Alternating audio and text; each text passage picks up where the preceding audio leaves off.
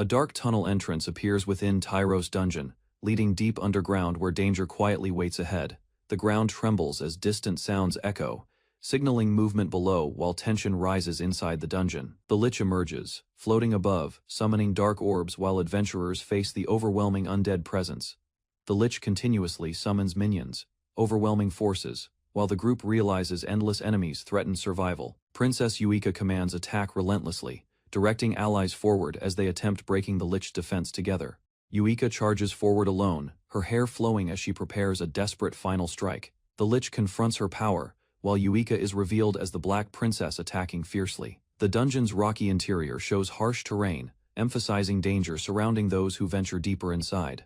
A lone Sherpa walks carefully through ruins, carrying supplies while guiding explorers into unknown darkness. Earlier, the team struggled underground, battling creatures as collapsing tunnels forced them to keep moving. Two adventurers are thrown back by impact, coughing as debris scatters from a sudden violent collision. A stone creature charges forward, raising its arm while Yuika prepares magic and questions the vanguard's actions. A caster releases lightning, striking the stone enemy directly as sparks burst across its hardened body. The group retreats to a dungeon oasis, exhausted, while one drinks potion to recover mana. After resting, tension rises as companions criticize the vanguard, calling his performance ineffective during battle. A woman recalls past events calmly, while a companion reacts angrily, questioning her words during tension. The group argues further, ignoring surroundings, while another member watches quietly, believing their conflict cannot change. Ru, the dungeon Sherpa, approaches carrying supplies, warning them that loud voices may attract nearby monsters. Ro smiles calmly, despite tension, introducing himself while others begin recognizing his presence and role.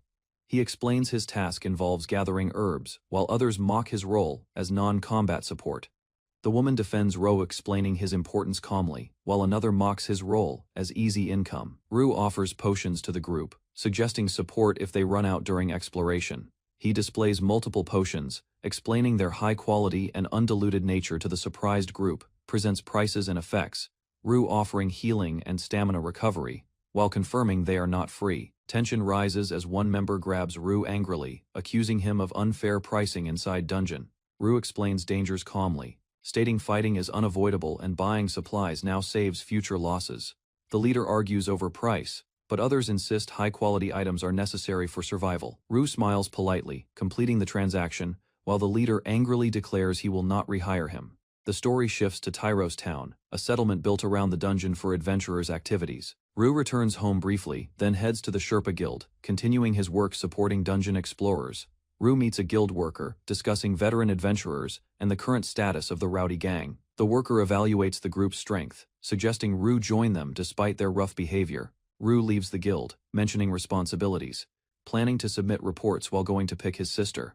He walks through town streets, returning home as daily life continues peacefully around him. Marin runs happily toward Ro, greeting him warmly as he arrives, showing their close sibling bond. Ro greeting Marin, while she reacts shyly and clings to him closely.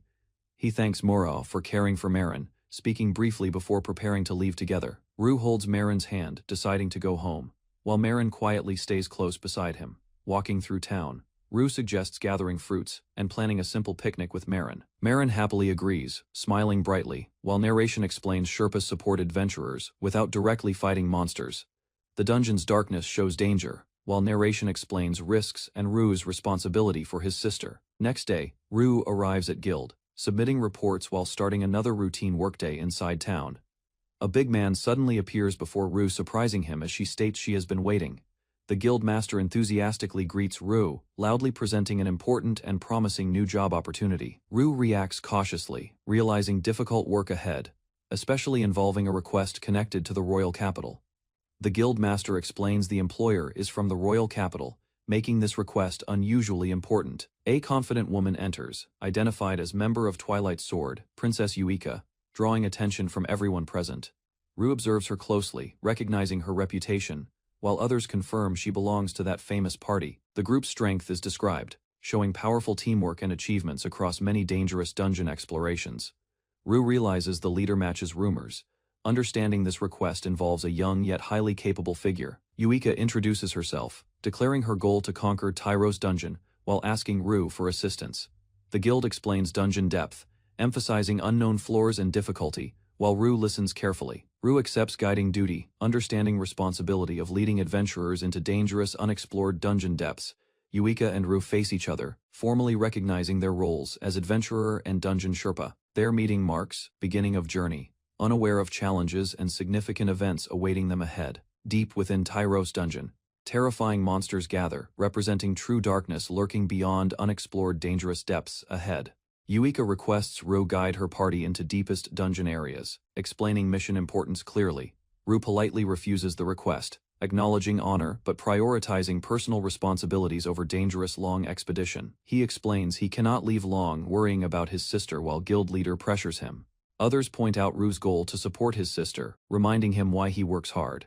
The guild leader presents rewards, emphasizing high payment, attempting to convince Ru to accept the job. Ru considers rewards, realizing they could support Marin's future while reviewing the proposed dive plan.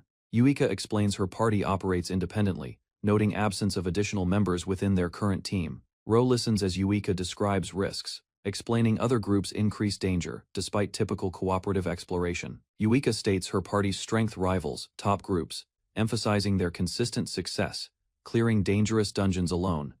Studies the dive plan carefully, Ru beginning to understand expectations and responsibilities required for this mission. Ru accepts Yuika's request, introducing himself, while Yuika agrees and acknowledges working together.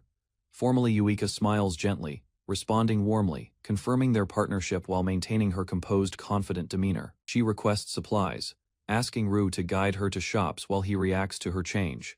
Explains fame brings attention, she expressing discomfort while asking to avoid crowds during preparation today. Ru agrees to handle arrangements, noting equipment costs separately, while reflecting on difficulties of dealing with famous adventurers. Ru guides Yuika through market stalls, selecting supplies while explaining equipment needed for upcoming dungeon expedition. After shopping, Ru invites Yuika to dinner, confirming preparations complete, while she expresses appreciation calmly.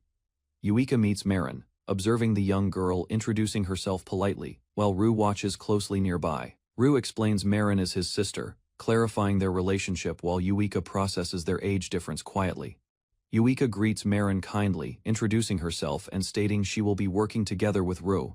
Ru informs Marin about upcoming dive, while they prepare meal together before starting next day. They eat together at home, sharing food, while Ru notices Marin acting lively after long time. Ru, Yuika, and Marin dine outside, enjoying meal, while observing their interactions become unexpectedly comfortable. Yuika orders juice for Marin, explaining her preferences, while revealing unfamiliarity with alcohol consumption casually. Drinks beer confidently, she showing contrast in behavior, while Marin and Ru react to situation. Yuika drinks quickly, surprising Ru, showing unusual behavior, while they continue their meal together. Later, Yuika sleeps heavily, indicating effects of drinking, as morning light appears through the window. Yuika wakes confused, feeling pain, slowly recalling events from previous night with Ru and Marin. She remembers interacting closely with Marin, acting affectionately while others watched her unusual behavior. Embarrassed, Yuika realizes situation, understanding she caused trouble, and prepares to apologize immediately afterward. Yuika wakes and greets Ru, entering room while Marin watches quietly during morning inside house. Yuika greets Marin gently, reacting softly while remembering previous behavior and noticing Marin's innocent response. Apologizes sincerely, she kneeling before Marin, acknowledging actions while trying to explain situation carefully. Ru reassures Yuika, explaining Marin felt comfortable, reducing tension and calming atmosphere during breakfast preparation. Marin invites Yuika warmly, smiling brightly, while Yuika accepts and joins them for breakfast together. Ru prepares to leave home, planning to collect supplies while Yuika and Marin see them off. At the Adventurer Guild, tension rises as members react loudly to unexpected news involving Yuika. Inside, accusations spread about Yuika's actions, causing confusion while Barry reacts with visible panic. Barry angrily confronts Ru, misunderstanding events, while Yuika intervenes and clarifies nothing improper actually happened. Ru introduces himself calmly, while Yuika explains his role, and Barry remains suspicious, yet gradually settles. Nuku introduces himself seriously, explaining Barry's behavior while establishing his role as the team's vanguard. Ru greets Nuku politely, maintaining calm demeanor while preparing to continue supporting the adventuring group. Mazakon appears, identifying himself as a sage, demonstrating magical ability while observing Ru with interest. Ru reacts with surprise, recognizing Mazakon's legendary reputation and understanding his importance within the group. Barry explains Mazakan's background casually, while Nuku revealed that Mazakan is Barry's father. Mazakan speaks casually about age, while Yuika organizes the team and prepares to begin dungeon exploration. The group enters underground floors, following a shortcut path while Ru guides them carefully downward. Yuika explains their goal clearly, aiming deeper floors while expecting Ru to choose efficient routes. Ru explains monster types ahead, warning about groups and dangers they will likely encounter together. Yuika listens calmly, trusting Ru's guidance, while acknowledging his knowledge will support their progress forward. Barry casts wind magic, enhancing Ru's movement. While the group prepares to advance through dungeon quickly, she explains the buff spell, while Ru understands his speed increases using wind magic support. Yuika leads the group forward, deciding to rush through floors while maintaining formation and direction. The team moves rapidly, carried by wind, as Ru struggles adjusting to sudden increased speed. Ru notices Mazakan's magic circle, questioning its purpose while observing faint light during movement forward. Mazakan explains protective magic while moving, and Ru listens as the group continues advancing forward. Barry criticizes Ru's stamina, while Mazakan casually warns him about exhaustion from unnecessary talking. A swarm of apple bees appears suddenly, surrounding the group with dangerous flying insect monsters. Yuika attacks swiftly, cutting through enemies while leading the group and maintaining control during combat. Another monster appears suddenly, roaring loudly as the group prepares to react against the new threat. Yuika strikes forward decisively, eliminating a monster quickly while maintaining control of the battlefield situation. She continues attacking swiftly, urging movement while defeating enemies and keeping the team advancing forward. Ru observes the team's pace, giving directions calmly while guiding them through complex dungeon pathways ahead. Mazakan questions the route, but Ru explains the correct path while noticing something unusual nearby. Ru identifies the situation as a trap, and Yuika supports his judgment, telling Barry to trust him. The group runs through tunnel as enemies approach from right path, blocking escape and forcing confrontation. A group of goblins appears ahead, advancing aggressively while Ru realizes the threat closing distance. The group encounters a blocked path inside the cave, sensing enemies approaching from another direction nearby. Goblins suddenly rush forward aggressively, revealing their presence and attacking the group with overwhelming numbers. Yuika commands Ru to take cover, while the team prepares to confront the incoming goblin horde. Nuku and Barry advance together, coordinating movements, while Ru warns about hidden threats within the walls. Yuika stays back confidently, trusting her teammates as they charge ahead to handle the goblin threat. Nuku signals the attack by whistling, preparing himself as he focuses on the incoming goblin group. He launches forward instantly, striking multiple goblins with powerful blows that scatter enemies across the area. Several goblins are defeated quickly, collapsing under the force, while others hesitate from sudden impact. Barry coordinates with Nuku, identifying remaining enemies above while maintaining control over the battlefield situation. She uses wind magic, sending explosive force upward, eliminating goblins positioned higher within the cave walls. Barry spots 3 goblins ahead, jumping down quickly to intercept them before they can attack. She strikes fiercely midair, cutting through goblins with swift movements and overwhelming force in combat. More goblins attempt coordinated attacks, surrounding her, but she avoids them while analyzing their tactics. Nuku observes carefully, realizing someone intelligent may be guiding the goblins from hidden positions nearby. They coordinate strategy, with Barry attacking from above, while Nuku prepares to hold incoming enemies. Barry leaps into battle, cutting through goblins, while Nuku attacks from below with precise strikes. Ru observes from distance, using terrain visibility to track movements and understand the ongoing battle clearly. Nuku and Barry coordinate efficiently, eliminating enemies while covering different ranges within the cave system. Barry withstands attacks safely, protected by equipment, allowing her to move freely within Nuku's attack range. Yuika analyzes their teamwork, noting how individual strengths combine effectively to form a powerful coordinated strategy. Barry dashes through the tunnel, cutting down fleeing goblins while maintaining speed and control. She notices a goblin wearing a necklace, realizing something unusual about this enemy's behavior. Barry attacks decisively, refusing deception, striking down the goblin that attempted to pretend being defeated. Another goblin tries escaping deeper, but Barry pursues quickly, intercepting and cutting it down mid-movement. She finishes the final enemy with precision, ending the encounter and securing the area completely. The team regroups after battle and reports successful completion, while Yuika confirms preparations with Mazakan. Mazakan reveals a prepared summoning circle, requesting Ru to move him closer toward trap mechanisms ahead. Ru carries Mazakan forward, placing him carefully while the sage prepares magic for upcoming action. Mazakan activates powerful spell, summoning earth structure as magical circle glows and energy spreads outward. The cave collapses heavily, sealing the path as rocks fall and block enemy pursuit completely. Barry urges movement forward, while Rue reacts, realizing the path ahead has been secured safely. The group proceeds deeper, confirming their next destination while maintaining formation inside the narrow tunnel. Rue asks about collecting items, but Yuika dismisses them, prioritizing progress over minor gains. Yuika leads steadily, explaining they will continue forward unless major threats or obstacles appear ahead. Rue looks thoughtful, preparing to speak as Mazakan notices and asks what he intends to say. Questions the current strategy, Rue considering whether Yuika's strength is being preserved during combat situations. Rue cautiously shares thoughts while moving forward, as Mazakan listens and acknowledges his observations calmly. Analyzes formation, Rue realizing current positioning limits effectiveness, leaving Yuika underutilized, while others handle most fighting. Mazakan praises Rogue's insight, noting Yuika's limited movement previously, confirming concerns about inefficient battle coordination. Rower reflects seriously, understanding deeper issues, as the group advances toward the underground oasis cautiously together. Barry collapses from exhaustion after constant running, while Yuika notes they have not rested since beginning. Yuika observes Barry's behavior, while Rue reacts playfully, insisting he wants to demonstrate his abilities. Rue offers potion support, suggesting recovery options, while Barry regrets not preparing properly during earlier planning, reveals abilities.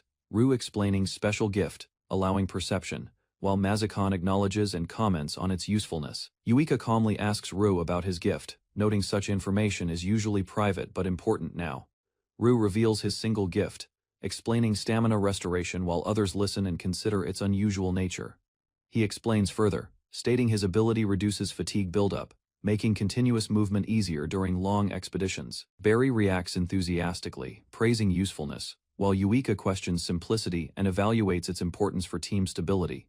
Yuika considers strategy, realizing Rue's presence changes pacing, reducing risks and improving overall expedition efficiency significantly. The group acknowledges Rue's value, understanding his endurance support ensures survival and prevents being left behind. Yuika laughs lightly, while Rue explains his duty, insisting he will not abandon his employer. Rue comments on Yuika's condition, noting she takes damage often, while she expected more from him. Yuika shifts focus quickly, asking about next destination, ignoring warnings about exhaustion and needed rest. Rue studies his map carefully, suggesting a safer route while explaining the next level's conditions. He lists expected monsters ahead, preparing the group with knowledge about threats they will encounter. Rue explains the Chimera as a level boss, while Yuika decides to proceed carefully. Nuku analyzes enemy numbers using his ability, while others consider avoiding confrontation with dangerous monsters. Yuika proposes a new plan unexpectedly, surprising Rue as she begins adjusting their current approach. The group enters level 23, moving through damp terrain while Rue warns about slipping hazards. Barry steps into slime accidentally, realizing monsters disguise themselves, confirming dangers hidden within the environment. Nuku explains limits of detection ability, stating monster essence is required while Yuika considers options. The group advances through sticky terrain, uncertain of enemies, until Nuku senses a presence ahead. A chimera appears, standing fiercely, as Yuika recognizes the threat and prepares confidently for battle. The team reviews roles, explaining Sage and Shortstop abilities, preparing coordination for upcoming dangerous encounter. They reach deeper level, encountering Chimera Boss, recognizing its strength and dangerous lightning ability immediately. Yuika analyzes situation carefully, noting Chimera's natural level and unusual behavior, indicating increased threat level. Yuika takes command, ordering Rue to hide while she prepares to confront the powerful Chimera. The team forms strategy, assigning roles as Barry distracts while Yuika and Nuku prepare attack. The Chimera roars loudly, displaying sharp fangs while asserting dominance over the battlefield before attacking. Yuika leads the charge, while Nuku activates Wind Dance and Barry prepares to support them. The team spreads out quickly, using mobility skills to approach while avoiding the Chimera's incoming attacks. Barry becomes trapped in slime, struggling to move while calling out as danger approaches her position. The Chimera turns toward Barry, preparing to strike as she remains stuck and vulnerable nearby. Nuku and Yuika leap across terrain, coordinating movements while the Chimera roars beneath their positions. Nuku launches ranged darts downward, striking toward the Chimera while maintaining distance from its attacks. The Chimera charges forward aggressively, enduring impacts while closing distance, and continuing relentless offensive pressure. Yuika moves swiftly across battlefield, repositioning while others avoid attacks, and maintains spacing against the Chimera. The Chimera unleashes lightning magic, forcing Barry to react as Mazakon prepares to intervene next. Mazakon casts Lightning Net while raising Earth Dome, combining magic to control battlefield against Chimera Nuku attacks from above, while Yuika advances. As Barry prepares support and observes their strategy carefully, the team attacks precisely, avoiding direct hits, intentionally guiding Chimera's movement instead of defeating it immediately. Rue analyzes situation, realizing Yuika uses terrain and slime to restrict Chimera's movement for advantage. They move into position, confirming slime trap size, preparing final setup to limit Chimera's mobility further. Yuika observes Chimera carefully, noting it avoids slime, while Rue considers how to force movement. The Chimera advances steadily, while analysis suggests slime formed. After intrusions disrupted its territory repeatedly, Rue deduces slime must have an exit, though finding it proves difficult within vast dark space. He notices glowing spores drifting, hinting at airflow direction, suggesting a hidden passage nearby. Rue studies map, identifying a single path, concluding it must connect to Chimera's movement route. Rue studies maps carefully, deducing hidden gaps between levels that cannot be easily identified normally. He proposes trapping Chimera using slime, directing team while pointing exact location for execution. The group observes unexplored area, considering unknown terrain while trusting Rue's judgment about hidden path. Others question his certainty, but Rue explains experience, and map reading allow him to predict unseen routes. Rue confirms confidently, stating his deduction comes from instinct developed through work as Dungeon Sherpa. Yuika accepts Rue's plan calmly, preparing to act while maintaining confidence in his judgment. The team advances together, chasing the Chimera, while coordinating movements to guide it toward target location. They reach designated area, confirming terrain, while Yuika asks Rue to verify correct position immediately. The Chimera charges forward, stepping into slime, losing balance as movement becomes unstable and restricted. Yuika leaps forward decisively, timing attack perfectly as the trapped Chimera becomes vulnerable to strike. Yuika strikes decisively with Phantom Sting, piercing Chimera while exploiting its trapped and weakened position. The Chimera collapses after impact, as Yuika lands calmly, confirming battle ended successfully with one strike. Suddenly, Chimera moves again, revealing survival, while Yuika remains composed, despite unexpected continued threat presence. Nuku explains Yuika's hidden power, revealing her title and unique ability connected to controlling monsters. The Chimera kneels before Yuika, submitting completely as her power forces obedience over defeated creature. Yuika names the Chimera Neko, asserting control while others react, surprised by her unusual decision.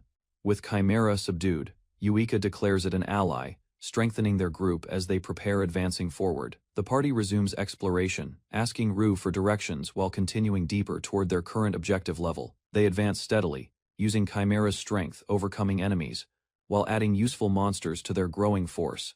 Eventually, their group expands massively, forming a large army of monsters as they continue deeper. Yuika expands her control, commanding multiple monsters, forming a powerful division supporting the Twilight Sword party. They encounter Minotaurus, the level 40 boss, unleashing destructive power while resisting attacks with overwhelming strength. The Minotaurus charges heavily, shaking ground while preparing to engage the advancing party head-on. Yuika coordinates with allies, using Nico and abilities to weaken enemies while launching decisive attacks. Rue observes battlefield progression, recalling earlier events as their growing army continues overwhelming dungeon threats. Rue reflects on Twilight Sword's strength, noting their unusual small party achieving impossible dungeon progress. Skeleton enemies appear in groups, but confidence grows as their strategy proves effective against coordinated threats. Yuika commands precisely, directing allies and monsters, assigning roles to overwhelm enemies with organized tactics. The combined force attacks together, overpowering enemies as teamwork and monster strength dominate the battlefield completely. After victory, loot drops appear, including demonic cores, confirming successful battles and rewarding their continued advance. The battle continues as monsters clash, while Rue plans to transfer control once reaching Oasis. After fighting, their forces grow, totaling many monsters, including skeletons and powerful creatures under control. Yuika observes condition of monsters, noting fatigue, while evaluating their readiness for continued advancement forward. Yuika begins casting magic, ordering everyone still, preparing a spell to restore and stabilize forces. A large magic field activates, healing monsters through demonic convalescence, restoring strength across their entire army. Mazakon explains Yuika's magic, identifying it as Dark Elemental Restoration, surprising. Ru observing formation carefully. The magic activates, restoring monsters' condition, while Ru realizes it only affects monsters, not humans. The Minotaurus recovers strength, rising again as restoration effect, reinforces its body and combat readiness. Yuika's abilities combine, controlling and restoring monsters, forming powerful synergy that greatly strengthens their overall force. The team acknowledges Yuika's leadership, showing loyalty and resolve while preparing to continue advancing deeper. Ru observes calmly, realizing every monster now follows Yuika's combined abilities, moving under her complete control. The party regroups at dungeon depths, preparing to descend further as Yuika leads everyone forward confidently. The party plans their dive, considering levels carefully while Yuika moves forward with determined focus. They review monster levels, comparing threats like minotaurs and chimeras, to ensure safe progression underground. Ru walks with them, noting their quick progress and preparing to report their efficient dungeon clearing. The group decides to establish camp at an oasis, organizing supplies before continuing deeper exploration. Suddenly, monsters charge forward, as the party faces overwhelming numbers after days of continuous hunting. Scylla creatures emerge, revealing monstrous forms with human torsos and serpent bodies, threatening the advancing party. Yuika advances confidently, acknowledging danger, while Ru warns these deep monsters can destroy entire groups. The party forms positions, ordering vanguards forward as enemies close distance, preparing for immediate confrontation. Scylla strikes suddenly, smashing defenses and shaking formation as frontline fighters struggle against powerful attacks. The Lich commands minions strategically, sending forces through flanks while ignoring poison effects during battle. Scylla attacks fiercely, striking vanguards while the party advances cautiously, maintaining formation under heavy pressure. A massive impact crashes down, suddenly overwhelming fighters, as Ru observes the destructive force unleashed. Barry and Nuku noticed movement above, realizing another threat is emerging from the ceiling unexpectedly. A prince slime descends, its body spreading dangerously, capable of dissolving anything it engulfs completely. Yuika orders retreat immediately as the slime crashes down, forcing everyone to avoid its deadly range. Yuika commands formation calmly, ordering distance attacks while enemies approach and tension rises among fighters. Scylla's breakthrough defenses, overwhelming a fallen member as Yuika redirects forces to engage immediately. Ru observes Yuika's strategy, noting how she adapts tactics by using enemy traits effectively. He warns prolonged fighting may attract more monsters, as sound echoes dangerously through the dungeon. Yuika considers the threat, realizing a potential monster gathering could create continuous battles called carnivals. Ru senses movement behind, noticing strange sounds from tunnel, while warning others of approaching danger. A massive jelly frog appears, roaring loudly as its body releases liquid attacks toward the party. Yuika reacts quickly, ordering coordinated actions while allies prepare skills to counter the monster's abilities.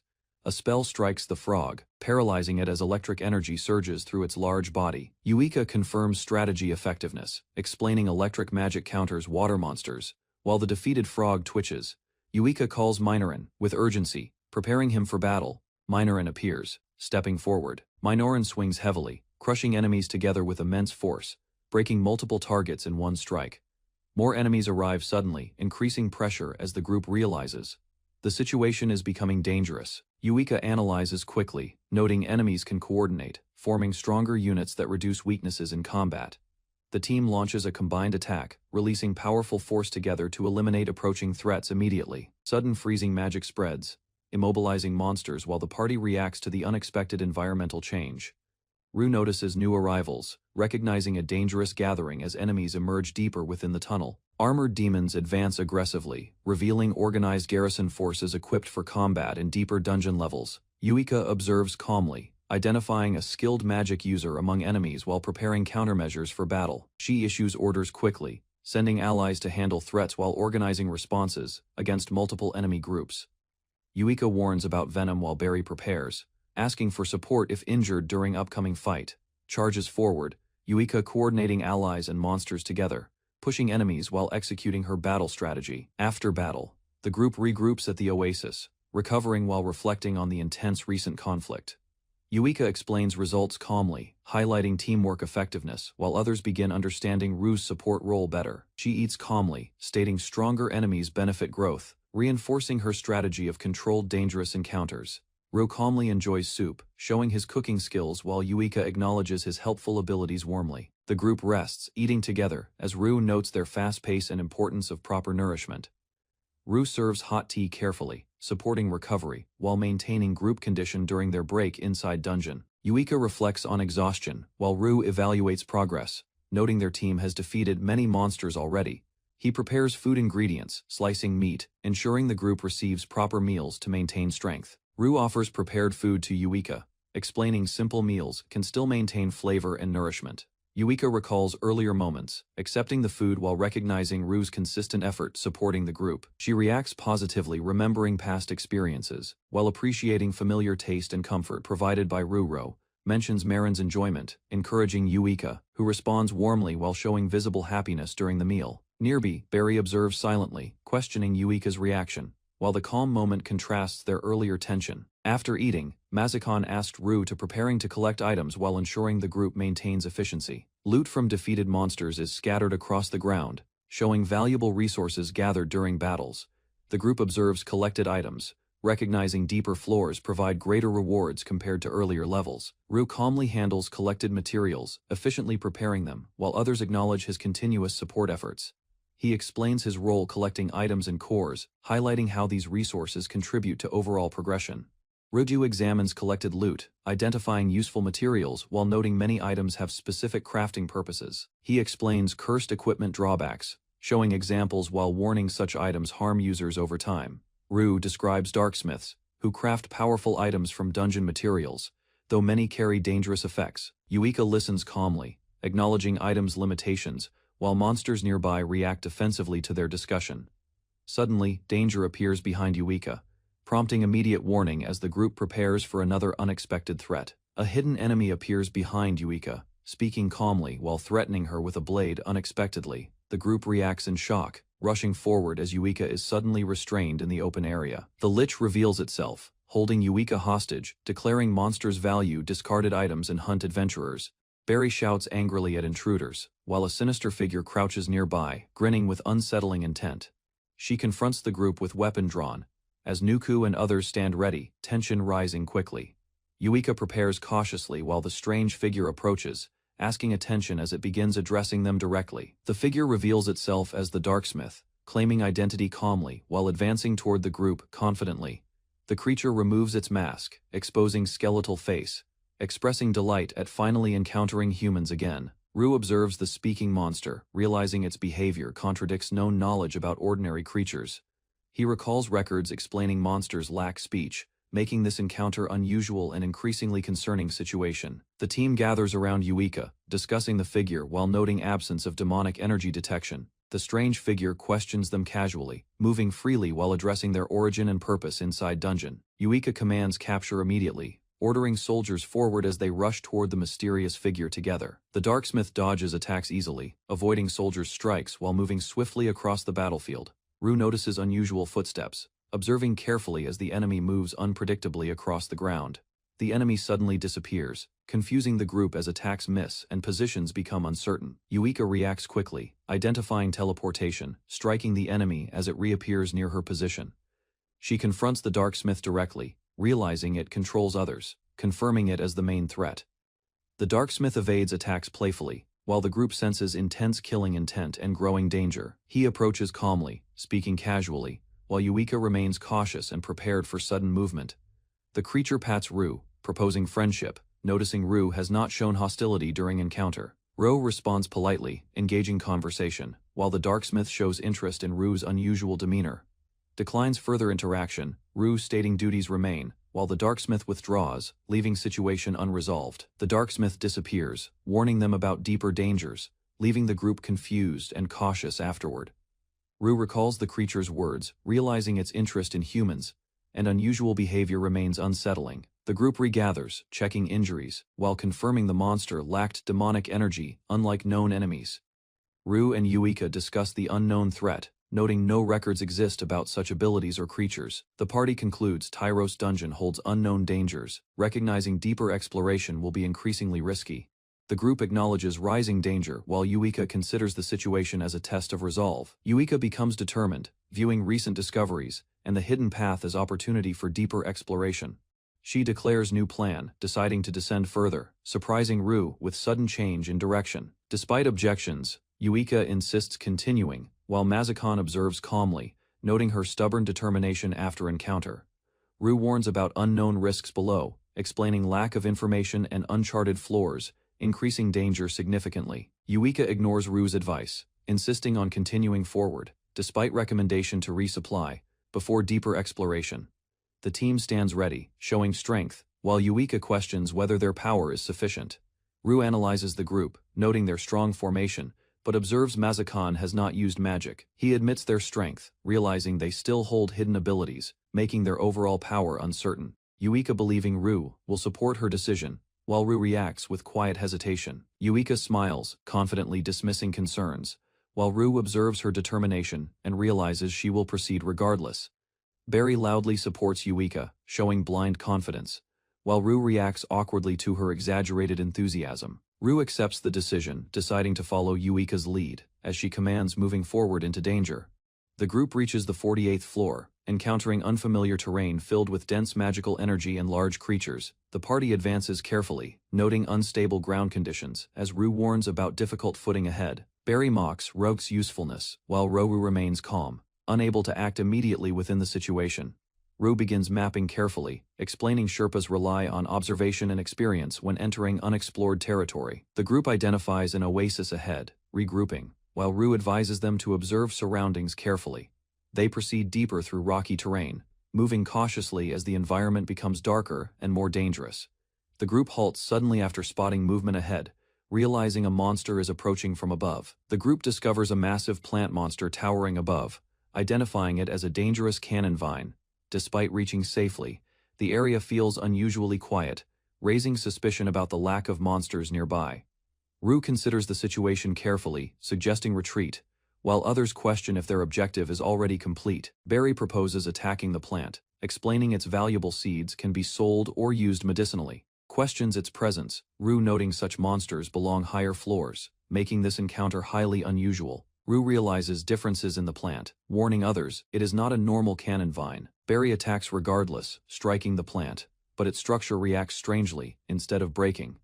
The plant explodes violently, revealing hidden danger, injuring Barry, while Ru recognizes it as unknown monster. Ru is struck by thorns, noticing poison spreading, weakening his body as he struggles to stay conscious.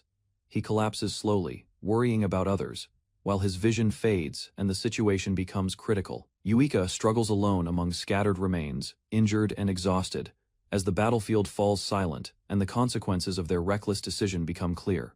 Barry shouts angrily at intruders, while a sinister figure crouches nearby, grinning with unsettling intent. She confronts the group with weapon drawn, as Nuku and others stand ready, tension rising quickly. Yuika prepares cautiously while the strange figure approaches, asking attention as it begins addressing them directly. The figure reveals itself as the Darksmith, claiming identity calmly, while advancing toward the group confidently. The creature removes its mask, exposing skeletal face, expressing delight at finally encountering humans again. Ru observes the speaking monster, realizing its behavior contradicts known knowledge about ordinary creatures. He recalls records explaining monsters lack speech, making this encounter unusual and increasingly concerning situation. The team gathers around Yuika, discussing the figure while noting absence of demonic energy detection. The strange figure questions them casually, moving freely while addressing their origin and purpose inside dungeon. Yuika commands capture immediately, ordering soldiers forward as they rush toward the mysterious figure together. The Darksmith dodges attacks easily, avoiding soldiers' strikes while moving swiftly across the battlefield. Ru notices unusual footsteps, observing carefully as the enemy moves unpredictably across the ground. The enemy suddenly disappears, confusing the group as attacks miss and positions become uncertain. Yuika reacts quickly, identifying teleportation, striking the enemy as it reappears near her position. She confronts the Darksmith directly, realizing it controls others, confirming it as the main threat. The Darksmith evades attacks playfully, while the group senses intense killing intent and growing danger. He approaches calmly, speaking casually, while Yuika remains cautious and prepared for sudden movement.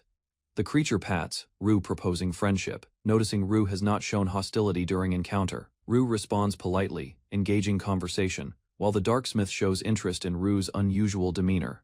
Declines further interaction, Ru stating duties remain. while the darksmith withdraws, leaving situation unresolved. The darksmith disappears, warning them about deeper dangers, leaving the group confused and cautious afterward. Rue recalls the creature's words, realizing its interest in humans and unusual behavior remains unsettling. The group regathers, checking injuries, while confirming the monster lacked demonic energy, unlike known enemies. Rue and Yuika discuss the unknown threat, noting no records exist about such abilities or creatures. The party concludes Tyro's dungeon holds unknown dangers, recognizing deeper exploration will be increasingly risky. The group acknowledges rising danger. While Yuika considers the situation as a test of resolve, Yuika becomes determined, viewing recent discoveries and the hidden path as opportunity for deeper exploration. She declares new plan, deciding to descend further, surprising Rue with sudden change in direction. Despite objections, Yuika insists continuing, while Mazakan observes calmly, noting her stubborn determination after encounter. Rue warns about unknown risks below, explaining lack of information and uncharted floors increasing danger significantly. Yuika ignores Rue's advice, insisting on continuing forward despite recommendation to resupply before deeper exploration. The team stands ready, showing strength, while Yuika questions whether their power is sufficient. Rue analyzes the group, noting their strong formation, but observes Mazakan has not used magic. He admits their strength, realizing they still hold hidden abilities, making their overall power uncertain. Yuika believing Rue will support her decision, while Rue reacts with quiet hesitation. Yuika smiles confidently, dismissing concerns, while Rue observes her determination and realizes she will proceed regardless. Barry loudly supports Yuika, showing blind confidence, while Rue reacts awkwardly to her exaggerated enthusiasm. Rue accepts the decision, deciding to follow Yuika's lead as she commands moving forward into danger. The group reaches the 48th floor, encountering unfamiliar terrain filled with dense magical energy and large creatures. The party advances carefully, noting unstable ground conditions, as Rower warns about difficult footing ahead. Barry mocks Rogue's usefulness, while Roe remains calm, unable to act immediately within the situation. Roe begins mapping carefully, explaining Sherpas rely on observation and experience when entering unexplored territory. The group identifies an oasis ahead, regrouping while Rue advises them to observe surroundings carefully. They proceed deeper through rocky terrain, moving cautiously as the environment becomes darker and more dangerous. The group halts suddenly after spotting movement ahead, realizing a monster is approaching from above. The group discovers a massive plant monster towering above, identifying it as a dangerous cannon vine. Despite reaching safely, the area feels unusually quiet, raising suspicion about the lack of monsters nearby. Rue considers the situation carefully, suggesting retreat, while others question if their objective is already complete. Barry proposes attacking the plant, explaining its valuable seeds can be sold or used medicinally. Questions its presence, Rue noting such monsters belong higher floors, making this encounter highly unusual. Rue realizes differences in the plant, warning others it is not a normal cannon vine. Barry attacks regardless, striking the plant, but its structure reacts strangely instead of breaking. The plant explodes violently, revealing hidden danger, injuring Barry, while Rue recognizes it as unknown monster. Rue is struck by thorns, noticing poison spreading, weakening his body as he struggles to stay conscious. He collapses slowly, worrying about others, while his vision fades and the situation becomes critical. Yuika struggles alone among scattered remains, injured and exhausted, as the battlefield falls silent and the consequences of their reckless decision become clear. The group descends deeper, carrying Yuika as poison weakens her, while Rue observes her endurance. Rue moves urgently, determined to keep Yuika alive, refusing to let her die underground. On lower floor, Rue administers sedative, stabilizing Yuika, while preventing poison from spreading further. Nuku questions treatment, while Rue explains sedative slows blood, buying time against deadly poison effects. Yuika regains slight awareness, realizing condition remains critical, while the group waits cautiously for recovery. The group explains situation, carrying Yuika upward, aiming to reach surface healer from dangerous floor. Rue encourages Yuika gently, explaining survival depends on her will, while urging controlled breathing effort. HW praises Yuika's willpower, acknowledging her strength while maintaining calm focus during the dangerous journey. Nuku warns Rue about exhaustion, suggesting dropping heavy backpack to maintain speed while escaping danger. Rue refuses calmly, continuing to carry supplies and Yuika, determined to endure until reaching safety. Yuika weakly questions Rue, wondering why he continues helping her, despite the dangerous situation. Rue answers simply, stating he has no specific reason while continuing to carry her forward.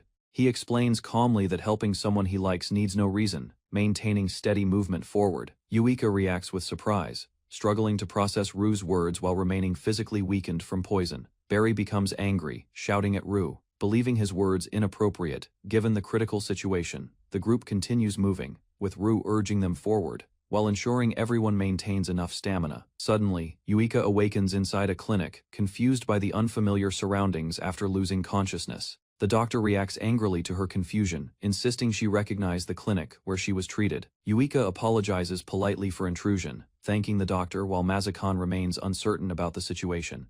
Yuika reflects calmly, realizing she survived, then asks Ru to explain everything that happened. Mazakan reflects calmly, explaining his guidance allowed them to return safely, despite Yuika's critical condition. He describes their escape, running from deep floors while avoiding combat, though they became separated. Mazakan apologizes formally, acknowledging Barry's recklessness nearly caused Yuika's death during the expedition. Yuika responds calmly, accepting responsibility as well, reducing tension between them after the dangerous incident. She recalls recent battles, recognizing Ru's guidance and support played crucial role in their survival. Mazakan explains Ru administered medicine directly, highlighting his efforts while Yuika listens with growing awareness. Yuika reacts in shock, realizing Barry counted each instance, making the situation more embarrassing. Mazakan casually moves on, discussing payment, while Yuika remains overwhelmed by the revealed details. Yuika reflects alone, questioning events, slowly understanding Ru's actions while recalling the medicine's taste. She concludes quietly, realizing her first kiss occurred unexpectedly, leaving her confused about her feelings. Yuika wakes, reflecting on events, feeling conflicted about Ru's actions, despite acknowledging he saved her life. She struggles to understand Ru's words, uncertain about his intentions while feeling increasingly self-conscious. Ru enters calmly, startling Yuika, who reacts nervously while trying to hide her embarrassment. He explains, others are resting, and confirms he stored their items safely after returning. As she gathers herself, Yuika asks Ru a question, preparing to understand his earlier actions. Yuika begins questioning Ru about his words, but Doctor interrupts, calling him away suddenly. The doctor dismisses them rudely, telling Ru to leave while continuing his careless drinking behavior after treatment. Yuika regains strength, thanking Doctor while Ru prepares to escort her outside. Outside, Ru explains he must retrieve his sister, while Yuika agrees and prepares to continue. As they walk, others notice Mazakan, recognizing him as a respected figure within the town. The mayor, Baramon, greets Yuika warmly, recalling past dinner while she responds calmly, addressing his concerns. Yuika explains their progress, stating exploration continues, with first dive completed and deeper floors reached. Ru introduces Yuika formally, identifying her as the Black Princess leading the Twilight Sword Party. Mayor Baramon praises achievements, offering celebration, while Yuika states her mission to clear all dungeons. The mayor notices Ro recognizing him as Sherpa, while Ro remains quiet observing the conversation. Mayor Baramon praises Ro highly, recognizing his reputation, while Ro responds modestly to the unexpected admiration. Yuika declines further discussion, stating they need rest, while Mazakan shows interest in luxurious dinner plans. After parting, the mayor reflects silently, impressed by their rapid progress, reaching deeper unexplored dungeon floors. Later, the mayor visits the Sherpa Guild, greeting staff as he enters the building. Inside, he speaks with Miss Gima and Barry, continuing casual conversation while maintaining his usual demeanor. Mayor Baramon questions guild staff, learning Ru works with a fast-progressing party exploring the dungeon. He hears reports of their rapid descent, already reaching deeper floors with unusual speed. The guild updates maps, while the mayor shows interest, focusing discussion on Ru's future treatment. Mayor Baramon learns about Ru's background, discovering he supports his younger sister after losing parents. Confirming information sources, the mayor continues inquiry, preparing to act based on gathered knowledge. Mayor Baramon reflects on Ru's devotion, realizing he deeply cares for his younger sister. He acknowledges Yuika's party importance, then questions quietly, considering Ru's situation and future choices. Ru spends time with Marin, as he questions how far he will sacrifice himself. Marin waits at home, holding water, as morning arrives, after Ru returns from his first dive. She happily opens the door, welcoming Yuika and Nuku, recognizing them while calling Ru to come outside. Nuku's intimidating presence frightens Marin, but Yuika reassures her, allowing introductions as Marin nervously explains herself. Politely bows deeply, Nuku thanking Marin, while Yuika observes, questioning his formal behavior inside Ru's home. Ru greets Yuika and Nuku outside, apologizing for early disturbance, asking their purpose while maintaining calm composure. Yuika explains, Nuku wishes to discuss the dive report, expressing gratitude while Ru invites them inside. Later, Nuku leaves after stating Ru will handle the dive report responsibility, showing trust in him. Yuika apologizes to Ru, reminding him to return her safely, while Nuku warns about Barry's reaction. Inside the house, Ru reassures Yuika, explaining misunderstanding about plans while Marin quietly listens nearby. He explains reporting rules, stating Sherpas and adventurers submit separate records, later compared for confirmation accuracy. Ru and Yuika stand inside discussing plans, while Marin listens nearby, noticing their conversation about upcoming work. Nuku explains strict rules about support and information gathering, emphasizing responsibility, while Yuika listens seriously beside him. Marin nervously invites Yuika to join them, while Ru agrees calmly, allowing the small gathering to continue.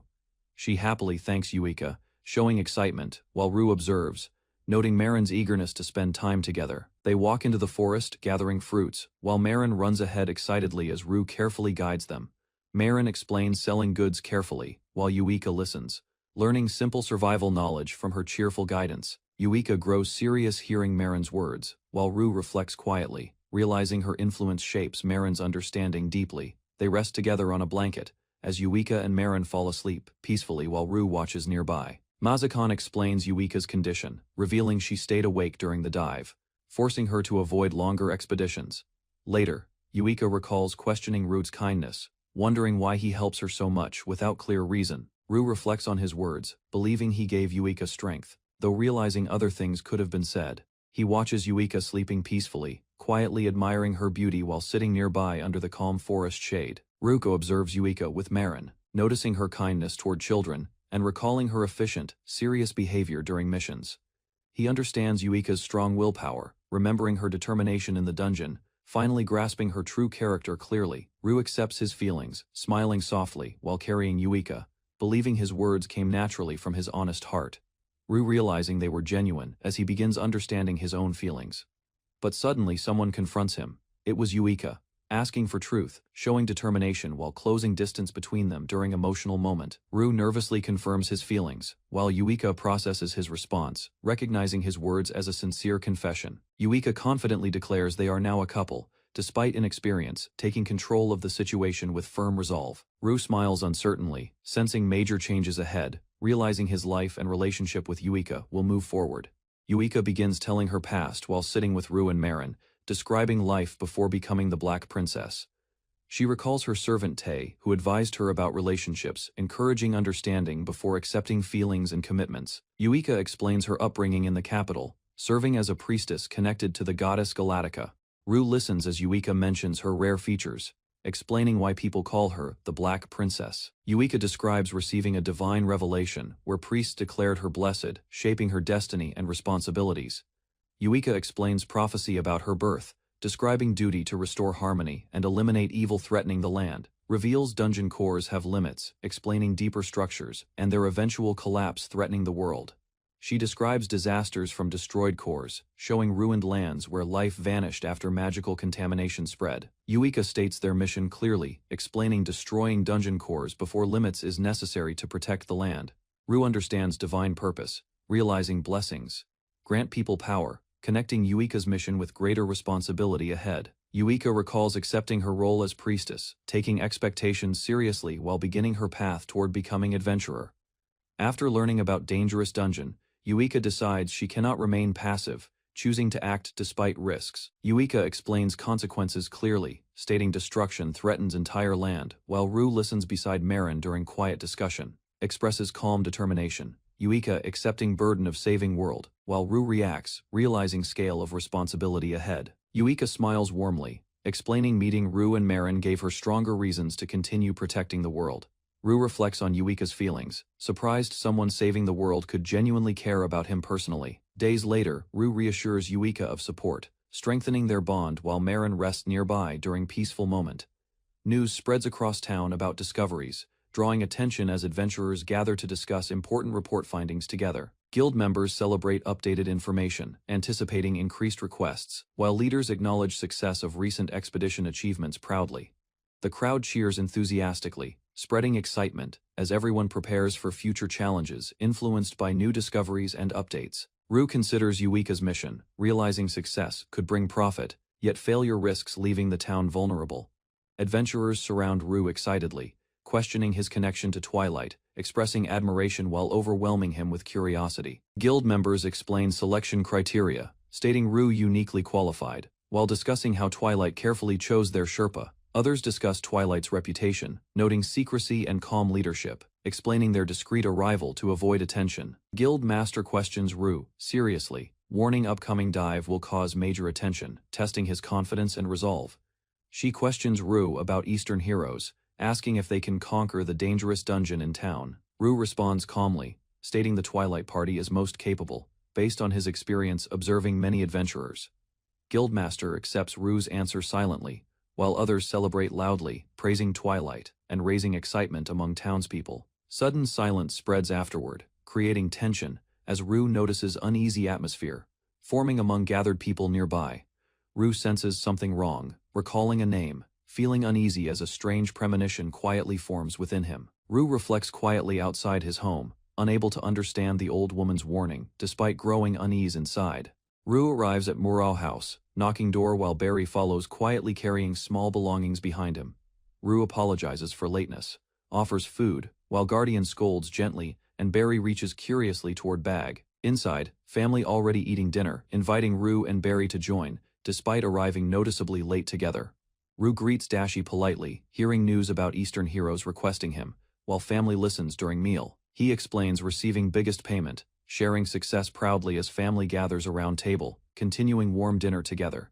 During dinner, Dashi explains monthly gathering, celebrating bonds, while pretending they are relatives together happily. Rue calmly describes earnings and assets, explaining savings while others listen with interest during dinner.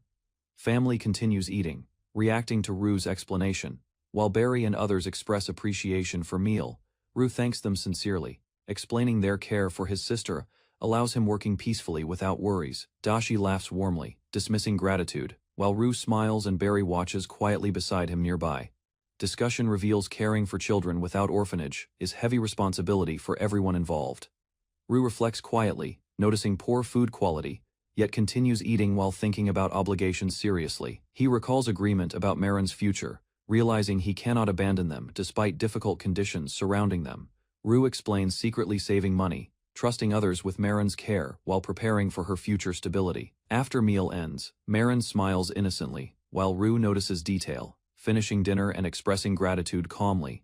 Rue prepares leaving, carrying sleeping Marin, thanking hosts politely while ending visit after dinner quietly. Walking outside, Rue apologizes to Marin, worrying others only see him as source of money. Marin sleeps peacefully on Rue's back, while he smiles softly, showing affection and protective responsibility. Next day, crowded adventurer guild fills with people gathering, creating loud atmosphere before important announcements begin. Guild staff requests submissions, announcing dungeon report regarding Twilight's sword, drawing attention. Guild reception becomes chaotic as Anne carries documents while Sura struggles handling impatient adventurers. Crowd pushes forward aggressively, demanding faster service, causing tension as Sura reacts to disorder quickly. Sura shouts firmly, warning against cutting lines, threatening punishment to maintain order among noisy adventurers. Crowd immediately obeys, stepping back into formation, acknowledging Sura's authority and restoring control inside guild. Sura regains composure, instructing Anne efficiently, while Anne responds enthusiastically. Rue enters crowded guild, noticing long lines, wondering if he can find Yuika among people. Inside, Anne and Sura rush frantically, overwhelmed by paperwork, while Rue observes their busy situation. Sura notices Rue, reacting sharply, while Rue greets casually, explaining he is meeting someone today. Sag approaches Rue confidently, recognizing him, then suddenly grabs him, asserting dominance over situation. Sag belittles Rue, warning him not to act important, treating him as simple baggage carrier. Sag's group surrounds Rue, mocking him while demanding information, confident they control situation completely. From above, Anne and Sura watch carefully, questioning Sag's behavior and wondering about adventurers' abilities. Rue remains calm, refusing to share information, angering Sag who lashes out aggressively toward him. Crowd gathers loudly as tension rises, but Yuika arrives, stepping forward to investigate sudden disturbance. Spectators cheer for fight, betting on Sag, while Yuika recognizes Rue, sensing situation turning serious. Adventurers laugh loudly, unaware of danger, while tension builds around Rue as situation escalates rapidly. Yuika approaches firmly, ordering everyone aside, her presence immediately silencing nearby adventurers with authority. Sag grabs Ru aggressively, but both hesitate as Yuika's aura overwhelms them during confrontation. Yuika advances calmly, her intense presence frightening others, forcing them to step back without resistance. She protects Ru, demanding release, calling him darling, leaving Ru confused while situation suddenly changes. Yuika shouts forcefully, demanding immediate action, her authority overwhelming everyone. Sag is thrown back instantly, releasing Ru, while others react with shock at sudden power. Yuika stands beside Ru, warning others, her presence intimidating crowd as tension quickly disappears. Crowd realizes Yuika's identity, reacting with awe, excitement, and fear at famous leader appearing suddenly. Declares relationship boldly, Yuika calling Ru darling again, leaving crowd stunned. Yuika apologizes calmly for disturbance, while guild staff relax, confirming situation resolved without further conflict. She explains briefly she must leave, entrusting responsibilities to Nuku, while Anne listens nervously beside her. Ru introduces Yuika to receptionists, clarifying connections, while crowd watches curiously from surrounding area nearby. Anne and Sura introduce themselves formally, explaining roles, while maintaining composure despite earlier chaotic situation. Yuika declares her identity proudly, thanking them for helping Ru, reinforcing claim and surprising everyone present. Anne nervously asks about relationship, while Sura reflected of the words, darling. Yuika boldly claims they are dating, describing confession, while Ru stands quietly beside her calmly. Crowd reacts dramatically, shocked and excited, discussing confession details while rumors spread quickly among adventurers. Anne becomes enthusiastic, praising romance, while Sura tries calming her excitement during conversation at desk. Ru suggests leaving, while Yuika agrees meeting later, planning discussion over meal with guild staff. Ru and Yuika leave guild, while staff watches, relieved situation ends without further trouble. Anne excitedly discusses romance, while Sura listens, mentioning invitation to share meal together later. Walking outside, Yuika explains calling partners darling, while Ru questions her reasoning behind choice. Yuika describes married couple example, explaining love behavior, while Ru listens carefully during conversation. Explains belief in love, she describing devotion, while feeling confident about relationship she declared earlier. Yuika reflects seriously, realizing she lacks understanding of love, despite confidently claiming relationship earlier publicly. Ru observes Yuika, noting her logical nature yet, recognizing imbalance between knowledge and real experience. Yuika decides to act, suggesting physical closeness while Ru hesitates, unsure about her sudden behavior. They begin walking together, Yuika linking arms with Ru, attempting to imitate lovers naturally outside. Yuika explains action simply, calling it linking, while Ru questions situation, still confused by her intentions. Ru smiles casually, while Yuika studies him, realizing relationships differ and observing his natural behavior. Yuika reflects deeply, concluding happiness matters most, even without understanding love fully through experience yet. Walking together, Yuika suggests matching steps, trying to improve closeness while continuing learning about relationships. At the shop, Barry thanked the merchant as the merchant asked her for buy again next time. Suddenly, Barry notices Ru and Yuika together, shocked and confused, questioning situation. Yuika notices synchronized movement, questioning situation as two figures walk closely together, inside busy street. Barry rushes forward, calling Princess, but suddenly distracted when Cat jumps onto her unexpectedly nearby.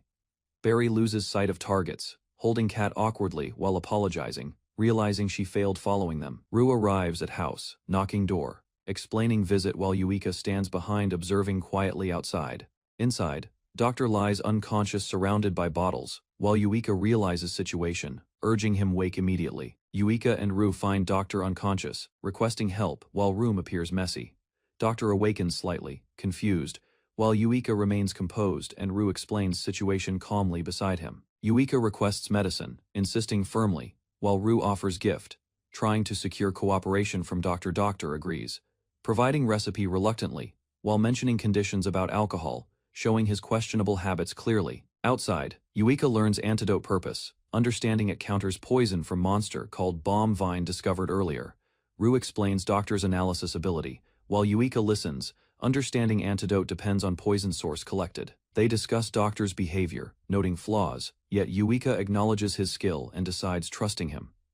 Ru plans selling antidotes later while Yuika questions him, wondering his priorities during dangerous rescue earlier. Yuika praises Ro, satisfied results help future dungeon exploration. While they decide returning home after shopping, they stop briefly, then return home, where Marin welcomes them happily, reuniting with warmth together again. Yuika gives Marin a book, making her happy. Marin thanks her and holds it tightly, smiles warmly. Yuika, pleased Marin, enjoys gift, while Ru prepares dinner and suggests reading together. They share meal peacefully, bonding like family, as Marin enjoys time while Ru and Yuika watch. Marin grows sleepy, asking Yuika stay together, showing attachment as quiet evening continues inside home. Yuika hesitates, but Ru insists Marin return home, gently separating them despite Marin's reluctance afterward. Marin falls asleep, while Yuika hesitates staying, but Ru insists responsibilities must come before personal desires. Ru escorts Yuika outside, offering walk back, but she refuses, preferring he remain with Marin. Yuika stares silently at Rui, calling something he said earlier, creating awkward tension between them. Yuika explains proper goodbyes matter, referencing relationships, showing unexpected emotional awareness toward situation with Ru. She steps away slowly, leaving Ru confused, wondering if they will meet again tomorrow outside. Yuika stares at Ru intensely while he nervously asks her to close her eyes, becomes flustered, Yuika reacting shyly while trying to maintain composure in front of him. They exchange quiet, good night, standing close briefly before parting, leaving lingering tension between them outside. Days later inside dungeon, party explores deeper floors, while Barry loudly confronts them about earlier incident. Nuku warns about reputation, but Yuika calmly states relationships depend only on mutual feelings between people. Yuika boldly claims relationship with Ru, while Nuku reacts awkwardly, unable to process sudden statement. Ru hears rumors about someone, realizing discussion concerns him, while appearing confused by situation unfolding. Party discusses Sherpa requirements, emphasizing experience and guiding skill, while recalling expectations for chosen companion. Ru recalls past status, explaining he was middle rank previously, while requirement demands higher capability level. Explanation continues, showing dungeon structure where stronger adventurers advance deeper while beginners remain on safer floors. Ru gains reputation, collecting rewards alone, becoming known for taking resources meant for beginners. Yuika questions him directly, learning nickname Floor Eater, while Ru admits reasoning behind his actions. Nuku warns Yuika seriously, reminding her position demands careful behavior to avoid unnecessary public misunderstandings. Yuika stands firm, symbol of faith, while rumors spread quickly, creating confusion among people everywhere. Gossip spreads widely across society, involving church, guild, and nobles, causing restrictions placed on members. Nuku worries about rumors, while Yuika insisting misunderstandings caused exaggerated gossip spreading everywhere. Nuku proposes conditions, asking Yuika limit behavior publicly and maintain professional boundaries. Yuika questions restrictions, confused about relationships, while others explain meanings, increasing her frustration about situation. Yuika rejects concerns entirely, declaring indifference, while others react strongly to her stubborn response during discussion. Mazakan observes calmly, commenting on situation, finding their emotional conflict amusing. Nuku questions their roles, while Mazakan jokes and Yuika stops teasing, keeping discussion focused seriously. Barry protests strongly, arguing danger is constant, questioning why restrictions should limit their actions unnecessarily. Agrees reluctantly, Yuika accepting conditions, while Ru asks next steps, shifting focus back toward their mission. Yuika insists privately calling Ru darling, as Barry annoyed. Nuku accepts situation, deciding focus on dungeon. Party advances deeper, reaching lower floors, engaging monsters together, as exploration continues with coordinated teamwork. Yuika faces flying imps using magic circles, preparing defense while enemies gather overhead threatening attack. Commands quickly, Yuika launching coordinated magic arrows while ordering allies to retreat and reposition safely. Arrows rain down across battlefield, striking enemies while party holds formation on dangerous lower dungeon floor. Ru attacks nearby salamander, striking precisely while creature attempts counterattack using its natural fire ability. Yuika identifying enemies and organizing team, while Nuku warns about additional monsters approaching rapidly. A massive bushy giant appears suddenly, forcing party members to dodge quickly to avoid heavy impact. Creature roars loudly, revealing thick fur defense, making normal physical attacks ineffective against its body. Yuika commands Sara, ordering powerful fire attack to exploit weakness and test her combat ability.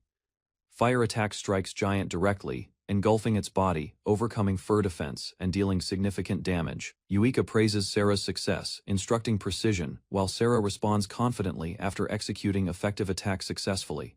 Party reaches dangerous unexplored 48th floor, moving carefully as environment shifts and hidden threats surround them. While mapping area, group advances cautiously, but sudden movement alerts them as something unusual appears ahead. A mysterious figure emerges wearing skull, announcing discovery confidently, signaling new danger approaching unexpectedly nearby. Yuika's party enters deep dungeon floor, while unseen creature watches, considering humans. As they advance carefully, strange presence follows behind, moving swiftly through shadows. Rue senses unease, but others dismiss feeling, continuing journey while hidden watcher remains silently observing group. Yuika organizes formation, assigning guards, preparing for danger. As reports mention 3 powerful enemies ahead nearby, they reach open area. Yet enemies unseen, causing confusion while Yuika confirms presence with Nuku cautiously. Rue considers monsters using camouflage, sharing thoughts about hidden threats nearby. He listens closely on ground, detecting faint underground movement, confirming presence of something lurking. Rue explains monsters travel underground, noting luminous moss patterns, revealing paths where creatures likely move silently. Yuika acknowledges explanation, discussing possible species, while team reacts uneasily to idea of hidden nest below. Nuku suggesting using bait, preparing team to lure monsters out for controlled confrontation ahead. Yuika orders Sarah to run, baiting enemies, while salamanders rush forward drawing attention across battlefield. Party waits carefully, watching bait move, preparing positions as flying creatures circle above open cavern. Ground trembles suddenly, signaling approach, as Yuika warns team, while massive creature begins emerging rapidly. Giant worm bursts out violently, attacking, while team coordinates, targeting weak points during chaotic battle. Rue explains strategy, using salamanders as distractions, exploiting enemy weakness while controlling battlefield movement carefully. Rue proposes plan using Barry's wind magic, suggesting carrying salamanders to control battlefield movement effectively. Yuika agrees quickly, lifting salamander, while team prepares, understanding they must act as moving supports. Rue assigns roles carefully, keeping Marin hidden, while others prepare bait strategy using summoned creatures. Enemies appear again, team spreads out, preparing coordinated attack once creatures reveal their positions fully. Rue watches seriously, hoping plan succeeds, as team fires flame attacks while powerful monsters approach rapidly. Rue greets strange creature politely, noticing flame attacks working. While continuing cautious, skeleton creature approaches Rue cheerfully, introducing itself. Curious about his role and heavy luggage, creature reacts emotionally, praising Rue, while Rue responds calmly, slightly confused by sudden friendliness shown. They continue talking, creature excited, sharing thoughts, while Rue listens carefully, learning about dungeon inhabitants. Creature explains surface knowledge oddly, while scene contrasts with unrelated image.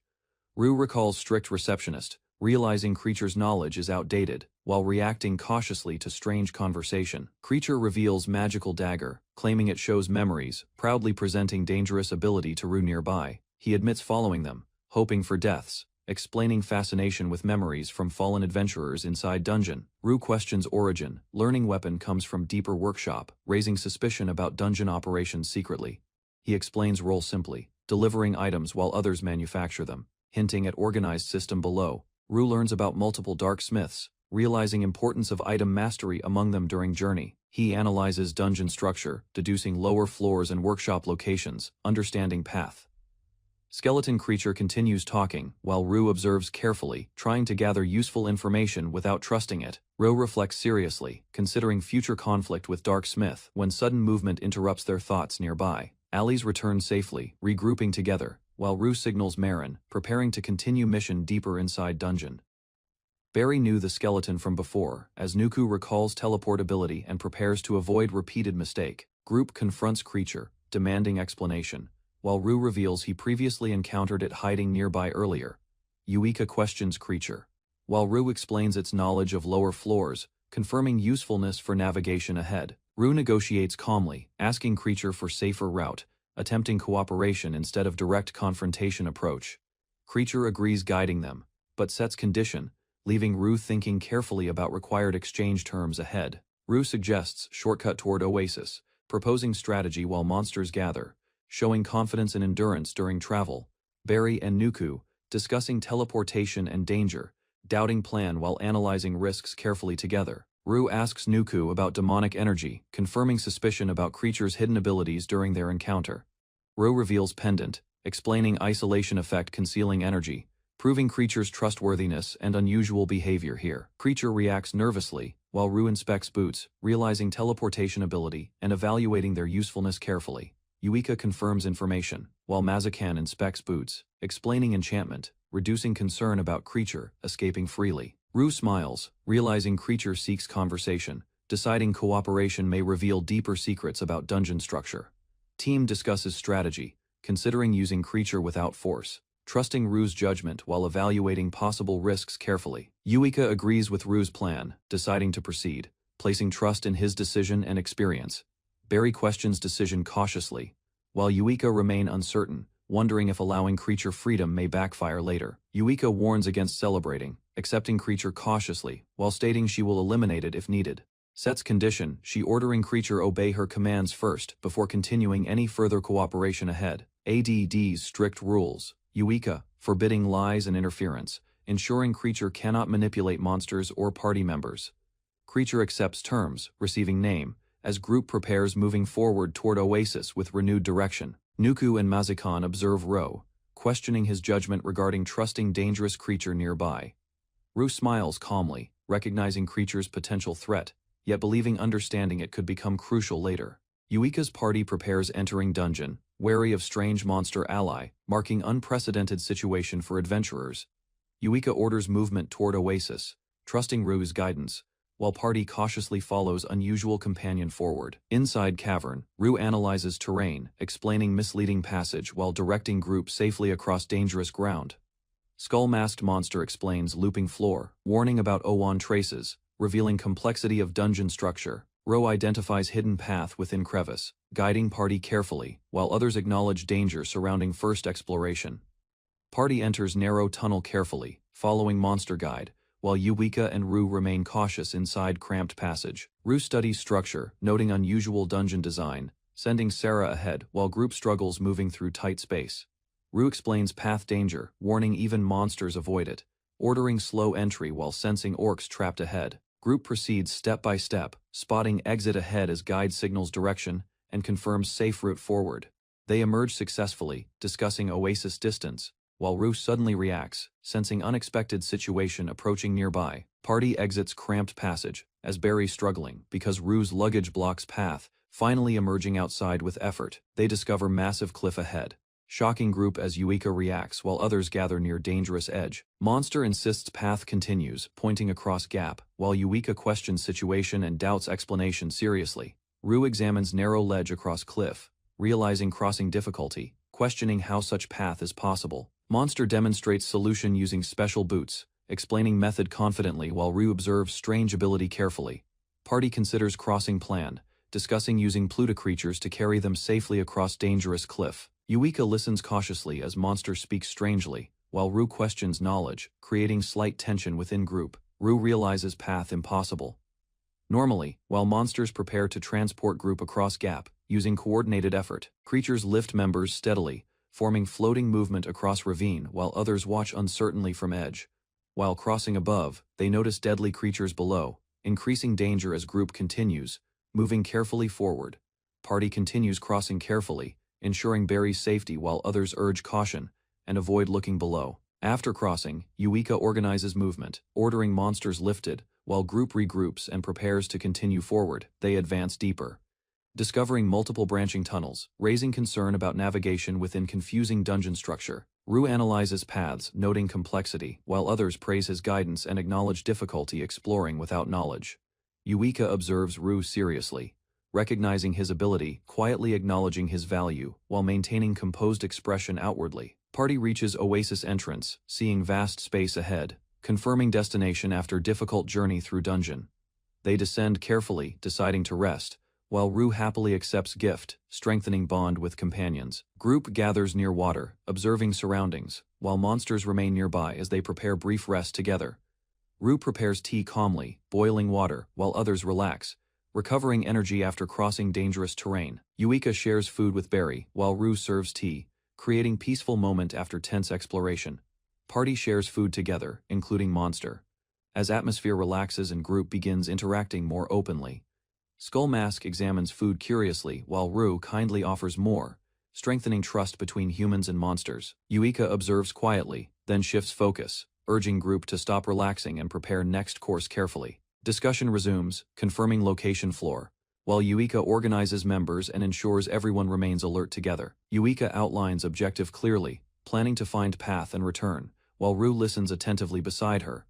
Yuika discusses traveling efficiently, while Barry reacts emotionally, and Mazakan comments on their unusual relationship. Rue considers strategy, suggesting questioning Skull Mask carefully, while Yuika listens and evaluates his proposal seriously, explains risks ahead. Rue noting unknown monsters and possible bosses, emphasizing need for gathering information early. Rue plans indirect questioning, while Nuku warns him, and Yuika questions his closeness towards Skull Mask. Yuika firmly warns Rue, reminding him Skull Mask remains dangerous, expressing concern about his overly friendly behavior. Rue speaks awkwardly, while Yuika reacts quietly, and Barry notices tension, thinking Yuika feels unfamiliar emotion. Yuika regains composure, asking if everyone rested enough, then decides group should continue journey forward. She orders descent to lower floor, instructing Skull Mask to guide shortest path toward Serpentine Road.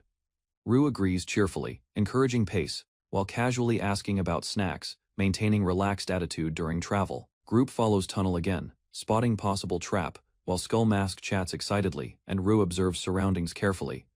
Rue recalls inviting monsters before, noting they never respond, leaving him uncertain. Skull Mask explains monsters understand language, but rarely reply, while Rue listens carefully and continues asking questions. Rue concludes some monsters may be higher rank, capable of speech, and considers them possible companions. Yuika listens seriously, realizing stronger monsters exist, possibly even floor bosses, increasing caution within group. As they walk, Skull Mask admits limited knowledge, while Rue keeps questioning, trying to understand monsters better. Skull Mask senses monster approaching, warning Yuika, while Rue listens as danger suddenly emerges nearby. Rue realizes rumbling noise is deadly monster, urgently alerting group about approaching killer ball threat. Massive rolling monster charges forward, forcing party and monsters to flee quickly through narrow corridor. Rue spots split path, directing everyone right, trusting space while Skull Mask reassures uncertain decision. Killer Ball follows path, turning direction, while Yuika notices its movement and questions its unusual behavior. Rue explains rare survival method against Killer Balls, recalling knowledge, while group processes dangerous situation. Yuika praises Rue proudly, showing affection, while Skull Mask reacts impressed and Barry notices unusual behavior. Group moves forward briefly relaxed, unaware Shadow follows silently, signaling new danger approaching within dungeon. Yuika warns group about approaching enemy, ordering companion to hide while others prepare cautiously. A massive slime appears, revealing strong resistance, as adventurers gather below facing overwhelming threat together. Yuika analyzes quickly, realizing multiple presences merged, while Nuku confirms several enemies approaching from within. Adventurers attack together, climbing and burning slime, coordinating efforts to weaken and divide creature effectively. Nuku commands defense, noticing additional monsters approaching, as team prepares weapons and protects formation carefully. 3 Minotaurs charge forward powerfully, striking ground heavily, creating impact as they rush toward adventurers. Yuika reacts confidently, identifying enemies, commanding group to focus attacks on leading Minotaur immediately. She organizes teams quickly, assigning roles, directing fighters and Barry to control slime movement strategically. Nuku receives orders, coordinating support units, while summoned creatures prepare to follow commands without hesitation. Yuika draws sword calmly, signaling final push, preparing to end battle with decisive coordinated attack. Skull Mask hesitates nervously, keeping eyes closed, unsure if safe, asking others before reacting to surroundings. A defeated enemy collapses, revealing impact, while others decide to ignore him and continue battle forward. Rue observes carefully, noting slime splitting under flames, while Barry controls imps to restrain movement. Yuika strikes swiftly, hitting enemies, reducing numbers, though remaining Minotaurs still pose immediate threat nearby. Slime creatures move unexpectedly fast, forcing group to stay alert as battle continues intensely. Yuika commands slime creatures, directing them to restrain Minotaurs using extended tentacles during battle. Tentacles strike swiftly, binding Minotaurs tightly, restricting movement while other monsters react to sudden restraint. Yuika leaps forward, delivering precise attack, using Phantom Sting to strike enemy with focused force. After attack, Yuika orders monsters to gather, using magic to heal and stabilize controlled creatures.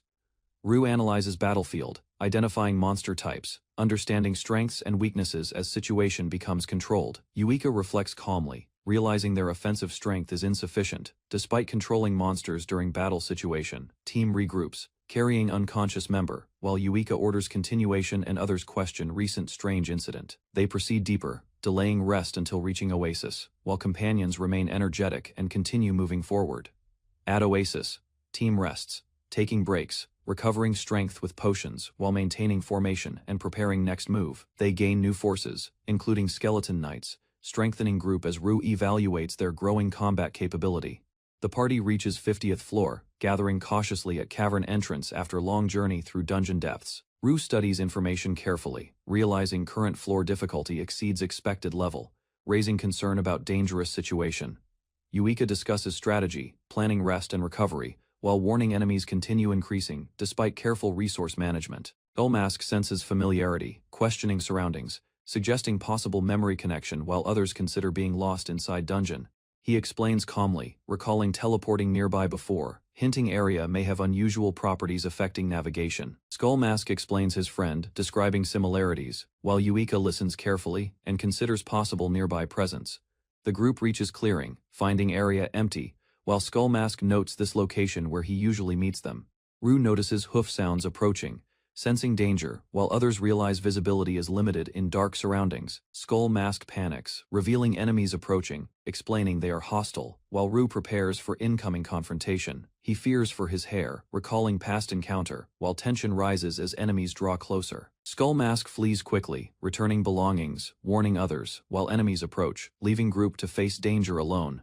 Rue reflects calmly, accepting possibility of future conflict, acknowledging monster's duty to protect dungeon from intruders. Yuika assesses situation, confirming enemy numbers with Nuku, while noting Skullmask escaped and threats approach together.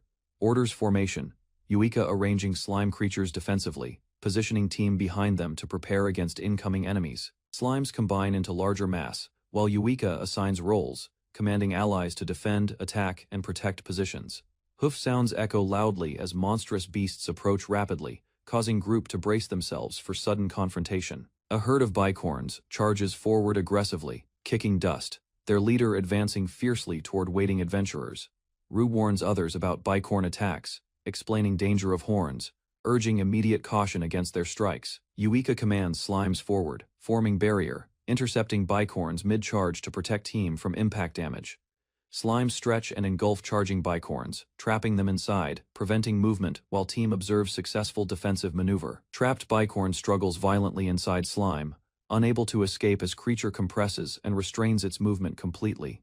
Yuika observes calmly, noting slime effectiveness, recognizing their improved defensive capability against multiple enemies simultaneously during battle. Yuika attacks decisively, striking bicorn with phantom sting, defeating it while naming targets to track controlled enemies.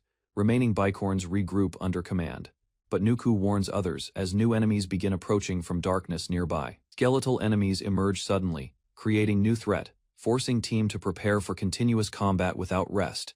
Yuika ordering coordinated charge towards skeletal enemies, using controlled monsters as primary attacking force. Bicorns crash violently into skeletons, shattering bones apart, overwhelming enemies with brute force and speed simultaneously.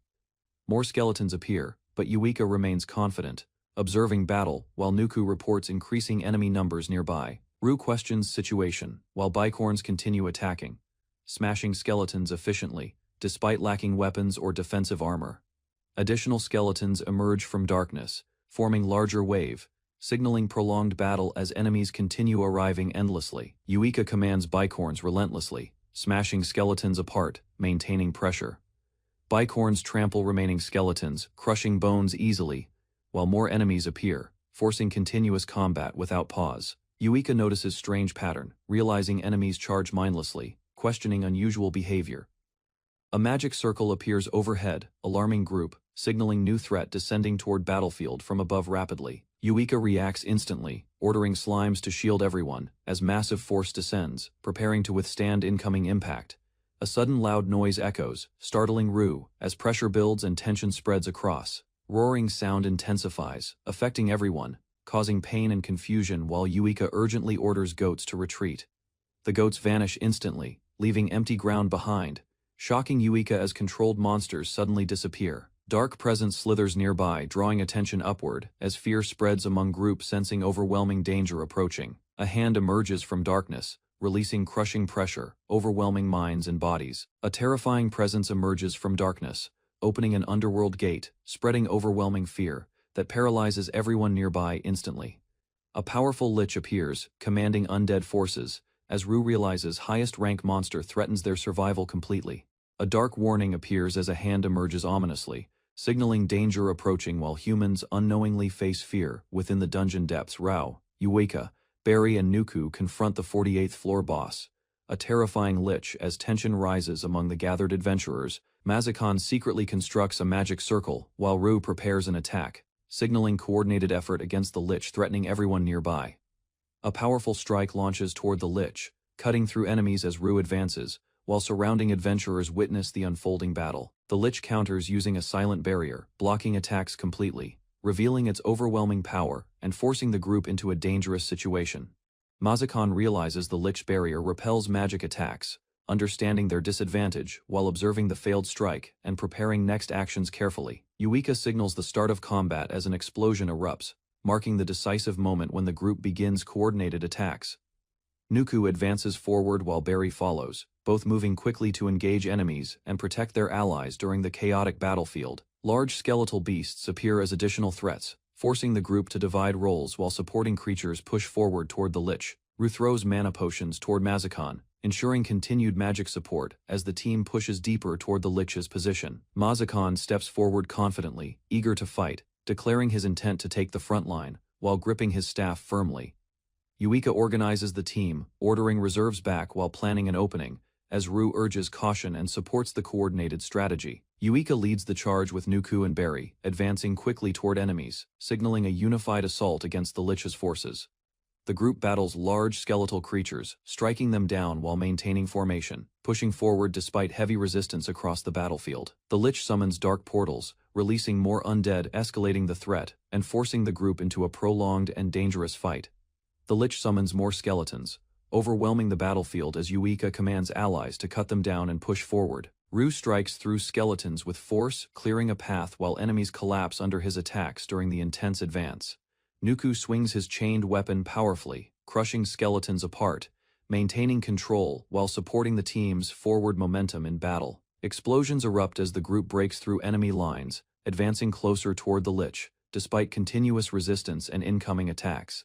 The lich raises its hands calmly, beginning another spell, signaling a dangerous escalation as the battlefield prepares for the next attack. The lich unleashes a massive spell, striking the ground violently as destructive energy spreads outward, shaking the battlefield and threatening everyone nearby. Yuika and the others cover their ears in pain, struggling to endure the attack's effect while maintaining their positions under pressure. Rue warns the group about a deadly spirit attack, as the lich launches dark slashes capable of destroying souls instantly. The lich releases sweeping attacks across the field, forcing Ryu, Yuika, and allies to dodge quickly to avoid fatal strikes. Barry, Nuku, and Yuika react defensively, bracing themselves, while evading the incoming attacks, preparing to continue the desperate battle.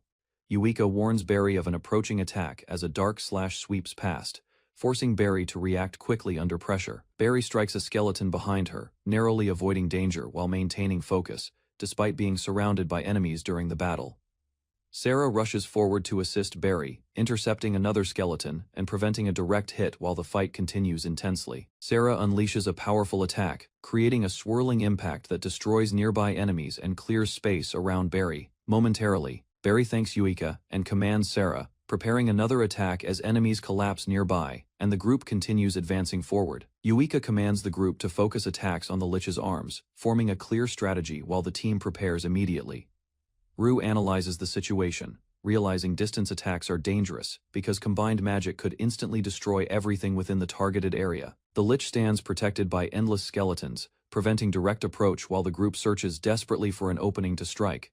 Nuku throws a heavy projectile forward, aiming to disrupt defenses as the team coordinates actions to create a chance. Activates a barrier again, the lich revealing it blocks both magic and physical attacks, forcing the group to rethink their plan.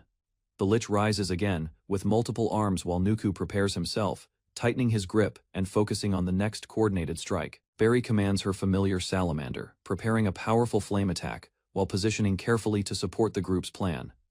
The salamander releases a barrage of fire toward the lich, but the barrier blocks the attack, preventing direct damage. The flames explode against the barrier, creating impact but failing to penetrate, as the lich remains protected and continues resisting attacks. Yuika orders an attack on the lich's arm, as Barry commands her familiar, preparing a focused strike to break defenses. Urges Nisuke to stand, Yuika noticing his condition, while the battlefield shakes and danger continues escalating around them. Nisuke trembles uncontrollably, yet receives the command to attack the lich, showing struggle between control and forced action. He suddenly attacks Yuika, grabbing her as his weapon falls, revealing he is no longer acting by his own will. Ru, Nuku, and Barry react in shock, realizing the situation has changed drastically as Yuika is suddenly endangered. Yuika questions Nisuke's obedience while deducing the lich can control night skeletons, confirming a dangerous new threat in battle. Ru intervenes quickly, ordering restraint as Nisuke remains controlled, stepping in to stop Yuika from being further harmed. Yuika forces Nisuke off balance, creating space as his grip loosens, allowing her to regain control of the situation briefly. Regains composure, Yuika issuing orders to continue advancing while acknowledging their weakening strength and the toll of prolonged combat. The lich summons more skeletons again, overwhelming the battlefield further, causing Yuika to realize the endless nature of the threat. Barry launches another flame attack toward the lich, attempting to interrupt its casting while the group struggles to contain the situation. Launches herself forward, Barry riding her summoned attack, accelerating rapidly toward the lich, while committing fully to the risky assault. Her attack crashes against the lich, creating a massive impact, but the enemy remains standing, showing resilience against the force. Yuika continues commanding the battlefield, directing allies to handle skeletons, while maintaining pressure and ensuring the advance does not stop. Mazikan prepares another spell while the lich summons more undead, increasing pressure as both sides escalate their magical efforts. A lightning attack descends upon the battlefield, striking through enemies as the group attempts to break the lich's overwhelming control. Mazikan observes the lich calmly, noting its agility while remaining composed, recognizing the enemy's strength and preparing his next move carefully. The lich descends rapidly through the air, closing distance as tension rises, forcing the group to react quickly against the approaching threat.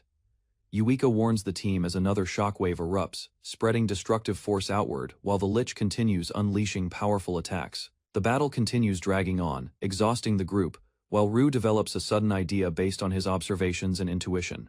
Ru concludes their usual tactics will not work, realizing a new strategy is required to overcome the lich's overwhelming defenses. The lich unleashes another massive attack, shaking the battlefield violently as the group braces themselves against the continuing destructive force.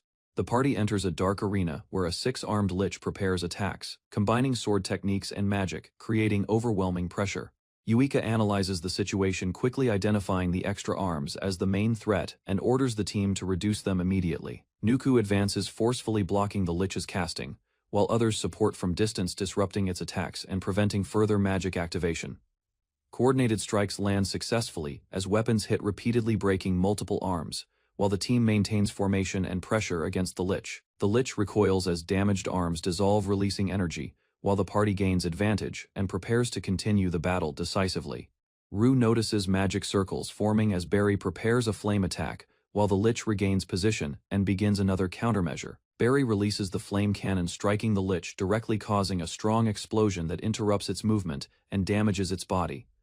The lich responds by casting a swamp of darkness, spreading corrupt energy outward, preparing to trap the entire party inside. Dark magic expands beneath them, forming a dangerous circle as Yuika commands everyone to escape immediately before the trap activates fully. The ground erupts violently as shadows surge upward, engulfing the area while some members struggle to escape the spreading darkness. One member sinks into the dark swamp, disappearing beneath the surface as the corrupted ground consumes anything trapped within. Yuika confirms only 3 escaped, while Ru realizes others were swallowed, increasing urgency and forcing the remaining team to continue fighting. The lich launches wither strikes, spreading decay as Yuika commands immediate counter using blizzard to suppress the incoming magical assault. Attacks collide midair as the team fires back, disrupting the lich's projectiles and preventing the wither strikes from reaching their position. Explosions erupt around the lich as combined attacks land successfully, pushing it back, while the remaining party regains control of battlefield. Barry launches another flame cannon with salamander as the lich reacts quickly, attempting to evade the incoming attack midair. The Lich dodges, successfully predicting their pattern, while Yuika realizes their strategy is being read and begins planning a new approach. Yuika orders another blizzard attack, coordinating timing to disrupt the Lich's movement and create an opening for a follow-up strike. Barry follows, immediately unleashing another flame cannon, as the combined assault connects, repeatedly pushing the Lich into a defensive state. The Lich reacts, suddenly shifting position mid-attack, attempting to counter the coordinated assault while maintaining balance despite continuous pressure from attacks. Yuika stays confident as Barry reports another dodge, confirming the plan is progressing. While the team continues executing their coordinated strategy, the Lich moves again, stepping into position as expected, reacting to attacks and unknowingly following the pattern set by the party. Barry realizes the slime slowed the Lich, while Yuika confirms the trap and calls Mazakan to begin the final sequence. Mazakan activates magic, releasing Moonlight Blade as a powerful strike descends toward the Lich. With precise timing and control, the attack connects with a resonating impact, sealing the Lich's movement, as the Bell of Silence effect suppresses its remaining power. Mazakan activates Duplicate spell, instantly recasting his previous attack, doubling mana cost, while reinforcing pressure against the weakened Lich. The duplicated strike lands heavily, slashing through the Lich's body, as the combined force breaks its defense and disrupts its structure. The Lich's body fractures further as the party reacts, confirming success, while its remaining strength collapses under continuous coordinated attacks. Mazakan lands safely, then drinks a mana potion, restoring energy, after heavy casting, ensuring he can maintain support if needed. He observes calmly, noting only 2 arms remain, showing the Lich is severely weakened. While the battle nears its conclusion, Ryu explains the advantage gained while noting limitations of silence magic and the slime allies' resistance affecting control over the Lich. Yuika commands Minakin forward, urging the team to maintain pressure as the front line prepares to continue attacking the weakened enemy. The Lich retaliates, launching Wither Strikes again, sweeping attacks across the battlefield, attempting to overwhelm the party with relentless magic. Ryu observes the attack path, warning it is unpredictable, while Yuika orders protection for key members, ensuring formation remains intact. The strikes pass across the ground as defenders brace and hold position, preventing casualties while maintaining control despite the Lich's aggressive assault. Yuika orders Nuku to switch equipment, using shields for defense while the team stabilizes formation against the Lich's ongoing attacks. Yuika commands Minakin to target the Lich's right arms while confirming allies remain unharmed, maintaining focus on weakening the enemy further. Minakin charges forward, clapping forcefully and dashing into position, preparing to strike the Lich with full strength and momentum. The Lich counters by slamming the ground, casting burial magic, causing destructive impact waves that crack the battlefield and disrupt movement. Minokin endures the attack, then retaliates, swinging his weapon, while the Lich launches Wither Strike, attempting to stop his advance. Yuika issues a direct command, ordering Minorin to target the Lich's right arm, as the team prepares for a decisive strike. Minorin charges forward, stomping heavily, then lands a powerful blow, crushing into the Lich's arm and damaging its structure significantly. The Lich retaliates, violently striking back and tearing through Minorin's body while continuing to maintain its offensive, despite heavy damage sustained. Yuika acknowledges the loss but confirms another arm destroyed, while Barry reacts to Minorin's death as the battle continues without hesitation. Ryu observes calmly, noting Yuika's monsters never retreat, continuing to fight regardless of danger, showing unwavering obedience and sacrifice. The Lich prepares another attack, raising remaining arms, while Yuika immediately orders freezing one arm to limit its offensive capability. The targeted arm freezes solid as ice forms, rapidly stopping its movement and reducing the Lich's ability to execute coordinated attacks. Mazakan casts Earth Fort, creating a massive structure that rises beneath the Lich, disrupting its balance and forcing it into a vulnerable position. The Earth Pillar slams upward, lifting the Lich as the party below prepares to capitalize on the opening created by the sudden impact. Nuku charges forward at Yuika's signal, closing distance quickly as the Lich is struck again, maintaining pressure and preventing recovery. The Lich is thrown against rising earth as its arm cracks under pressure, while the party maintains coordinated offensive momentum. Yuika leaps forward, closing distance, quickly preparing to strike. As the Lich struggles to recover balance from the previous impact, she unleashes Reap, cutting through multiple targets as slashing energy spreads across the Lich's body, dealing widespread damage simultaneously. The Lich loses additional arms as attacks connect, while it attempts to cast darkness again, showing desperation despite its weakening condition. A swamp forms beneath allies, again as Yuika urgently orders escape, preventing them from being trapped while maintaining control of the battle. Another ally sinks into the dark swamp as Yuika calls out urgently, but the figure disappears beneath the surface completely. The slime ally is struck by wither magic and collapses, while Ryu realizes nearly all summoned allies have been eliminated. Yuika advances alone, activating Spring Hair, preparing a final decisive move as she closes distance toward the Lich without hesitation. Both sides move simultaneously as Yuika accelerates dramatically while the Lich prepares a counter, creating a critical moment deciding the outcome. She smiles, calmly accepting the risk as she commits fully to the strike, aiming to end the battle in that instant. Yuika closes distance, instantly thrusting her blade into the Lich's skull as both attacks collide in a decisive close-range exchange. The Lich attempts to cast again, but Yuika activates Phantom Needle, freezing its movement and preventing any further spell from forming. Yuika strikes again, delivering a final blow, destroying the Lich's head, while declaring its new name, marking control over its defeated form. The Lich's body rises again under Yuika's command, transforming into her servant as the battle ends with complete domination achieved. Yuika defeats the Lord of Hades, decisively ending the battle as the Lich collapses, and her authority dominates the battlefield completely. The party regroups after victory, assessing losses and confirming many allies were defeated, while recognizing the Lich as a dangerous boss. Yuika plans next steps, deciding to rest, while considering rebuilding their numbers as Rue notices unusual movement beneath the ground. Sudden tremors shake the area, causing confusion as the party reacts quickly, suspecting a new threat or environmental danger emerging nearby. The ground collapses violently beneath them, triggering a massive cave-in as the party falls uncontrollably into darkness, losing stability and position.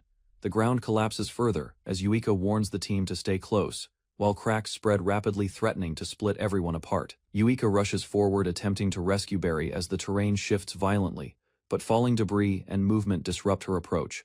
The hole begins closing as Barry is separated below while Yuika struggles to reach her through collapsing ground and unstable terrain. Yuika stands frozen, realizing Barry is lost as silence replaces chaos, leaving the remaining members shocked and unable to respond immediately. Barry appears elsewhere, reflecting calmly, suggesting a dreamlike state while questioning purpose and motivation after becoming separated from the group. Barry recalls being saved by Yuika and remembers the party disbanding while reflecting on past moments and her connection to them. Yuika declares her goal to clear dungeons and protect the world, showing determination as she plans to head toward the unknown region. Barry admires Yuika deeply, seeing her as hope and inspiration, shaping her desire to follow and support her above anyone else. She awakens suddenly as someone approaches, bringing light, while she reacts in confusion, recognizing a familiar presence nearby. Overwhelmed by brightness, Barry covers her eyes, shouting in discomfort as the light source disrupts her vision and pulls her from the dream. Barry regains consciousness in a cavern as Rue explains the collapse created new pathways while questioning her reckless actions earlier. They observe the area, noticing a straight path without monsters, suggesting temporary safety, while Barry steadies herself after waking. Barry insists on searching for Yuika, despite warnings about danger, believing she might still be nearby and preparing to move forward. Rue reasons Yuika is likely with others, analyzing their separation while urging careful planning before acting in the unstable environment. They notice inactive skeletons, confirming Yuika's lingering influence, while Barry accepts the situation and prepares to proceed with caution. Barry receives a healing potion, while Rue suggests trusting others to regroup, later choosing to remain in place and recover. Rue inspects a fallen skeleton knight, noting its missing arm and shield, while Barry coughs after drinking the potion, slowly recovering. He lifts the heavy sword from the remains, examining it with curiosity, while questioning its weight and usefulness in their situation. Barry considers the weapon requirements while Radu tests the surroundings, realizing the softened walls can be broken after the collapse. Rue creates an escape hole, carefully deciding it cannot be used immediately, but will serve as an emergency route later. Then Rue gathers Barry and Mazakan, asking to discuss tactics as they settle near the tunnel, focusing on planning their next actions. They agree to share abilities, forming a temporary party, while Barry reacts with surprise, learning Rue possesses a high-grade regeneration gift.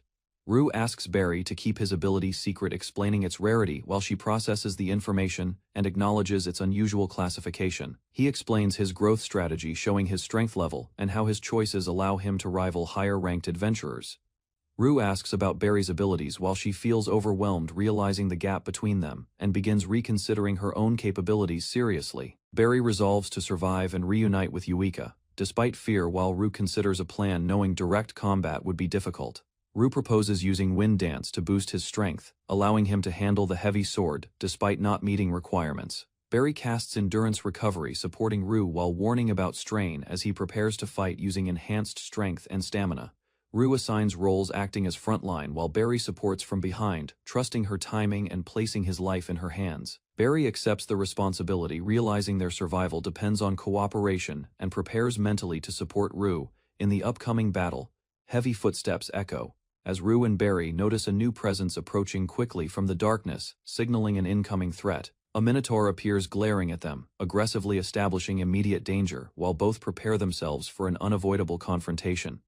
The minotaur charges forward with immense speed, swinging violently as Rue braces himself, gripping the sword and preparing to intercept. The attack lands heavily, knocking Rue back as the force impacts the ground, showing the monster's overwhelming strength and destructive power. Barry realizes their disadvantage, understanding they cannot defeat the minotaur alone, while feeling the pressure and intensity of its attacks. A massive minotaur approaches heavily as Rue positions himself ahead, preparing to intercept its attack, while others remain behind, observing carefully. Rue blocks the minotaur's strike with difficulty, enduring immense force as Barry watches, shocked, realizing he withstands a powerful enemy. The minotaur swings again with overwhelming strength, forcing Rue backward as his defense struggles against the continuous heavy assault. Rue counters with a precise upward strike, clashing against the minotaur's weapon, creating an opening. Despite the difference in strength, Barry calls out to Rue with urgency, recognizing the danger as the confrontation intensifies and the battle shifts into close combat. Barry leaps upward, spinning rapidly, activating Reap as she descends toward the minotaur, aiming to strike with full momentum. Her attack lands, repeatedly slicing across the minotaur's body as the Reap ability deals continuous damage with each passing strike. Barry realizes the minotaur's durability is extremely high as her strongest attack fails to inflict decisive damage against its body. Rue directs the team to focus attacks on one-point, coordinating efforts, while encouraging Barry to continue striking the same target. Combined attacks hit the chosen spot, causing visible damage as the minotaur reacts in pain, while the team begins breaking through its defense. Rue continues blocking the minotaur's attacks, enduring repeated strikes, while maintaining position and creating opportunities for Barry to act.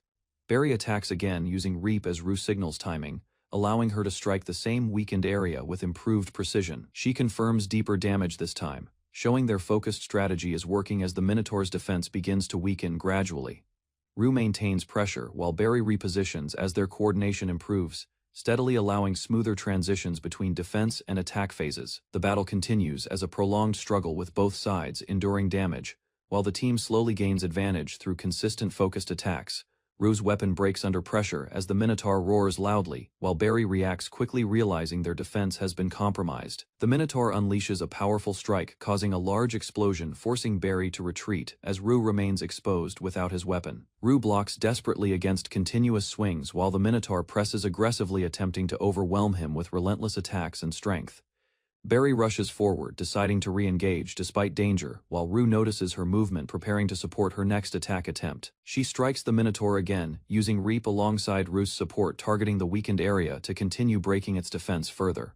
Rue continues clashing with the minotaur, sliding under pressure while maintaining defense and creating space for Barry to prepare another attack. Barry struggles to understand Rue's endurance, as he entrusts his life to her, strengthening their coordination and commitment to the plan. Rue advances again, drawing attention while believing in Barry's strength, forcing the minotaur to focus entirely on him during combat. Barry charges forward with determination, breaking through resistance and delivering a powerful strike aimed directly at the weakened target point. The minotaur retaliates fiercely, despite injuries, swinging wildly, as both sides continue exchanging heavy blows with no immediate resolution. The minotaur staggers heavily from accumulated damage, losing balance as its body weakens under the team's continuous focused attacks. Rue remains ready, observing carefully as the minotaur collapses, showing signs of exhaustion and inability to continue fighting effectively. The minotaur falls completely as Barry celebrates their victory, realizing they successfully defeated a powerful enemy through teamwork and persistence. Rue breathes heavily, showing fatigue, while Barry notices his condition and realizes the extent of strain he endured during battle. Barry approaches Rue, offering healing while checking his condition as the battle ends and the team begins recovering from the intense fight. Rue thanks quietly while collapsing from exhaustion after battle, as relief sets in, knowing their plan succeeded and both survived the dangerous encounter together. After the battle ends, Rue receives supplies and healing support, while exhaustion remains evident, and the group prepares for what lies ahead. Barry offers further treatment while attempting to help Rue remove his coat, showing concern as the team recovers from the intense fight. She struggles lifting the coat, realizing its extreme weight as Rue falls slightly due to imbalance, revealing something unusual about it. The coat's weight is explained as heavy silver plates sewn inside providing high resistance to magic, despite being considered inefficient equipment. Rue explains calmly he intentionally used the plates despite drawbacks, showing his unique approach and mindset toward survival and preparation. Rue and Barry rest after battle, sharing supplies while exhaustion eases slightly and their mood lightens, despite the recent danger. They discuss silver plate's origin, linking them to the 13th floor, while questioning Rue's past title and deeper involvement there. The story reveals the Owlbear, a dangerous boss on that floor responsible for many novice adventurers losing their lives. Rue's past efforts are explained, showing he prevented the Owlbear's revival by blocking magic flow after years of tracking it. Barry reacts, realizing Rue's actions were misunderstood as selfish, while others judged him harshly without knowing his true intentions. Rue explains calmly that others misunderstood his actions while hunting owlbears and collecting silver plates without expecting recognition from anyone. A memory shows others criticizing his equipment, while he endured heavy attacks, proving the coat's weight and protection were not useless. Barry reacts with surprise, calling Rue strange, while he smiles, accepting it, and feeling relieved, he can finally explain himself openly. Rue reflects happily as they sit together, acknowledging adventurers are unusual people, while their shared experience strengthens mutual understanding between them. Their relationship improves quietly, but tension rises, suddenly hinting that their brief peaceful moment will soon be interrupted by danger. Rue detects sound through a wind chime spell, realizing something approaches from the same direction as the previous enemy threat. A gargoyle descends rapidly from above, targeting them as its stone body resists normal weapons, making direct attacks ineffective. Rue orders Barry to stay behind as the gargoyle charges forward, striking with heavy force while he prepares to intercept. He braces for impact, knowing the attack could cause severe damage, while analyzing the weapon's effectiveness against the creature's body. The gargoyle grabs Rue mid-attack as Barry reacts in shock, noticing its wings and realizing the danger has escalated suddenly. Another gargoyle approaches from above, forcing the already strained party to face increased danger as pressure rises rapidly. Barry warns Rue, but cannot cast spells in time, forcing immediate reaction as the incoming attack closes distance quickly. The gargoyle crashes into the ground with force, creating impact shockwaves, while another circles nearby, maintaining constant threat over them. Rue checks on Barry, seeing she is down while he struggles to recover from damage and regain control of the situation. The gargoyle restrains Rue, tightly lifting him as he resists, physically showing the battle turning against them under overwhelming pressure. The gargoyle drags Rue violently across the ground and throws him away as he loses control and struggles to stabilize himself. Rue crashes heavily but quickly regains focus, realizing the gargoyle will return, while prioritizing moving Barry to safety immediately. Barry reports multiple approaching sounds as Rue hides her inside a dug cave, preparing for a larger incoming threat from all directions. Rue instructs Barry to support him with magic while he prepares outside. As enemies close in and their situation becomes increasingly dangerous, numerous monsters gather surrounding Rue, forming overwhelming numbers, as he recognizes the scenario as a deadly situation about to unfold. 2 days pass after the collapse as Yuika, Nuku, and Mazakan continue searching tirelessly for Rue and Barry without success. Nuku leads, using enemy detection, sensing demonic energy, but unable to locate allies while noticing a strange divine presence nearby. The group moves cautiously, following limited clues, as frustration grows, and no clear signs of Rue or Barry appear anywhere. They worry about exhaustion and survival, discussing Rue's backpack as a trace, while tension rises among members under worsening conditions. Mazakan expresses concern for Rue's safety while hinting at deeper priorities, revealing underlying conflict within the group's true intentions. The group advances through the cave, discussing Barry's safety while maintaining pace, though concern grows about their missing companions. They encounter the Lich unexpectedly as it approaches, calmly confusing Nuku with an unusual gesture instead of immediate hostility. Nuku senses monsters ahead and regains focus, leading the group forward, while questioning the Lich's strange behavior during encounter. A Cerberus appears, threatening the group as Yuika commands an immediate attack, preparing to eliminate the danger. Without hesitation, the Lich casts Swamp of Darkness, instantly trapping the Cerberus, showing its overwhelming power, while the group witnesses its abilities again. The Lich stops attacking and apologizes, explaining it miscounted, while Yuika questions the situation and the sudden change in behavior. The Lich gently pats Nuku, showing unexpected gratitude, while the party watches cautiously, unsure of its intentions. After the intense battle, the Lich admits fault and speaks calmly, while Nuku reflects on emotions, realizing the Lich understands feelings, despite being undead. Yuika observes quietly, feeling an unfamiliar emptiness as the tension fades after battle, leaving uncertainty about the dungeon and its nature. She reflects on past journeys with Barry, acknowledging their bond while understanding that adventurers always face the risk of losing companions. Yuika reflects on her short time, with Rue believing their bond is shallow, and thinking she could accept losing him here. She senses danger ahead as reports mention a demonic carnival gathering, making her question the situation and the presence of unusual monsters. Fear grows within Yuika as she doubts her courage while Rue moves forward, confidently urging her to continue, despite the unknown threat. The party encounters lizardmen surrounding human corpses, confirming the danger while the environment shows evidence of recent violent activity within dungeon. Yuika concludes that an adventurer and Sherpa alone would struggle here, realizing the situation exceeds normal expectations and requires stronger resolve. Mazaken warns Yuika to get down as monsters charge while he releases Moonlight Blade, cutting through enemies to protect her. The attack hits heavily, smashing enemies into the wall, while Yuika watches in shock as dust and debris fill battlefield. Yuika panics, fearing Rue might die, realizing her feelings, as she refuses to accept losing him in this dangerous dungeon. Mazakan uses duplicate spell against a phantom jellyfish while shouting for Yuika to dodge quickly as another attack approaches dangerously. Yuika regains focus using spring hair to move quickly while reminding herself to stop thinking negatively and continue fighting with determination. Yuika trusts Rue's skill as he moves precisely through attacks, proving his ability to survive while protecting the group effectively. A bumphead monster appears, attacking aggressively, forcing the party to react quickly. As its strange form and speed increase danger, Yuika moves swiftly, using spring hair striking the enemy, while holding back emotions, focusing entirely on battle and maintaining control. She regains confidence, believing Rue is alive, strengthening her resolve as she stands firm, preparing to continue fighting without hesitation. A massive explosion erupts, destroying enemies nearby as the party's combined attacks push forward, clearing space and regaining control of battlefield.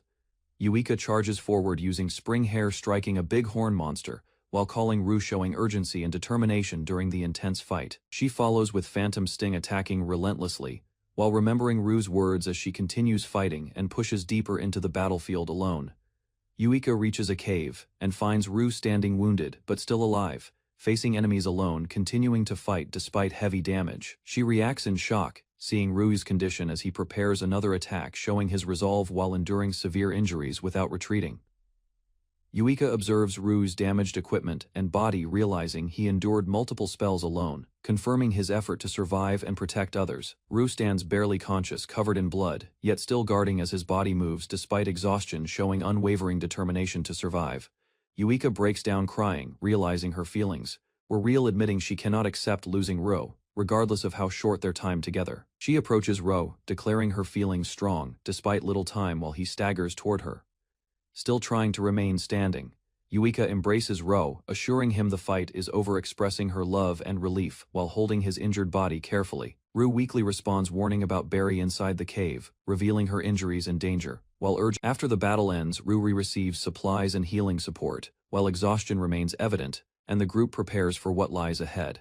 Barry offers further treatment while attempting to help Rue remove his coat, showing concern as the team recovers from the intense fight. She struggles lifting the coat, realizing its extreme weight as Rue falls slightly due to imbalance, revealing something unusual about it. The coat's weight is explained as heavy silk. 2 days pass after the battle, as survivors return to surface and rest begins at the Adventurer Hospital near dungeon entrance. Rue wakes inside a luxurious room placed in a high-level lodge, showing he is being treated as an important patient. He receives excessive healing treatments, including potions and magic, which restore him quickly but overwhelm him with their intensity and constant attention. Medical staff refuse discharge, explaining strict orders require full recovery before release, despite Rue insisting he already feels completely fine. Rue considers resting again when someone knocks and the door opens, suggesting an unexpected visitor has arrived to meet him. Yuika arrives at Rue's room, asking to enter while he recognizes her voice and allows her inside without hesitation. She steps in wearing a white dress different from her usual armor, surprising Rue as she stands calmly at the doorway. Yuika explains the dress was prepared earlier but never used, showing a rare side of herself while seeking Rue's honest opinion. Rue responds sincerely, saying it suits her well, causing Yuika to smile softly as the atmosphere becomes calmer and more personal. They sit together discussing his condition, while Yuika mentions her long vigilance and Rue asks about her rest after the dive. Rue asks about Barry while Yuika explains she was transferred for treatment and remained calm, despite her father worrying constantly. Yuika shares Barry's gratitude, explaining Rue saved her life by creating an escape route during the emergency inside the collapsing cave. Yuika asks if Rue would forgive Barry while explaining her wish to apologize for past behavior since they first met. Rue answers without hesitation, agreeing to forgive as Yuika reacts quietly relieved, showing appreciation for his understanding and kindness. Yuika turns away hesitating as Rue notices her behavior and asks what is wrong, sensing she has something important left unsaid. Yuika hesitates, then asks to sit beside Rue on the bed, showing unusual vulnerability while he reacts with confusion. Rue agrees uncertainly as Yuika moves closer and suddenly presses against him, creating an intimate situation that surprises him greatly. She adjusts herself carefully, causing her dress to wrinkle, while Rue becomes aware of her closeness and feels increasingly nervous. Yuika speaks softly, asking about his condition, while Rue notices her scent and presence, making the moment feel more personal and quiet. Rue responds confidently about recovery, while Yuika observes him closely, suggesting she is measuring his condition and reacting to his attitude. Yuika grows quiet as Rue speaks about leaving, while she reveals she was deeply afraid during the incident. She explains her fear began when the dungeon collapsed and continued until they were reunited after being separated earlier. Yuika admits she imagined the worst outcome and even considered giving up hope as thoughts of their deaths overwhelmed her mind. Rue listens seriously as Yuika reflects on his determination, realizing he continued fighting despite everything while she struggled with fear.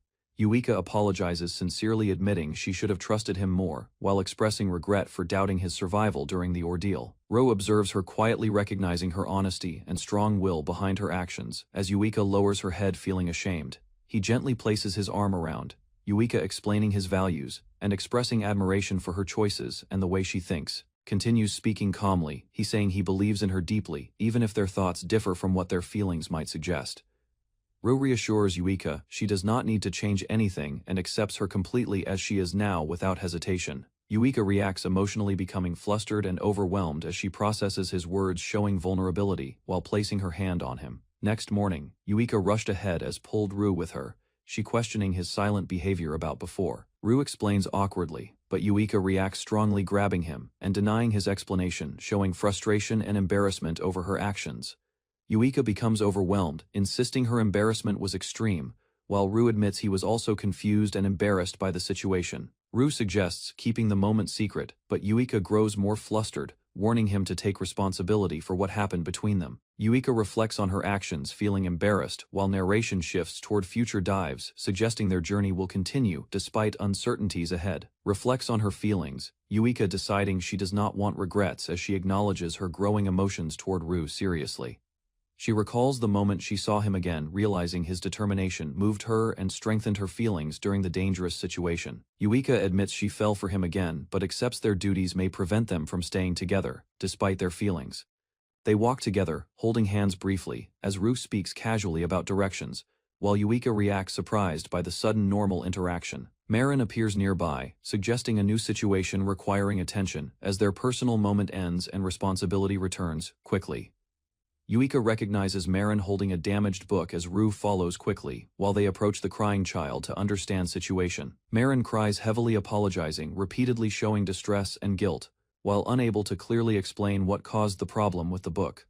Yuika comforts Marin, gently holding her and reassuring her she did nothing wrong while calming the child's fear and emotions. Two boys appear, identified as Colin and Mitch, acting casually, while Marin cries, suggesting they may be responsible for the situation.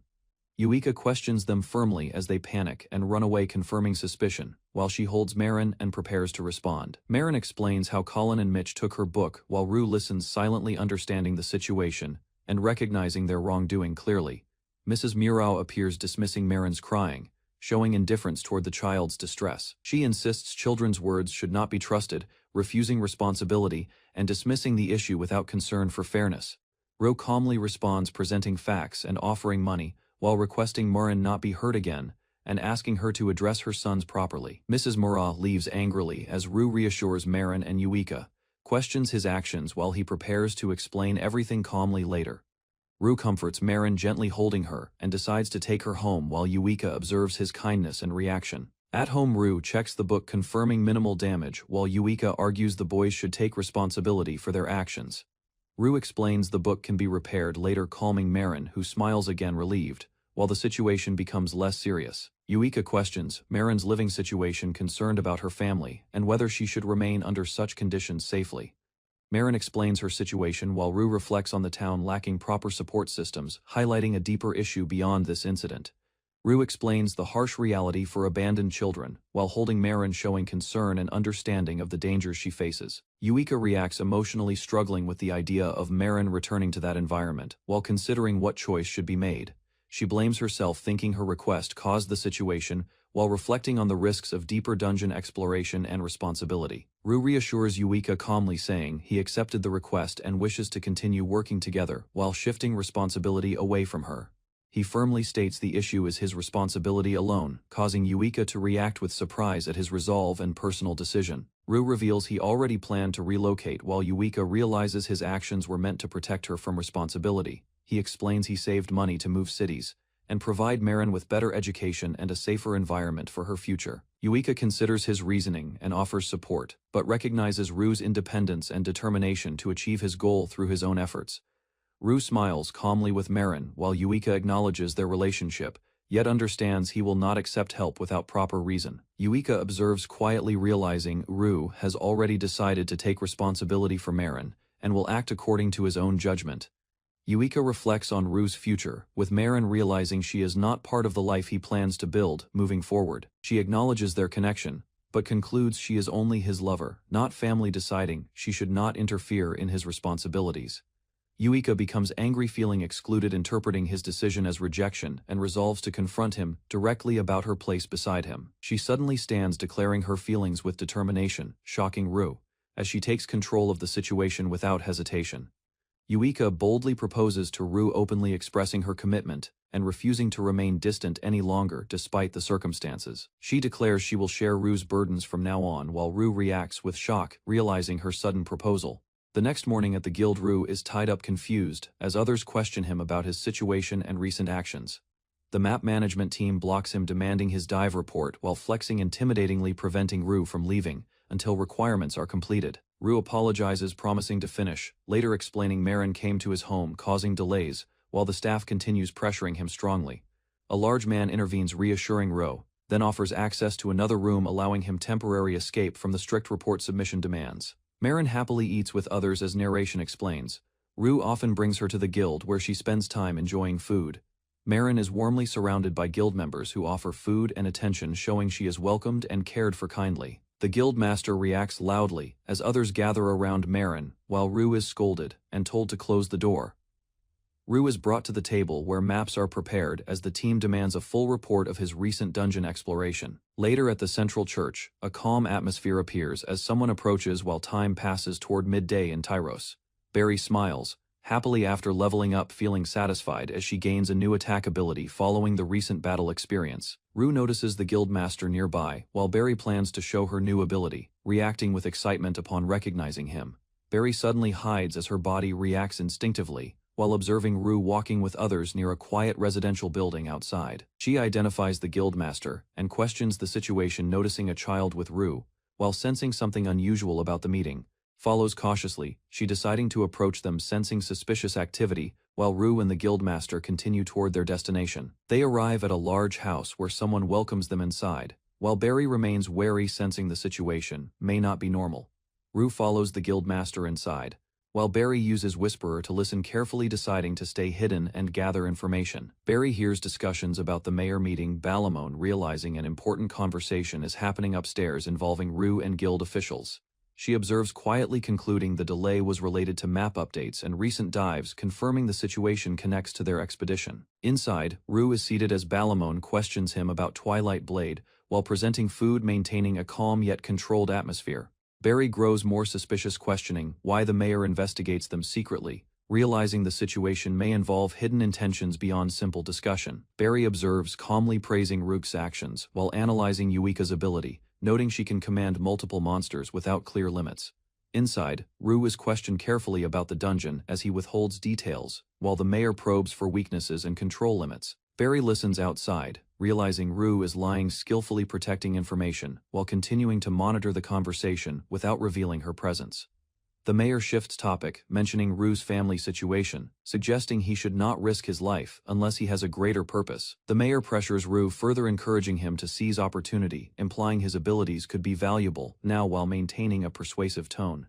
The mayor emphasizes his authority and influence, offering opportunity to Ru, while expecting him to understand the significance of this meeting. Ru explains his simple goal to support Marin, while Barry listens outside, noting the luxurious food and ongoing negotiation inside.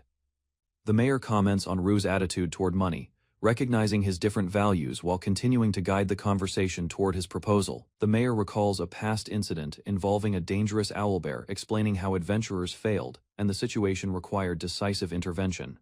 Barry analyzes the story, concluding the reward was too low for the danger. Understanding, Ru was the only one willing to accept. The mayor explains Ru's past achievements, defeating the owlbear and securing lower floors, showing his persistence and long effort.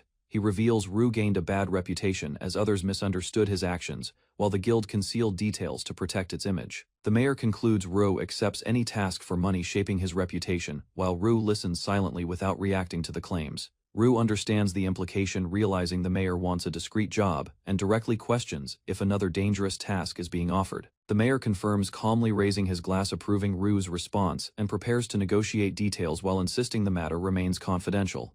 He questions Ru's knowledge, while Ru explains Tyros' history, showing understanding of its origin as an adventurer hub. The history reveals the labyrinth discovery leading to guild formation and economic growth as adventurers brought valuable resources from deep exploration. Over time, Tyros developed, fully supported by services and population growth, becoming dependent on the labyrinth for continued prosperity and survival. The mayor explains the labyrinth sustains the town, and if it stops functioning, resources vanish, causing economic collapse and loss of livelihood. Ru concludes the mayor's intent, realizing he must sabotage the Twilight Blade expedition, preventing them from reaching the labyrinth core. The guildmaster introduces the guiding dagger, causing Barry to react with shock. The role is explained as Sherpas tasked with protecting the labyrinth core, secretly capable of stopping adventurers before they reach it. Ru is invited to join this hidden group, despite its secrecy and moral burden, while officials emphasize his suitability for such work. They warn Ru the role carries stigma and requires abandoning conscience, forcing him to accept lasting consequences for completing such duties. The guildmaster signaling expectation of acceptance.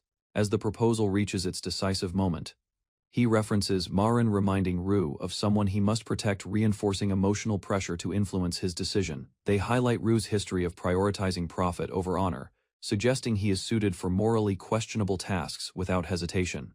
The guildmaster promises great rewards, explaining details will follow, while urging Ru to accept risking everything for wealth and opportunity. He clarifies the goal is not killing heroes, but forcing them to abandon their expedition before reaching the labyrinth core. The mayor insists Ru must ensure their failure, while Barry reacts angrily, realizing the plan targets their allies directly. Barry reflects on the mayor's motives, understanding they aim to protect the town economy, though their methods remain secretive and dangerous. She is suddenly noticed by a passerby, causing surprise, as she is questioned about her presence near the suspicious location, reacts loudly. She denying suspicion, drawing attention, while the man becomes confused by her strong and defensive response. Barry quickly creates an excuse, claiming she lost something, then leaves the scene, attempting to avoid further questioning and suspicion. She realizes she can no longer hear the conversation, feeling frustrated as the opportunity to gather information is suddenly lost. Barry hesitates, wondering whether to tell others, but worries revealing details might harm Ru's reputation, so she remains uncertain. Inside, Ru calmly accepts the job, showing no hesitation while understanding the situation fully and deciding to move forward. The officials react with satisfaction as Ru explains he has little choice while maintaining a composed expression during agreement. Ru reflects internally, realizing refusal would change nothing and could put him or Marin in danger, forcing compliance with the request. He raises a glass, deciding to act along while planning to handle the situation carefully without revealing his true intentions. Ru drinks with the officials, acting compliant, while they celebrate, believing he accepted their proposal without resistance or hidden intentions. He smiles calmly while planning secretly to protect Yuika and the others, preparing a strategy against the mayor's scheme. Ru enters the Sherpa Guild office, handing a document to Gunji, explaining urgency while requesting immediate attention regarding an important matter. Gunji examines the document carefully, recognizing it as a will, and questions Ru briefly before accepting responsibility for handling the situation. Ru explains the next dive may be their last, describing risks to the town if the labyrinth disappears, affecting livelihoods and stability. Gunji reacts positively, seeing opportunity, despite risks, expressing interest in exploring safely once the labyrinth is cleared of monsters. Rue remains calm, acknowledging Gunji's attitude while requesting support when needed, understanding future challenges will require reliable cooperation and preparation. Gunji notices Rue's concern about the town's future and explains people must prepare for life after the labyrinth eventually disappears. He advises Rue to focus on his responsibilities and not carry every burden alone, reminding him others will handle their own roles. Gunji warns Rue not to suppress emotions, encouraging him to rely on trusted people when facing pressure during difficult situations ahead. He shifts tone, joking about rewards and adventure while dismissing dependence, showing confidence in Ryu's growth and independence moving forward. Rue thanks Gunji quietly, then leaves while Gunji jokes again, and Rue reminds him to care for himself before departing. He reflects on Gunji's attitude, realizing he is not worried about the labyrinth ending, and remains unchanged in his outlook. Rue considers the situation alone, understanding only a few know about the guiding dagger and the hidden truth behind events. The group gathers at Rue's home, where Yuika announces receiving a suggestion from the guildmaster regarding their next dive. Yuika explains the final dive is approaching, and the guildmaster plans to send additional support to assist them during descent. The team learns multiple parties will join, forming a cluster, increasing pressure as others aim to secure rewards before the dungeon clears. Barry reacts with concern as Yuika explains they must guide other parties, causing tension about being used by others. Nuku analyzes the situation, concluding cooperation offers little benefit, and suggests refusing since large groups could interfere with their progress. Yuika asks Rue for his opinion, while others wait as he calmly considers the proposal without showing strong preference initially. Rue decides they should accept, explaining it could provide advantages, while Barry questions his reasoning and requests further explanation. He explains other parties can preserve their strength and handle battles, reducing reliance on their resources during the final dive.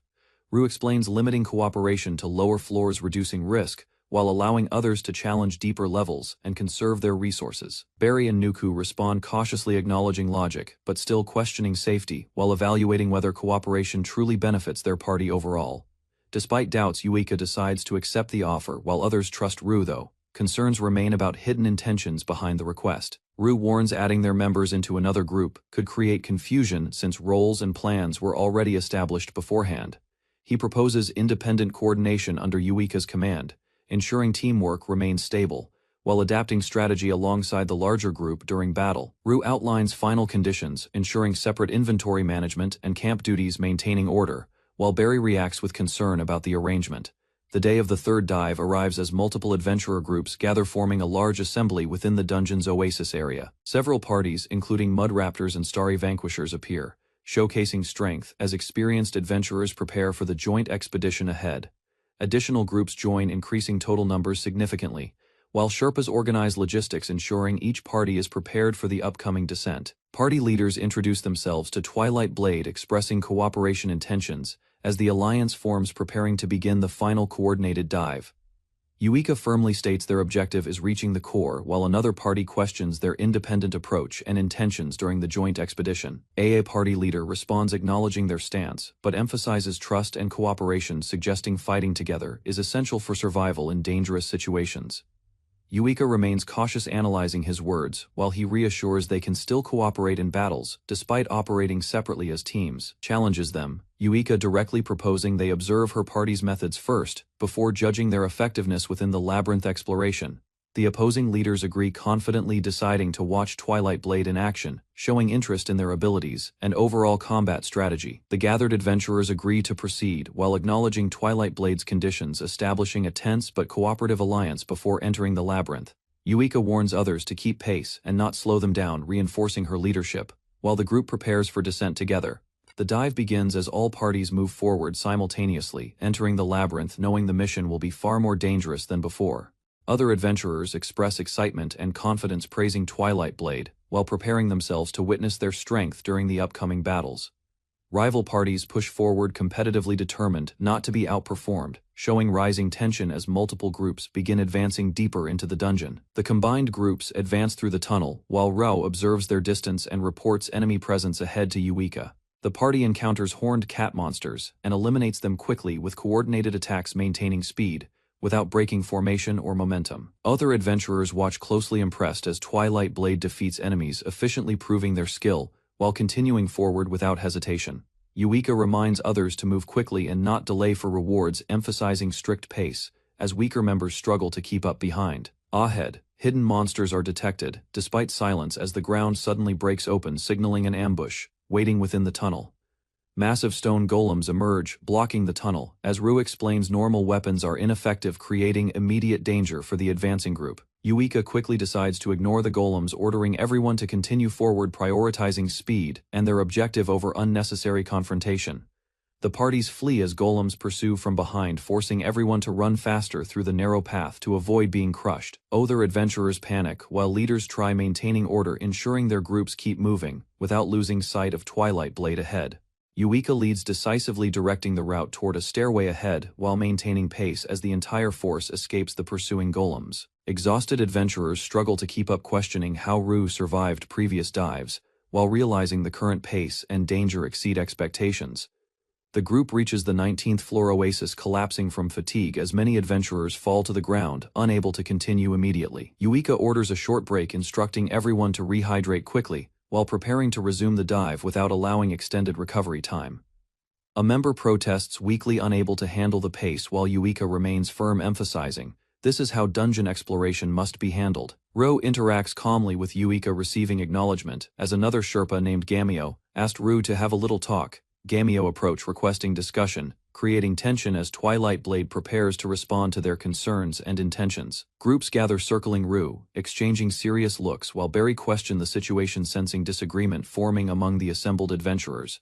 The dive continues deeper as Twilight Blade defeats a floor boss, recruiting it into their ranks, strengthening their forces significantly. They encounter a necromancer and a monster named Kitty as Yuika allows recruitment, further expanding their growing controlled monster group. Twilight Blade advances with their assembled monster army, increasing power while maintaining momentum as the expedition pushes further into dangerous depths. Twilight Blade's monsters dominate battles, forcing other parties to stand back as Yuika watches, while enemies are cleared efficiently. Yuika allows others to collect cores quickly after battles, maintaining pace, while controlling the flow of progress during the expedition. Other adventurers realize they contribute little as Twilight Blade handles most threats, leaving them to simply follow behind. The group reaches the 29th floor oasis, ending the first day, as all parties set up camp after continuous advancement. Yuika commands gathered monsters again, preparing for further progress, while maintaining control over their growing forces within the dungeon. Rue observes their strategy working as others rely on them while maintaining Devotion Blade's limit and ensuring controlled pacing for the group. The day ends as Yuika allows others to use collected resources, while everyone rests quietly after the exhausting advance through the dungeon. Rue is called aside by other leaders, while Barry notices and questions his actions, seeing him involved in another discussion again. Tension rises as surrounding adventurers react with confusion and frustration toward Rue, while he stands calm, despite their strong reactions. Yuika approaches, asking about the situation, while Rue reassures there is no serious issue, maintaining control as attention shifts toward him. Yuika approaches Rue concerned, but he reassures her calmly, then leaves to handle preparations while maintaining a composed and controlled demeanor. Rue tells Yuika to rest and not worry about him, suggesting she will not be needed for upcoming lower floor challenges. Barry watches, silently unsure of Rue's intentions, while observing him interacting with others, causing growing doubt within the group. Other adventurers begin suspecting Rue as tension rises, noticing his repeated meetings and questioning his actions and overall intentions. Barry grows anxious, fearing Rue may betray them, realizing suspicion could damage their alliance and affect the outcome of the expedition. Barry struggles with doubt but convinces herself to trust Rue, recalling their bond and refusing to believe he would betray them. She resolves to investigate on her own, adopting a determined mindset and preparing to uncover the truth behind Rue's actions. The party faces a massive monster as chaos erupts, with multiple fighters attacking while the creature retaliates fiercely across battlefield. A strategist explains the group's aggression, linking it to Rue's influence, while others show hostility after his recent interaction. Some members still maintain control, redirecting anger toward monsters, while others hesitate, revealing imbalance within the team's coordination and discipline. Internal conflict rises as fighters argue during battle, wasting mana and focus, while enemies continue pressing their attack relentlessly forward. Barry questions the situation, suspecting sabotage involving Rue, while another denies it, yet doubts remain about the team's unstable condition. The party arrives at floor 43 Oasis, where many groups gather resting after battles, creating a temporary safe zone underground. Rue is spotted nearby as multiple adventurers watch cautiously, while some whisper, showing lingering tension and distrust among different parties present. He approaches, casually greeting others while pausing, due to stomach pain, then excuses himself briefly, leaving the group momentarily uncertain. Guma presents potato soup, offering it to everyone, hoping to share food across parties and improve relations between different adventurers. He explains, sharing meals may rebuild camaraderie and stabilize teamwork, after recent conflicts, encouraging unity among parties within the oasis. Rue suddenly interferes, causing the soup to spill, disrupting Guma's attempt to share food and interrupting the peaceful atmosphere. Dismisses the offer firmly, Rue reminding Guma they handle meals independently, asserting control and rejecting cooperation between different parties. His expression turns serious, warning the cook not to repeat the gesture while maintaining a strict stance against outside hospitality.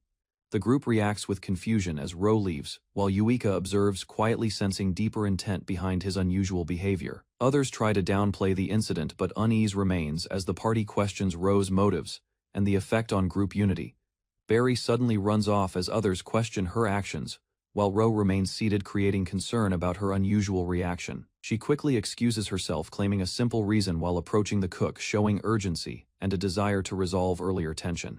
Barry apologizes sincerely, then tastes the soup, appreciating it, while the cook accepts her response, restoring a small sense of goodwill. She returns to the group, appearing normal again, as others acknowledge her presence, and the situation begins stabilizing gradually. The group observes Rue acting normally, again, while Barry relaxes and the team continues forward with fewer issues over time. The party arrives at Floor 48 Oasis, amazed by its size, while many adventurers gather, creating a lively and energetic atmosphere. A request is accepted as Yuika stands calmly, while another adventurer suggests resting before advancing deeper into the labyrinth tomorrow. An adventurer awkwardly attempts to invite Yuika privately, but she refuses, firmly showing disinterest and maintaining focus on the group's purpose. Yuika is called away by teammates, leaving the situation behind while others continue preparing and organizing supplies for upcoming exploration. The group relaxes near clear water, observing surroundings, while some enjoy the moment and others remain thoughtful about their next actions. Barry reflects on past mistakes during their first dive, while the group rests nearby and tension lingers beneath the calm setting. She notices Rue missing and questions his absence as other adventurers continue their activities, unaware of his current location. Barry secretly follows Rue and the cook, observing them entering a narrow passage while attempting to listen from a distance. She struggles to hear their conversation clearly as distance and interference block the details, leaving her uncertain about their intentions. Suddenly a voice contacts Barry, directly revealing knowledge about Rue's actions, warning him to stop, causing her alarm and suspicion. The guild master explains some Sherpas protect the labyrinth core, while Barry listens, realizing Rue may have a secret responsibility. Barry struggles to understand Rue's words, but decides to stay out of his actions, despite growing concern and confusion. She returns quickly, hearing they are coming back, while realizing Rue might be acting against the Twilight Blade's interests. Barry knew Rue's situation, including his responsibilities and family burden, suggesting his actions may be driven by necessity. She refuses to accept betrayal, believing in Rue, while others insist he has chosen his path, creating conflict within her thoughts. A hidden figure discusses suspicion and betrayal, suggesting evidence against Rue, while the group remains unaware of the looming accusation. Barry steels herself, deciding to protect both the group and Rue, despite growing tension and uncertainty surrounding the situation.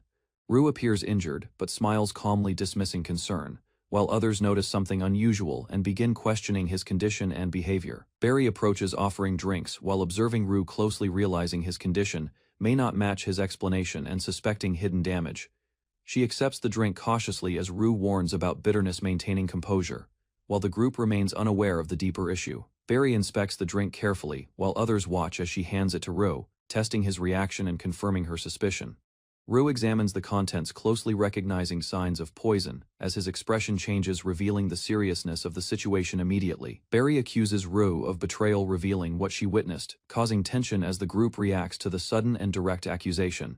Rue calmly explains his actions, mentioning the meeting and hidden intentions, while trying to control the situation and avoid public attention. Nuku initiates a formal judgment, questioning the existence of a hidden organization, as the situation escalates into a serious trial. Yuika explains Rue accepted the offer to protect them, while revealing threats against his sister and the Dagger Group. Rue clarifies he accepted the request, but never intended to follow through, believing deception was necessary to protect everyone involved. He reveals the enemy used food to poison them, and explains his precautions, including separating inventory to prevent further sabotage attempts. Barry reacts in shock as Rue shows the substance, explaining it contains parasitic eggs used deliberately to harm the party. He explains the parasites and antidote, proving the substance was misunderstood as poison, while revealing the true intent behind his actions. Rue explains he delayed Barry from eating suspect soup, then drinks it himself to prove safety, while others react urgently. He endures the bitter taste calmly while answering questions, explaining few know about the guiding dagger and the hidden organization. Yuika listens as Rue explains the enemy planned to poison them and use trackers to capture them after the toxin activated. Rue describes his counterplan, allowing enemies to accompany them while minimizing risk to Yuika and controlling the situation carefully. He concludes his plan succeeded, explaining later adjustments and deception, while the group understands his intentions and the situation stabilizes. Yuika confronts Rue, explaining he hid the truth and tried handling everything alone, causing distance and misunderstanding between them. She admits she trusted him completely, without verifying facts, realizing her mistake while expressing quiet disappointment and emotional vulnerability. Rue apologizes, sincerely acknowledging his decision to conceal information, while maintaining he acted with purpose to protect those around him. He explains secrecy was necessary to prevent rumors and protect the guild's stability while avoiding further complications for Yuika.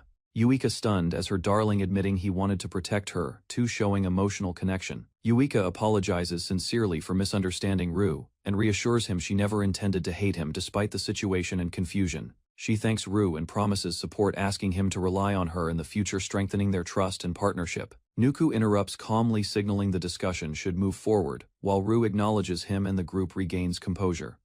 Confirms Rutsi's actions. Nuku protected them from hidden enemies while discussing the truth behind the guiding dagger and Gamio's involvement. Rue explains Gamio's situation, showing understanding of his actions, while the group reflects on the burden and consequences behind the conflict. Nuku acknowledges Rue's explanation and expresses gratitude, recognizing his actions protected the group despite the risks and misunderstandings. Yuika praises Barry's efforts while questioning her silence, causing Barry to react nervously as attention shifts toward her actions. Barry apologizes, emotionally admitting her mistake and blaming herself for doubting Rue, while expressing regret for causing trouble within the group. Rue reassures Barry, calmly acknowledging her observations were valid, while the group reflects and tension begins to ease gradually. Barry becomes flustered as the mood lightens, while Rue jokingly suggests a different job, causing a shift toward a relaxed atmosphere. She panics, imagining consequences of her actions, as teasing overwhelms her, while others joke, causing embarrassment, marking the end of the tense situation. On the fifth day, the group gathers in formation as Yuika leads them forward, marking steady progress in their joint expedition. Yuika addresses the group, calmly acknowledging their teamwork over 5 days, and emphasizing their growth as cooperative adventurers under shared effort. Some adventurers react with frustration, doubting her intentions, while others remain silent, creating tension among members, despite recent cooperation achievements. Yuika praises their coordination, explaining their efficiency surpassed expectations, while Rue and others observe as the group begins understanding their progress. She explains their strategy, highlighting how they weakened monsters, effectively showing the group their methods improved control and battle outcomes consistently. The adventurers acknowledge their success, crediting teamwork and preparation, while recognizing their progress came from careful planning and consistent cooperation. Yuika continues evaluating their combat flow, explaining how their timing and awareness allowed them to maintain control during continuous engagements. The group reacts positively, gaining confidence as they realize their strengths, while Yuika emphasizes balance and coordination among all members. Yuika further details their tactics, highlighting how they restricted enemies and executed attacks effectively, while the team reflects on their performance. She concludes by analyzing each member's strengths, showing her deep understanding of different parties as others recognize her exceptional observation ability. Rue quietly observes as Yuika speaks, while it is revealed he planned her analysis, guiding the group without drawing attention. Rue reflects calmly, knowing events follow his plan, while others show mixed feelings yet still respect the strength of their leadership. The group hesitates at the next floor, lacking combat progress, as tension rises and doubts appear among members about advancing further. Rue encourages them, carefully choosing words to raise motivation, gradually convincing the group to move forward and take responsibility in battle. Yuika announces their next objective and eventual separation as the group listens, realizing their journey together will soon come to an end. Speaks gently, Yuika asking the group to continue fighting together until parting, while maintaining composure and guiding their remaining time. The adventurers respond positively, agreeing to continue together, showing acceptance and renewed motivation as they prepare to proceed deeper. The group advances into the next floor, beginning exploration again, while forming a larger force and preparing for upcoming encounters. Rue warns about possible threats below, recalling previous encounters, and urging caution as the group prepares for unexpected dangers ahead. The group reacts suddenly upon hearing about Obeons, realizing the threat level as tension rises, and they prepare for immediate confrontation. The vanguard team advances through the cave as detection reveals 5 monsters ahead, prompting immediate preparation for an incoming encounter. Basilisks appear aggressively, displaying petrifying breath abilities as the party recognizes the threat and prepares to counter their dangerous attacks.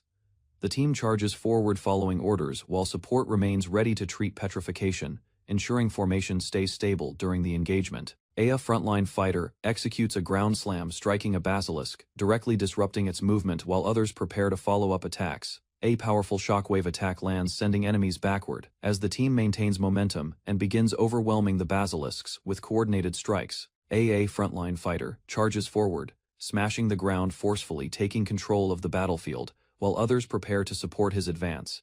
He follows with a hammer crash attack, striking a basilisk, directly causing heavy damage, while allies acknowledge his momentum. Yuika issues precise commands while another fighter executes a finishing strike, maintaining control and ensuring enemies remain contained during combat.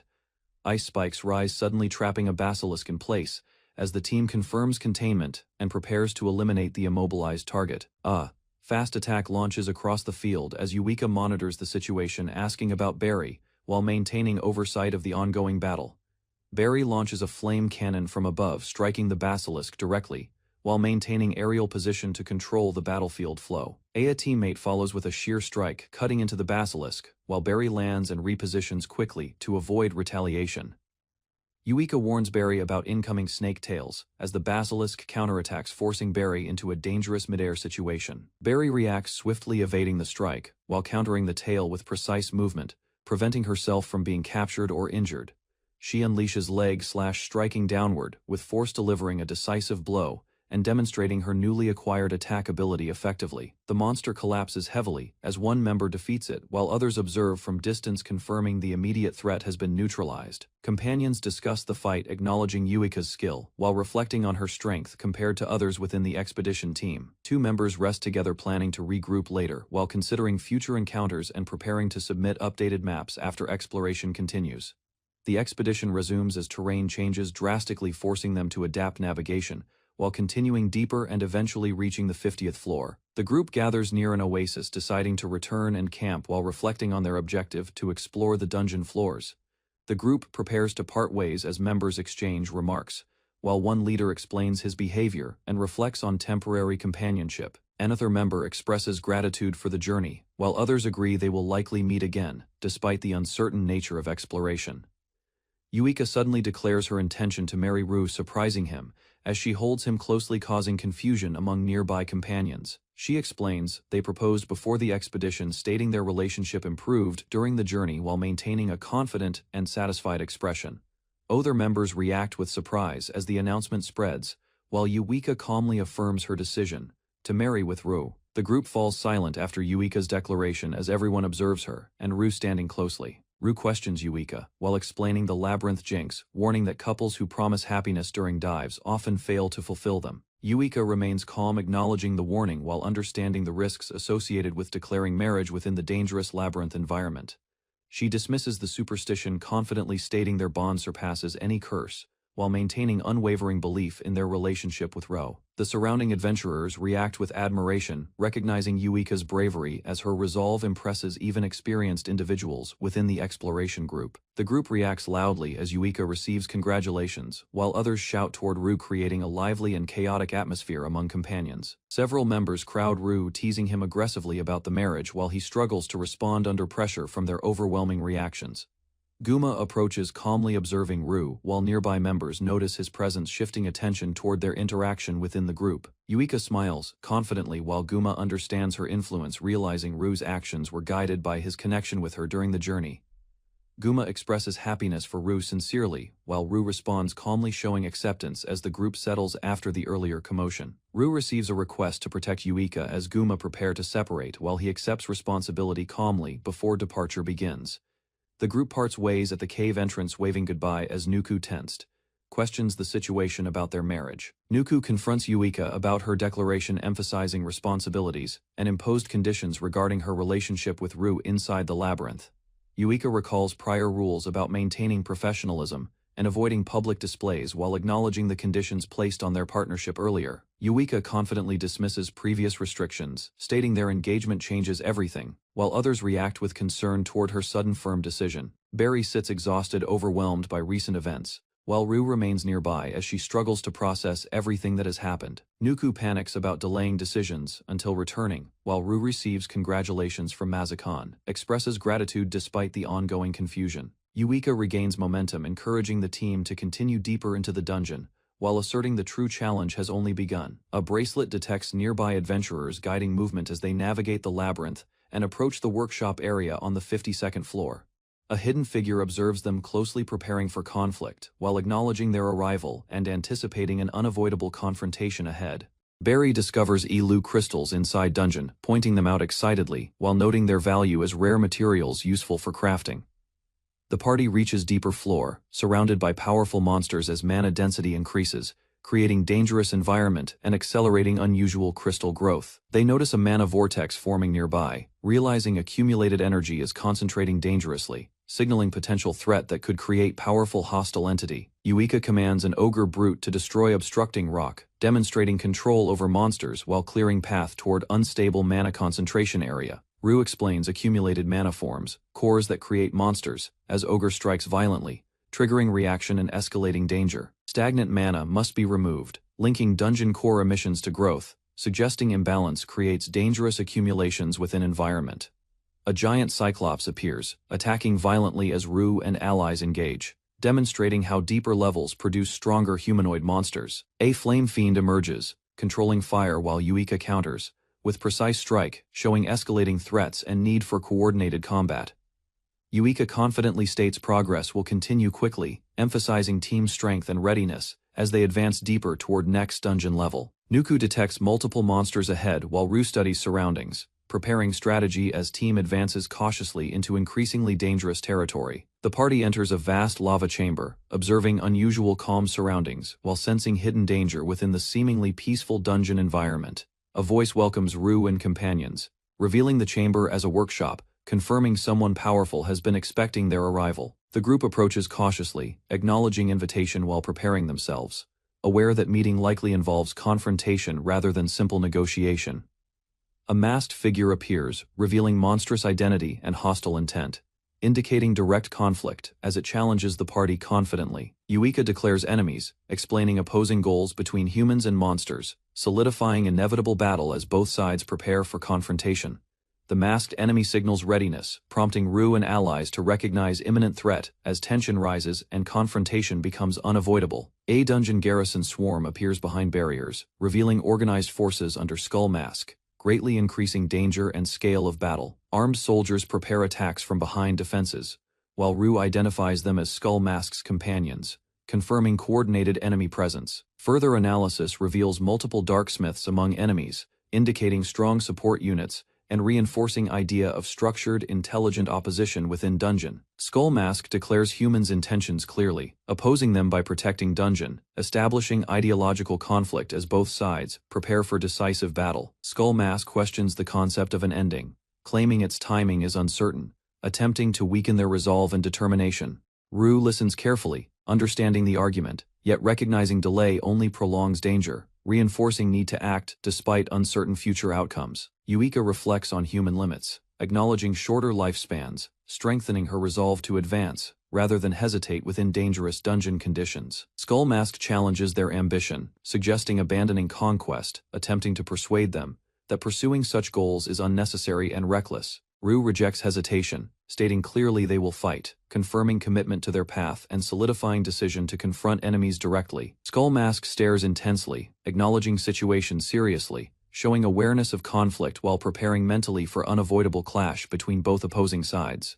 Yuika speaks calmly, recalling shared journey, showing respect towards Skull Mask while explaining their bond still holds meaning despite opposition. Requests passage without violence, Yuika stating intention clearly, while Skull Mask reacts with surprise, recognizing unexpected kindness from perceived enemy leader. Skull Mask rejects hesitation, calling situation unfortunate, raising weapon as soldiers prepare, signaling that peaceful resolution will not be accepted. The monsters ready defenses, declaring they will respond with force, confirming battle is inevitable as both sides commit to confrontation ahead. The battle begins, as enemies charge forward, forcing Yuika to command formation while the group prepares to defend against incoming attacks. A shadow barrier rises, blocking the assault, as defensive magic creates a temporary wall protecting the party from overwhelming enemy forces. Enemies detect weakness within the barrier, targeting openings, while Skull Mask mocks their defense, revealing awareness of their strategy and limitations. Soldiers thrust weapons through the gap, launching coordinated attacks, attempting to break formation and penetrate defenses with focused aggression. An ogre counters powerfully, striking forward to repel attackers, stabilizing the front line and preventing enemies from overwhelming the party's defensive position. Yuika orders ogres forward, directing assault toward enemy garrison while maintaining formation, initiating coordinated attack against fortified opposing forces. The ogres strike powerfully, breaking through enemy lines as soldiers are thrown aside, exposing weakness in their defensive positioning and structure. Enemies attempt to regroup around barrier, but large beast charges forward, disrupting formation and forcing soldiers into scattered retreat positions. Yuika commands Rhinodons to advance, reinforcing assault with heavier units, increasing pressure and overwhelming remaining defenders with continuous attacks. With enemies reduced, Yuika orders full advance, as remaining monsters charge ahead, crushing opposition and securing momentum for deeper progression forward. The advancing wall carries enemies forward, revealing multiple magic users and darksmiths positioned together, strengthening their defensive formation against incoming assault. The wall continues moving steadily, surprising observers, as Skull Mask remains confident, while allies react to the unexpected coordinated movement strategy. A large magical barrier forms behind enemies, reinforcing their position, causing hesitation as they prepare countermeasures. A sudden explosion erupts within the formation, knocking soldiers down, disrupting coordination and creating an opening for Yuika's forces to exploit. Yuika issues precise orders, directing units to break through and freeze darksmiths, coordinating attack to neutralize key enemy support quickly. Skull Mask realizes allies are defeated, reacting with shock as battlefield clears, leaving him isolated against Yuika's advancing forces. Yuika orders capture instead of killing, directing ogres forward to seize Skull Mask, aiming to obtain information about dungeon leadership. Ogre moves swiftly, striking and grabbing Skull Mask, while Yuika states intent to question him directly about the dungeon masters. Skull Mask is thrown upward, escaping momentarily, using agility to avoid capture while Ogre attempts to crush him mid-air. Skull Mask moves rapidly through air, surprising observers, maintaining mobility and avoiding restraint, despite overwhelming pressure from Yuika's forces. Skull Mask reveals special boots, moving through air freely, demonstrating unexpected mobility that allows him to evade capture and reposition easily. He attacks from above, striking an ogre directly, disrupting formation and surprising Yuika's forces with sudden aerial assault capability. Yuika reacts, sensing disruption as her control weakens, realizing her monster connection has been affected by Skull Mask's unusual attack. Skull Mask explains weapon ability, revealing it cancels magic on monsters, showing direct counter to Yuika's control over her forces. Yuika understands difference, recognizing enemy possesses anti-control capability, increasing threat level, and forcing reconsideration of current battle strategy immediately. Skull Mask strikes decisively, severing control over a monster completely, demonstrating his ability to neutralize Yuika's influence in single attack. Yuika observes calmly, understanding situation quickly, preparing countermeasure, while recognizing direct confrontation will disadvantage her controlled monster strategy significantly. She orders all monsters to enter lava pool, sacrificing them intentionally to prevent further control disruption and deny enemy advantage. Monsters obey instantly, plunging into lava, shocking Skull Mask as his strategy fails, losing targets and weakening his ability to counter. Lava consumes monsters, eliminating controlled units, while Ru reflects on harsh decision, acknowledging sacrifice as necessary to maintain overall battle advantage. Yuika confirms no reinforcements remain, standing with her team, establishing control of battlefield and preparing to focus entirely on Skull Masks. She orders Ru to stay back, recognizing danger, while positioning herself forward, ready to confront Skull Mask directly without interference. The Minotaur charges, intercepting Skull Mask mid-air, striking him forcefully and disrupting his movement, forcing him back toward ground. Barry, Nuku, and Yuika advance together, coordinating pursuit, aiming to suppress Skull Mask while preventing further escape or counterattacks. The Minotaur continues aggressive charge, closing distance rapidly as Yuika's team presses forward, tightening control and limiting Skull Mask's movement options. Yuika launches forward with wave thrust skill, aiming to finish Skull Mask quickly, focusing all attention on ending the confrontation. The Minotaur slams the ground violently, creating shockwaves that disrupt movement, forcing Yuika and others to adjust positioning mid-attack. Yuika realizes Skull Mask slipped past their line, recognizing sudden change in target direction and potential threat behind their formation. Suddenly, Yuika found the Minotaur rushes toward Ru, raising weapon to strike. The attack descends toward Ru, as tension peaks, leaving outcome uncertain, while Yuika's team struggles to respond in time. A sudden attack targets Ru from behind, forcing immediate reaction as Yuika shouts in alarm. Ru is struck and pushed aside by Skull Mask, unable to fully react, as the attack disrupts formation. Skull Mask appears directly make Ru surprised, revealing speed and intent, causing shock. Ru finds himself on the ground, disoriented, as the battlefield shifts and distance grows between him and allies. A powerful Minotaur-like monster approaches Ru, standing over him, signaling new danger as he faces threat alone without immediate support. Mazakon casts Moonlight Blade from distance, releasing powerful strike toward Minotaur while Ru watches, realizing sudden support arrives during danger. The attack hits the Minotaur directly, forcing it back, while Mazakan's focused gaze shows control and precision during critical moment. The battlefield stabilizes as allies regroup, confirming Mazakan remains alive, while Ru and others assess situation after sudden intervention. Skull Mask lies injured beneath debris, weakened after impact, acknowledging damage while observing opponents continuing their advance, despite resistance. Ru kneels beside Skull Mask, realizing he was protected, while Yuika stands behind. As tension shifts from battle toward understanding, Skull Mask recovers consciousness, confused as body moved automatically, realizing intervention saved him, questioning unusual reaction during near-fatal situation. Yuika explains demonic recovery activated, but acknowledges timing was critical, confirming intervention prevented death after Minotaur attack during chaotic battle. Healing fails as damage reaches core, revealing fatal condition, while Yuika concludes Skull Mask will disappear due to irreversible internal destruction. Skull Mask accepts outcome calmly, reflecting briefly on circumstances, showing understanding as situation becomes irreversible and end approaches without resistance. Ru supports Skull Mask physically, helping him sit, while Yuika stops healing, acknowledging limits as moment shifts toward final exchange. Ru and Yuika look down at Skull Mask, concerned, as his condition worsens, showing visible weakening. Skull Mask expresses happiness, acknowledging connection with them, revealing emotional attachment despite being enemy, showing change in perspective before his end. He explains studying human memories, developing curiosity, noting their unusual bond compared to others, highlighting difference in Ru's actions toward monsters.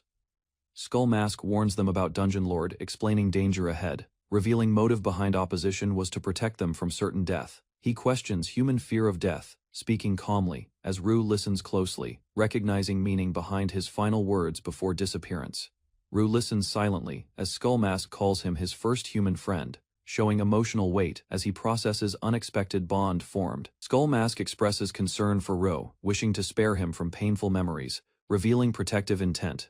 The group stands united behind Ru, while Skull Mask acknowledges their determination, understanding they will continue forward regardless of obstacles ahead. Skull Mask reveals Dungeon Lord's location, explaining path and destination, providing crucial guidance about deepest level, where final confrontation awaits them. His presence fades gradually, explaining failed attempt to communicate with Master, leaving Ru with final information before completely disappearing from battlefield. Skull Mask recalls the Master's terrifying presence, describing red eyes, revealing fear, despite being a powerful entity within the dungeon hierarchy. Ru notices Skull Mask fading, as his form weakens, realizing final moments are approaching while conversation becomes slower and fragmented. Skull Mask reflects on countless human corpses, finally understanding meaning of death through experience, recognizing something he never comprehended before. He accepts the sensation calmly, identifying it as dying, showing awareness and clarity as his existence approaches its inevitable end. Skull Mask asks about human final words, seeking understanding, while Ru listens silently, witnessing his last moments before complete disappearance.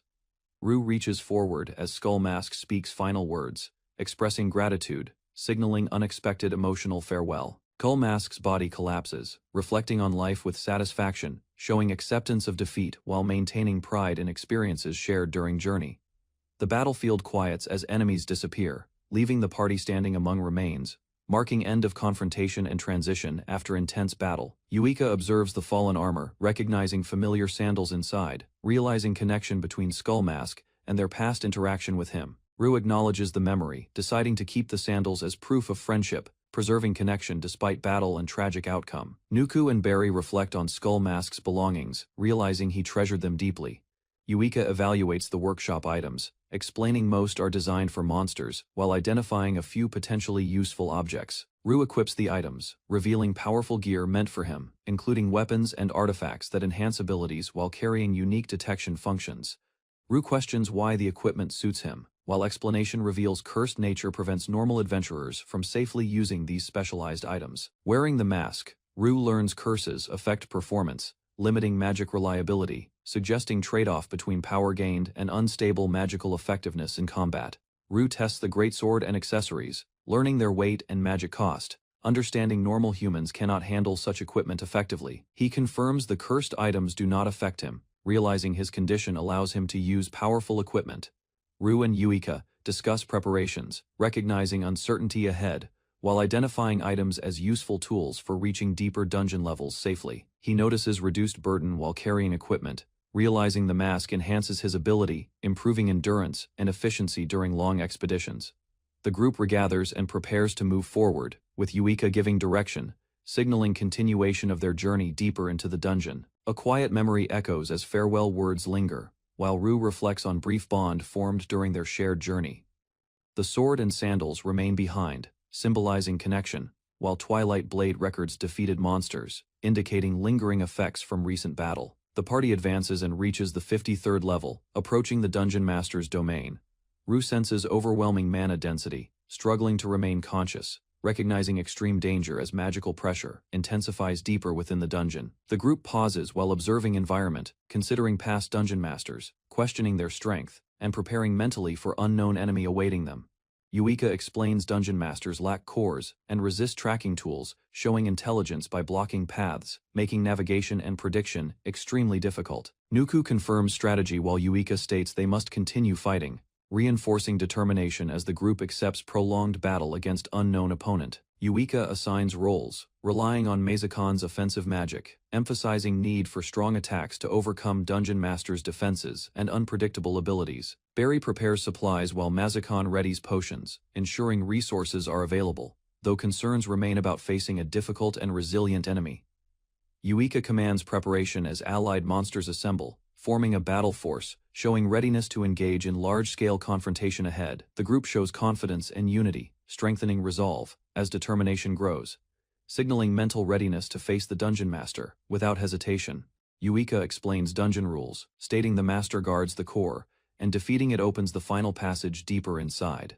The group enters a vast organic dungeon area, following Yuika's lead as she confidently signals everyone forward into unknown territory. They notice unstable footing and strange vines, while Rue and others observe the environment carefully, sensing danger within the dim surroundings. A massive plant creature appears, looming silently as the group reacts with shock, realizing the dungeon contains unexpected living threats.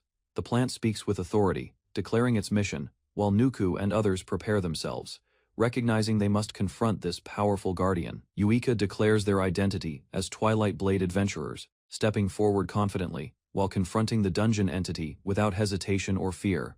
The plant entity mocks them, revealing its cursed nature and immense power, treating the group as insignificant intruders within its domain. The creature introduces itself as Shamblove, explaining its immortality curse, establishing dominance and presenting itself as an overwhelming enemy. Shamblove expands its body and attacks, declaring the group will not survive, as its massive vines surge forward violently. The exit seals behind them, trapping the party, while Rue prepares for battle, realizing escape is impossible, and confrontation is necessary. Yuika orders the ogres to surround the enemy, coordinating the attack while maintaining control of the battlefield and directing their movements. The ogres charge forward, but Shamblove observes calmly, mocking them and dismissing their efforts as insignificant and easily disposable. Yuika, Rue, and armored allies stand ready behind, watching the advance, maintaining formation while preparing for the enemy's counterattack. Shamblove strikes back with powerful vines, knocking an ogre aside, while Nuku reacts quickly, recognizing the enemy's overwhelming strength. Rue launches a projectile attack through the ogres, striking the enemy directly, initiating the party's first coordinated offensive against Shamblov. On Ogre and Rue strike together, landing blows on Shamblov's body, briefly damaging its outer form during their coordinated assault. Shamblov remains unfazed, mocking both attackers, dismissing their effort while showing no sign of weakening despite the direct hits. Vines lash out violently, forcing Rue and Nuku to defend, as the ogres struggle against the creature's overwhelming and relentless attacks. Yuika observes carefully, noticing a weakness, as an ogre's strike reveals damage, hinting the creature's structure may not be invincible.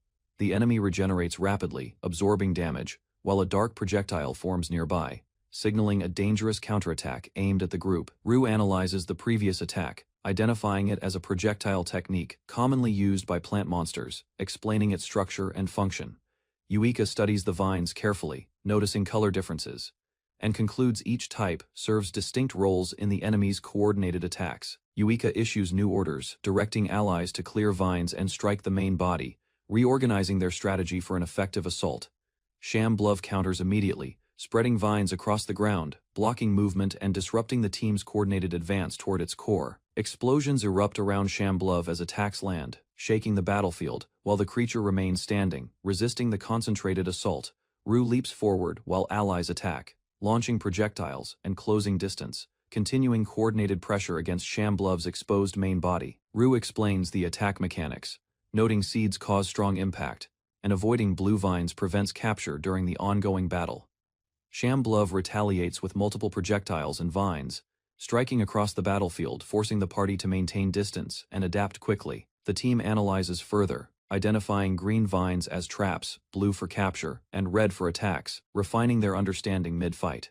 Mazakan observes the stationary core, concluding the enemy cannot move, recognizing a clear targeting advantage despite the surrounding defensive vines. Yuika summons an evil eye and orders Mazakan to prepare magic, positioning the team while targeting Shamblov's vulnerable state.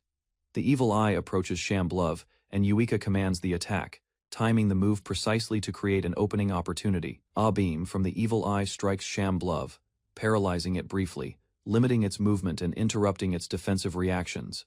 Mazakan unleashes Moonlight Blade, striking the immobilized body, while ogres support the assault, dealing heavy damage to the enemy. Shamblov collapses partially weakened and unable to respond immediately, as the team's coordinated strategy successfully disrupts its control. The group observes Shamblov's damaged body, believing the attack succeeded, as Barry questions whether the enemy has finally been defeated. Yuika, Nuku, Mazakan, and Barry remain alert, noticing faint movement from the core. Realizing the situation is not yet resolved, Shamblov laughs while its body reconnects, revealing it survived the attack, demonstrating resilience beyond the group's expectations. The creature fully reforms its body, regaining structure and composure, preparing to continue the battle despite sustaining heavy damage earlier.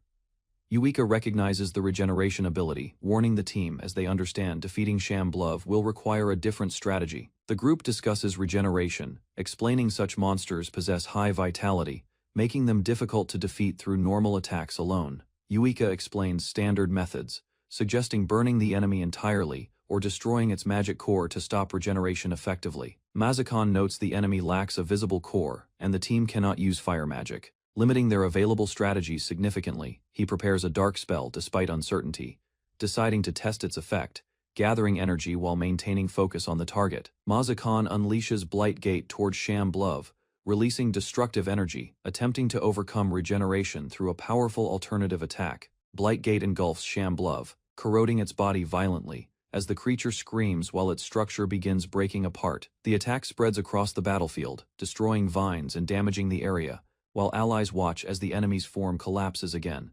Yuika realizes the creature possesses revival, not just regeneration, as Shamblov reforms once more, maintaining control despite repeated destruction. Mazakan observes calmly, recognizing the battle's difficulty, noting the continuous revival will prolong the fight without a decisive solution. The team surrounds Shamblov, again, preparing another plan, understanding each revival consumes energy, offering a possible path toward eventual victory. Yuika commands all allies to keep attacking continuously, planning to exhaust Shamblov's magic power through repeated damage and relentless pressure.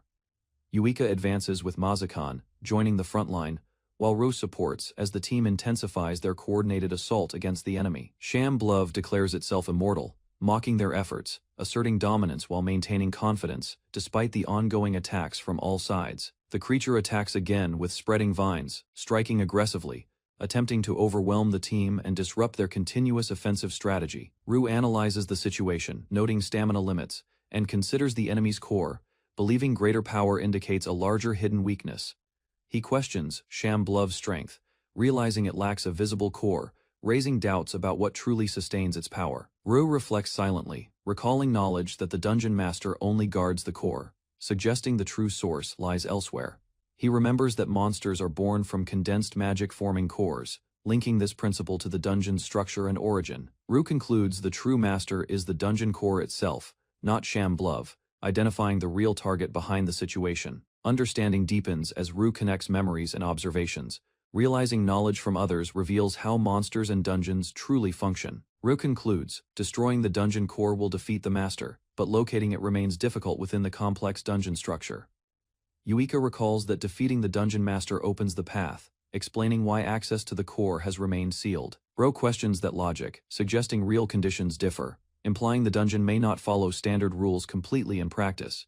He explains magical essence constantly flows, meaning the core likely remains active and connected, allowing monsters to continuously appear. Ru realizes the path to the core is always open but hidden, requiring careful observation of surroundings to locate it.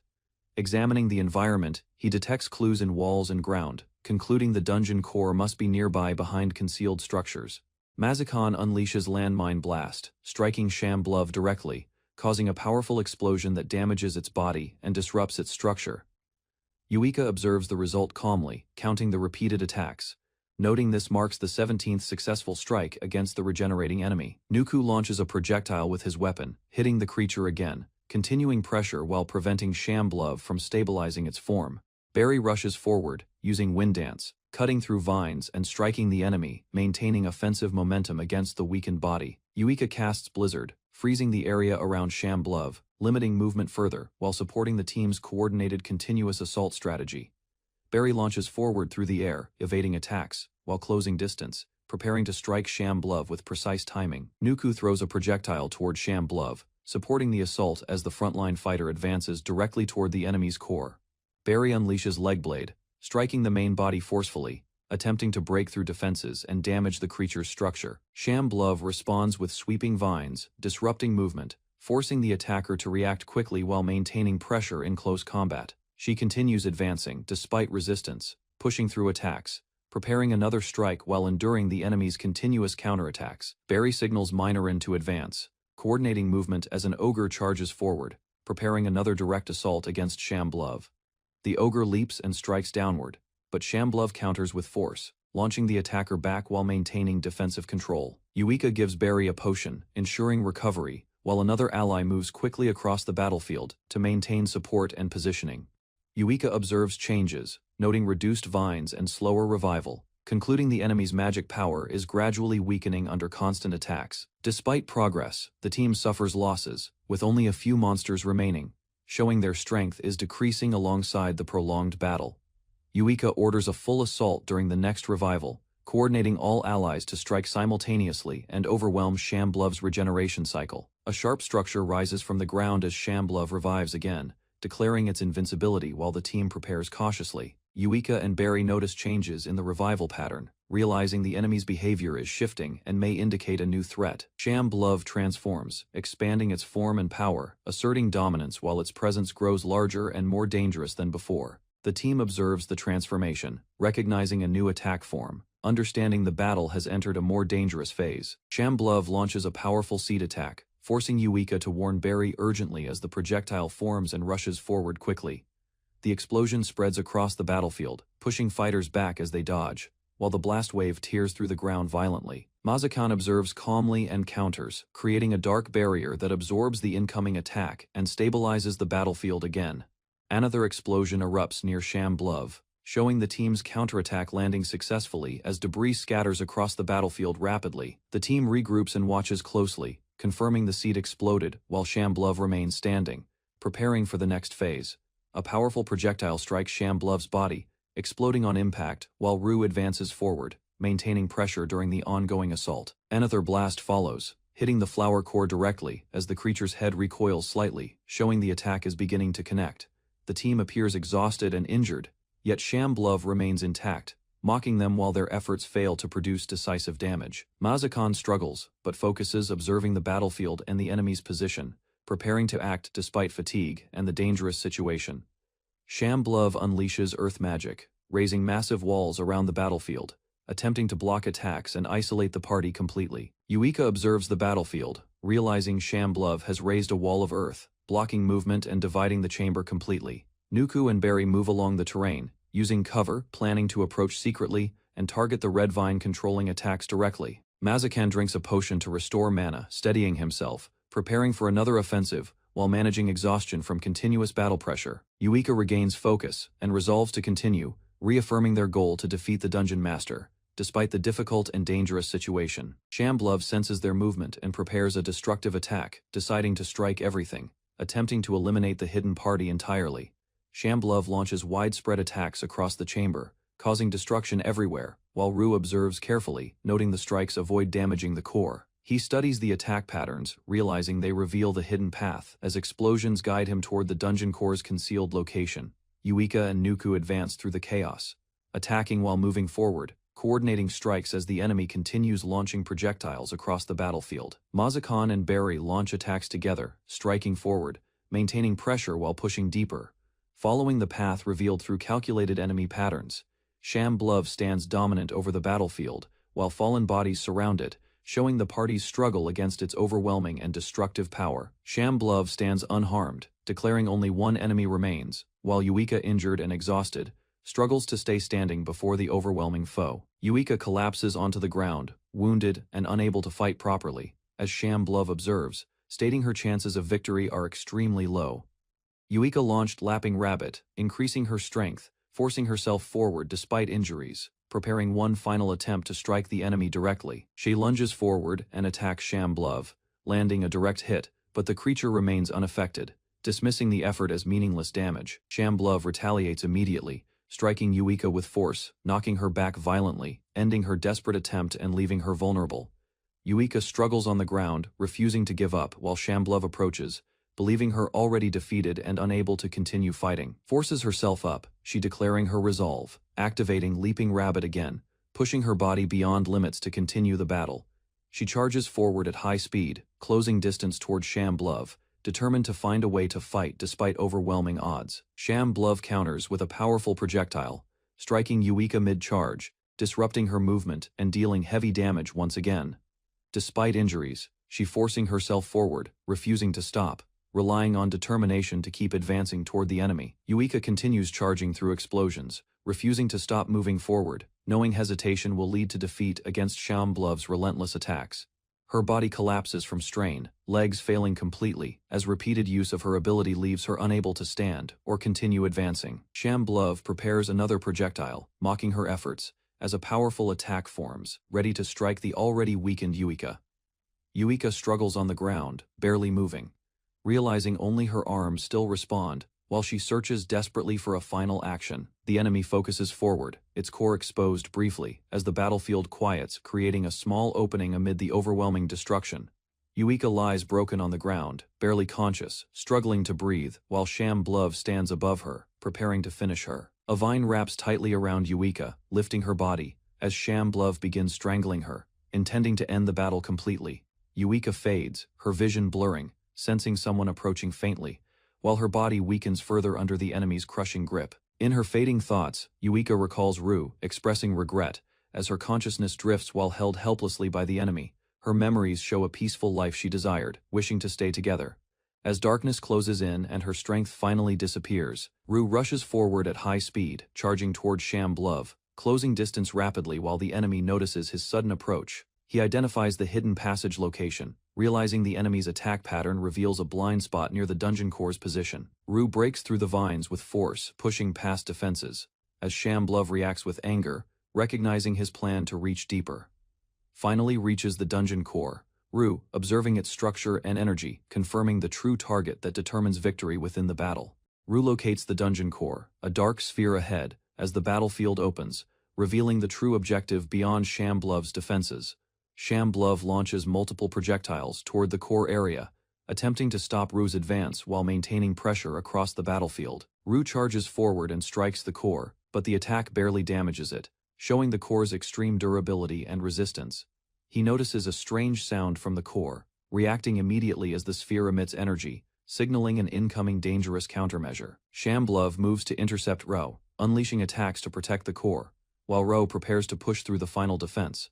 Shamblov declares the core sacred, attacking Ro with powerful force, accusing him of trespassing and attempting to damage the dungeon's center. Ru struggles to use his sword effectively under pressure, realizing direct attacks are limited while Shamblov intensifies its relentless defense.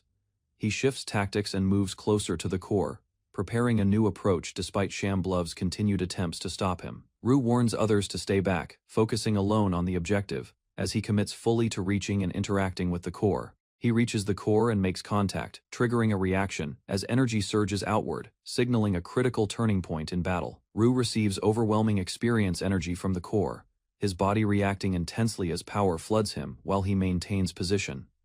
Shamblov desperately tries to stop him, extending vines to restrain Ru, prioritizing defense of the core despite damage accumulating. Ru allows himself to be bound, realizing standing before the core prevents projectiles. Using his position to block further attacks, provokes Shamblov. He warning the core's destruction is inevitable, aiming to disrupt the enemy's focus and prevent strategic retaliation. Ru considers the team's safety, recognizing Yuika and others are vulnerable, as Shamblov's desperation threatens to shift the battle's outcome. Continues collecting energy from the core, Ru enduring attacks while the process nears completion, maintaining position despite constant pressure from Shamblov. Ru challenges Shamblov, declaring endurance, focusing entirely on surviving the assault, while the collection continues without interruption. Shamblov intensifies attacks, crushing Ru with vines and pressure, attempting to overwhelm him physically and stop the ongoing collection process. Ru weakens under strain, blood flow slowing, nearing collapse, yet remains conscious, resisting the effects while maintaining his position.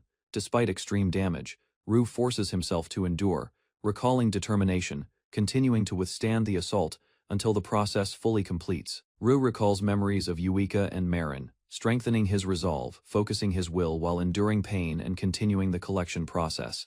The dungeon core visibly shrinks as Ru continues, sensing progress, holding position while the energy transfer steadily approaches completion. Ru imagines a future beyond the battle, thinking of a new beginning, while remaining bound and continuing to endure without stopping.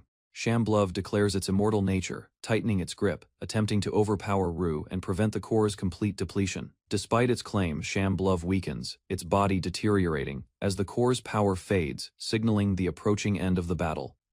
Shamblov refuses destruction, extending vines toward Ru, declaring its will to survive. While the weakened core continues collapsing nearby, the creature channels its remaining power, cursing Ru directly, embedding energy into him as a final desperate act before defeat.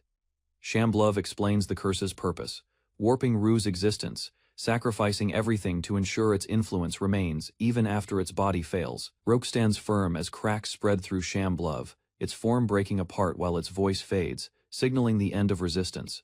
Shamblov collapses completely, its body disintegrating into dust, leaving only silence as the dungeon core's power finally disappears. Ro weakly questions victory, his body cracking, recalling promises to return, while barely maintaining consciousness after the intense battle's conclusion.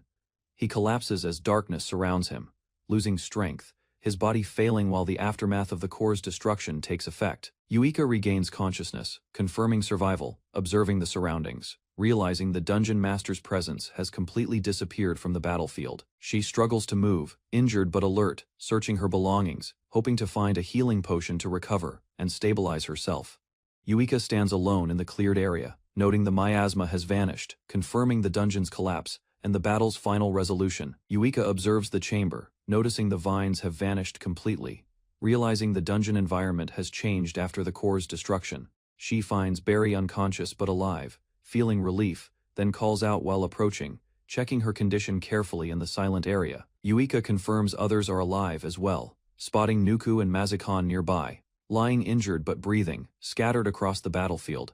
She kneels beside them, preparing treatment, asking for assistance, while recognizing their injuries require immediate attention after the intense fight. Looks around anxiously, Yuika realizing Ru is missing, calling out for him, growing concerned as no response comes from the surroundings. Yuika searches the area, noticing a strange hole in the wall, questioning its purpose while continuing to look for Ru. She enters the tunnel and finds Ro's greatsword, realizing he must be nearby, her concern increasing as she moves deeper inside. Yuika discovers Ro partially petrified, recognizing the curse's effect. Understanding his body has been transformed and immobilized by it, she immediately casts a healing spell, attempting to reverse the petrification, focusing her energy while trying to restore his condition.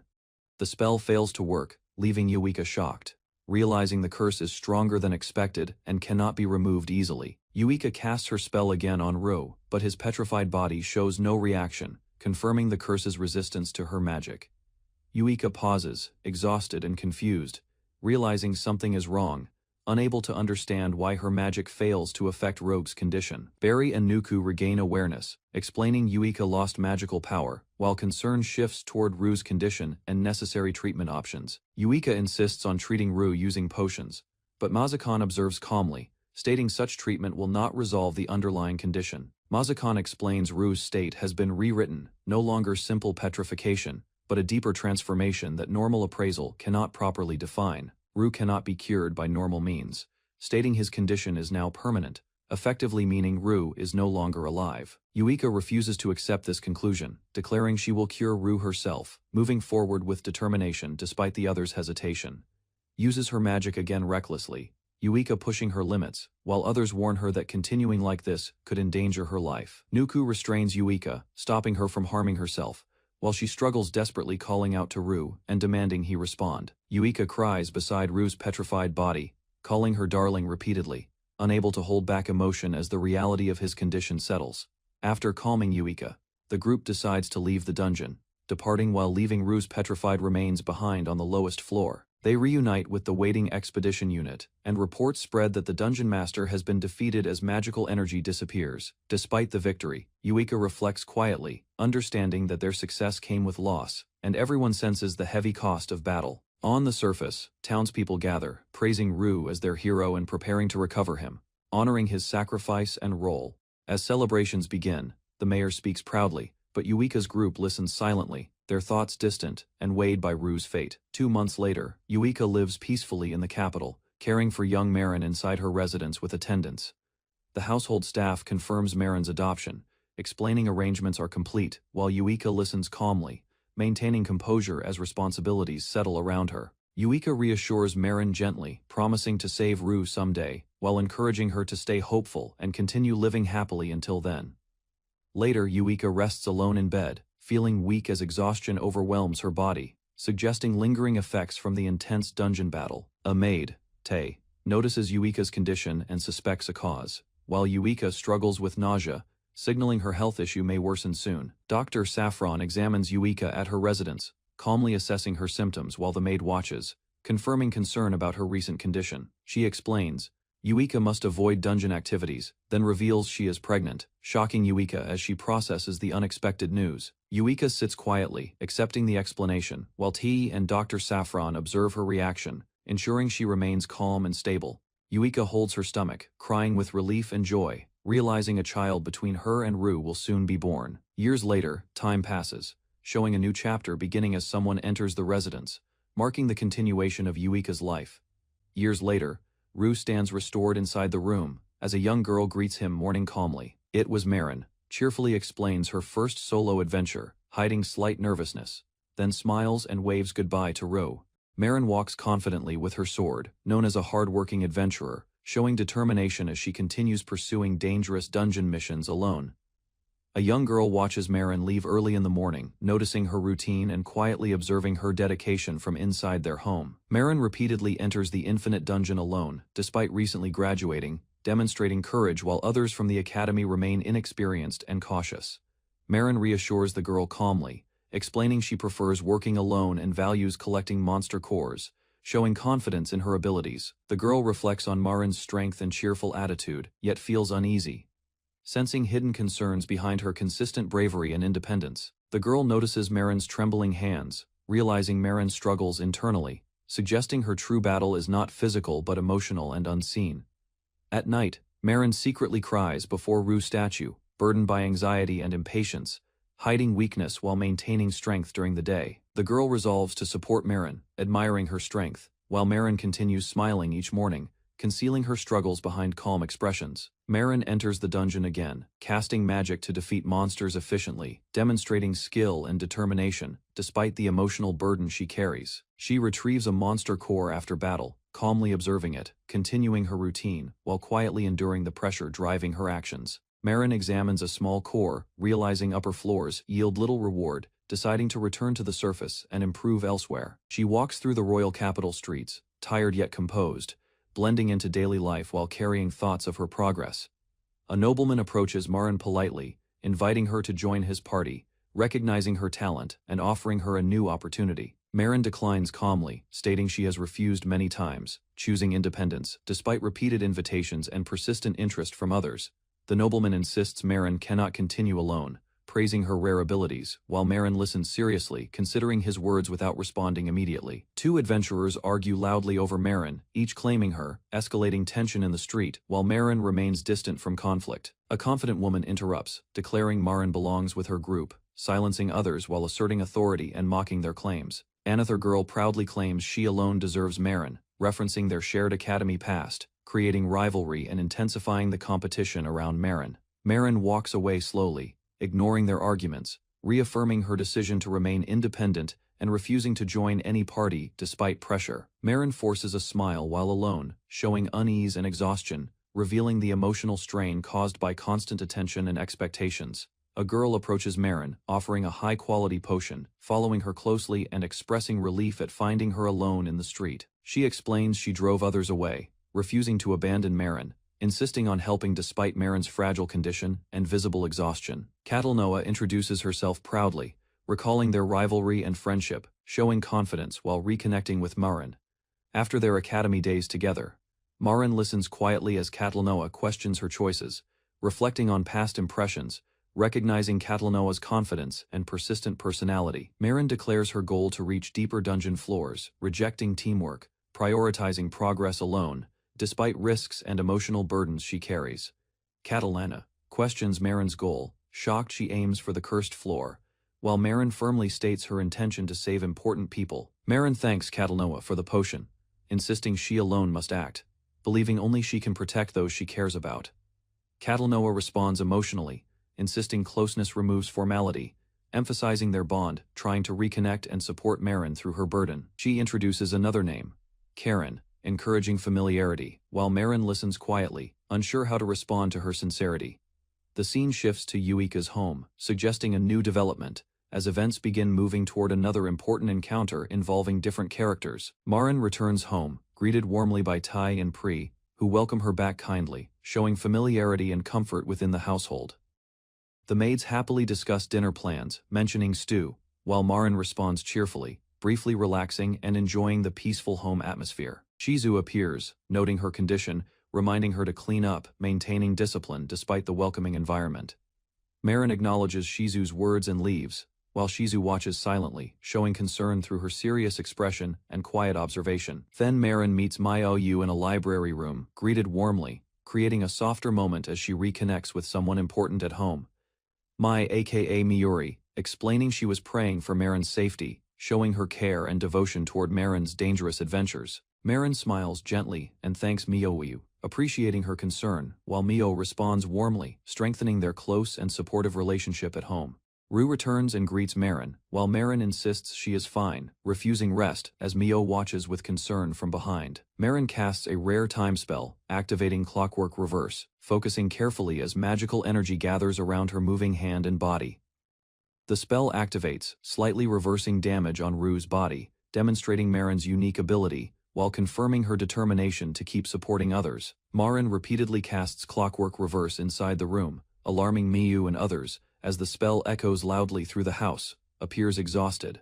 Marin insisting she is fine, while Miyu worries, warning that the spell consumes significant magical energy each time. Marin reassures Miyu gently, promising she will help her see their father again, showing determination despite her weakening condition. She collapses onto the bed from exhaustion, while Shizu observes, noting Marin continues casting daily, despite losing consciousness afterward. Shizu instructs Mayo to care for Marin and prepares potions, quietly acknowledging Marin's stubborn resolve while ensuring her safety. Rue remains silently as Shizu leaves, understanding Marin's struggle, while the room settles into quiet tension after her dangerous efforts. Months later, Marin and Mayu watch Ro as magic surrounds him, reversing time, but his body remains frozen, like a statue. Ro still stands unmoving, his condition unchanged, while Mayu quietly observes, worried about his uncertain fate. In a library, Marin greets Rue warmly, noting how quickly time passes, and how children continue growing despite everything happening. Marin explains changes during absence, pointing out Mayu's growth, while Rue's skull face remains unchanged, still trapped in stone. She prepares to leave again, telling Mayu she needs supplies, while Mayu asks when she will return, feeling uncertain again. Marin and Mayu walk through the library together, discussing studies and responsibilities, as Marin reminds Mayu not to overwork herself. A faint light appears in darkness, weak and drifting, as distant memories begin surfacing within a fading consciousness. Memories show a man recalling his newborn sister, remembering her small hands and the moment she entered his life. Tragedy follows as their mother dies after childbirth. Their father succumbs to grief, leaving the siblings alone together. The man reflects on his past, realizing his purpose is protecting his sister. Understanding true happiness lies within family bonds. Memories brighten as little Marin call out to her brother, their voices echoing, pulling his fading consciousness toward a growing light. Rue awakens suddenly, seeing bookshelves and raising his hand, realizing he is no longer trapped as stone. He turns and speaks, confused about his surroundings, while Marin reacts with surprise at his sudden movement behind her. Marin and Mayu turn toward Rue, shocked as he stands alive, asking where he is, breaking the long silence. Stares in disbelief, Marin's body trembling slightly, struggling to accept that Rue has finally returned from his petrified state. Marin looks shocked and emotional, realizing Rue has returned, while he remains confused, not understanding why she reacts so strongly. She rushes forward and embraces Rue tightly, crying as she confirms he is real. Overwhelmed, after waiting for so long, reveals that she is Marin, explaining she has grown older, showing Rue how much time has passed since then. Marin explains Rue was petrified for years after the dungeon incident, and others worked together to finally bring him back. She smiles through tears, saying she always believed he was alive, relieved that he has truly returned at last. Marin cries while hugging Rue tightly, welcoming him home, overwhelmed with relief after believing in his survival for many years. Rue realizes Mariette resembles Marin from before, understanding she has grown up during his long absence and changed over time. He gently pats her head and accepts her, acknowledging her growth, finally confirming his return and their long-awaited reunion. Rue asks about their companions, learning they survived, while Mariette responds positively, though her expression shows lingering sadness beneath relief. They explain their current situation in the capital, mentioning Miou, as Rui reacts with confusion toward the unfamiliar name he hears. Marin tells Rue to remove his mask, while Mayu hesitates nervously, watching closely as Rue begins to reveal his true face. Rue removes the mask and smiles gently, introducing himself to Mayu, creating a calmer atmosphere after the earlier confusion. Mayu reacts with shock and embarrassment, overwhelmed by Rue's appearance, her emotions showing through her flustered expression. Rue observes Mayu quietly, noting her resemblance to Yuika, reflecting on familiar traits while she fidgets shyly before him. Marin becomes excited, while Rue realizes the truth, questioning if he and Yuika had a child, connecting the past to present. Marin encourages Mayu to introduce himself, and he nervously steps forward, greeting Rue politely while revealing his name and age. Rue reacts warmly, proudly accepting Mayu as his beautiful daughter, expressing joy. Marin corrects Rue, revealing Mayu is actually a boy, surprising him and changing his initial understanding completely. Rue studies Mayu closely, realizing his delicate appearance caused confusion, while Mayu grows shy under the attention and observation. Mayu explains his situation calmly, while Rue apologizes, then thanks Marin sincerely for caring and staying beside Mayu all along. Mayu smiles warmly and welcomes Rue home, finally accepting him as his father, expressing happiness after years of waiting. Marin hugs Rue and Mayu together, celebrating their reunion, as they begin embracing the idea of living together as a family. Marin and Mayu smile closely together, showing their strong bond, remembering the past when they only had each other. Rue embraces both of them, realizing his family has grown, feeling responsible to protect them and treasure this new life. Marin urges Rue to follow, planning to inform others, while Mayu watches quietly as their new future begins together. Marin enters the room quickly, interrupting the servants, announcing urgent news, while the staff pause their work and listen attentively. Rue appears beside Marin, calmly greeting them. As Marin proudly declares her brother has finally returned after many years, the servants react with shock and joy, realizing Rue is truly alive, celebrating Marin and Miyu's long-awaited happiness together. Shizu arrives, surprised by the noise, as Marin explains Rue's curse is gone, drawing serious attention from her. The household welcomes Rue warmly, introducing themselves respectfully, while expressing gratitude and relief that he has safely returned home. Rue introduces himself politely, while Shizu formally presents her role, and the servants prepare to celebrate his long-awaited return. The servants bring a large meal, offering it warmly, while Marin and Miyu watch as Rue reacts to their generous effort. Everyone gathers around the table, encouraging Rue to eat, explaining his long absence, while the room fills with lively conversation. Rook shows items from the labyrinth, explaining their origin, as Marin and Miyu observe closely, interested in his experiences. Miyu asks to touch the items, and Rue agrees, while a sudden reaction from Shizu hints something unusual about them. Shizu calmly advises Marin to return Miyu to his room, expressing concern, while Rue observes quietly and listens to situation. Marin agrees, though thoughtful, as Shizu suggests Miyu accompany Rue later, believing it would help him understand things better. Marin decides to leave with Rue, planning to visit the Adventurers Guild first, while Miyu stays behind, watching them depart. Marin smiles and tells Rue she wants him to meet someone, hinting at an important encounter awaiting him outside. Rue and Marin exit the residence, saying goodbye, while Miyu remains to study. As their next journey begins together, Miyu stands alone after they leave, quietly thinking about Rue. Realizing he is truly his father for the first time, Shizu watches Miyu silently from behind, observing his reaction carefully, maintaining a serious expression while assessing his emotional state. Outside, Rue and Marin arrive in the capital streets as Aro looks around, impressed by the large buildings surrounding him. Marin explains the capital's size while walking beside Rue, describing the area as he compares it to smaller towns. They continue walking through wide streets, heading toward the guild, while Rue notes the scale, realizing how vast the place is. Rue asks about Yuika while walking, but Marin avoids answering directly, choosing instead to guide him forward toward their destination. Marin insists they visit the guild first, speaking calmly, while Rue senses hesitation but follows her without pressing further. They enter a quieter area of the city, different from central streets, as Rue notices the unfamiliar surroundings and growing tension. Marin stops before a large building, explaining it is the Royal Capital's Adventurers Guild, as Rue observes its impressive structure. Inside, the guild becomes noisy, as people notice Marin whispering and reacting, while Rue steps in beside her, drawing attention.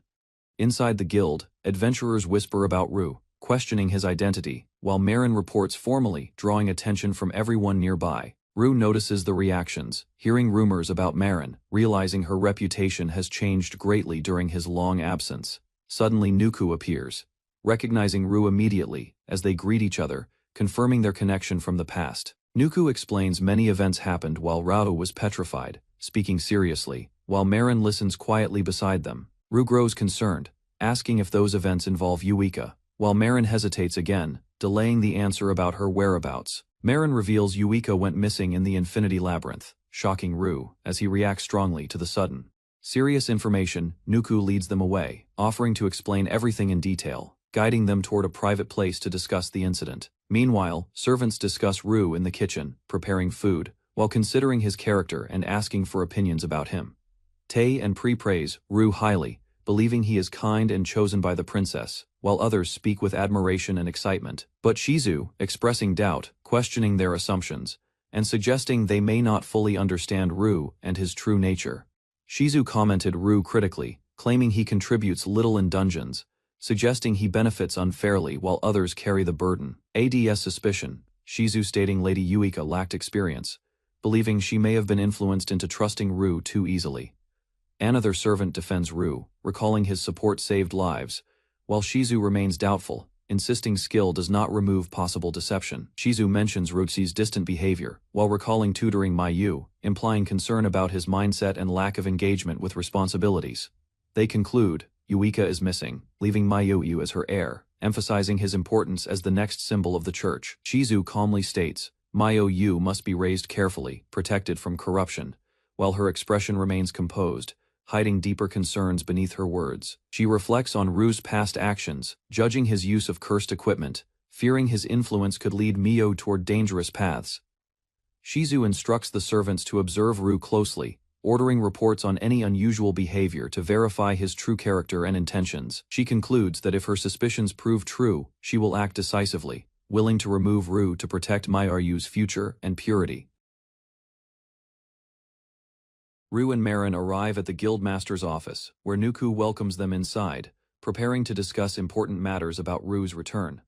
Nuku explains he retired years ago, while Ru reacts with surprise, learning Nuku now leads the capital's guild. Ru recounts events after becoming petrified, explaining Marin used magic repeatedly, while asking how much she shared during that time. Nuku listens calmly, as Ru admits confusion, acknowledging lost time, while Marin remains nearby, quietly observing the serious conversation. Ru requests details about the dungeon incident, seeking clarity on what happened, as Nuku prepares to explain past events carefully. Nuku explains reaching the labyrinth core, planning destruction, but upon entering, he immediately senses danger within the unstable core chamber. Recalls fighting desperately, he attempting to consume the core, but the enemy used petrification, sealing him and ending his struggle. Nuku acknowledges Ru's actions saved many lives, while Ru calmly notes he completed consuming the core before losing consciousness. He expresses deep gratitude, thanking Ru sincerely, while Ru responds humbly, recognizing the effort others made to rescue him afterward. Nuku reveals Yuika's condition worsened during Ru's absence, describing her grief and decline, leaving Ru to process the painful truth. Ru recalls a visitor delivering Yuika's will, realizing it was likely their final exchange before he disappeared into the dungeon. The letter's contents restore Lady Kurohime's strength, revealing Ru's wish to entrust Mariette's future if he never returned safely. Marin explains Yuika found hope again, brought Mariette home, and soon after, they discovered Yuika was carrying a child. She recalls Yuika's happiness during pregnancy, praised Ru, as looked at her belly, leaving only emotional memories behind. They reveal Yuika was revered as divine, her pregnancy seen as sacred, shaping Miyu's existence, and the beliefs surrounding her. Nuku explains the church hid Ru's identity, elevating Miyu as a symbol, while urging Ru to maintain that image. Marin reacts uneasily, questioning the situation, realizing Miyu is meeting his real father yet must treat him like a stranger. Nuku insists consequences are accepted, but warns Yuika would disapprove, while Ru understands the difficult position and growing stakes. Ru listens seriously as Nuku begins explaining events leading to Kurohime's disappearance, preparing to reveal important past details. They explain Yuika returned to the labyrinth seeking a cure, and the critical encounter happened deep within the 80th floor. Yuika faces the Greater Demon, a powerful boss commanding lesser demons, as both sides prepare for a decisive battle underground. Two armies clash violently, Yuika leading monsters against the demon's forces, while allies coordinate attacks to corner the enemy. Yuika launches a powerful strike, aiming to finish the demon, but something unexpected interrupts her attack at the crucial moment. Suddenly, Yuika's movement stops completely, frozen mid-action, while confusion spreads among allies as the situation changes instantly. The demon observes calmly, intrigued by Yuika's strength, expressing interest as the battle shifts into a dangerous and uncertain situation. The Greater Demon declares itself a collector, targeting Yuika, promising to transcend time by claiming her existence for its collection. Nuku explains Yuika cast Chrono Reverse. She disappeared immediately after, leaving no trace behind the battlefield. He analyzes both spells, concluding they were time-based, sharing similar traits, suggesting a deeper connection between the demon and Yuika. Evidence shows both spells created mana bubbles, isolating their targets, explaining how Yuika became trapped during the sudden encounter. Records reveal similar disappearances, where victims experienced halted time before vanishing, linking Yuika's fate to repeated mysterious incidents. Ru considers the possibility that Yuika's time has stopped, realizing her disappearance may not mean death, but a different condition. Nuku explains no one has seen Yuika for years, and records of time magic are rare, offering little useful information. Marin questions if hope remains while Ru stays optimistic, recalling his own return, believing Yuika might also be saved. Ru decides to rescue Yuika, accepting the risks. While Marin agrees, though no current adventurers can reach that deep level, he remains confident, stating knowledge itself is an advantage, preparing mentally despite uncertainty surrounding the mysterious collector ahead.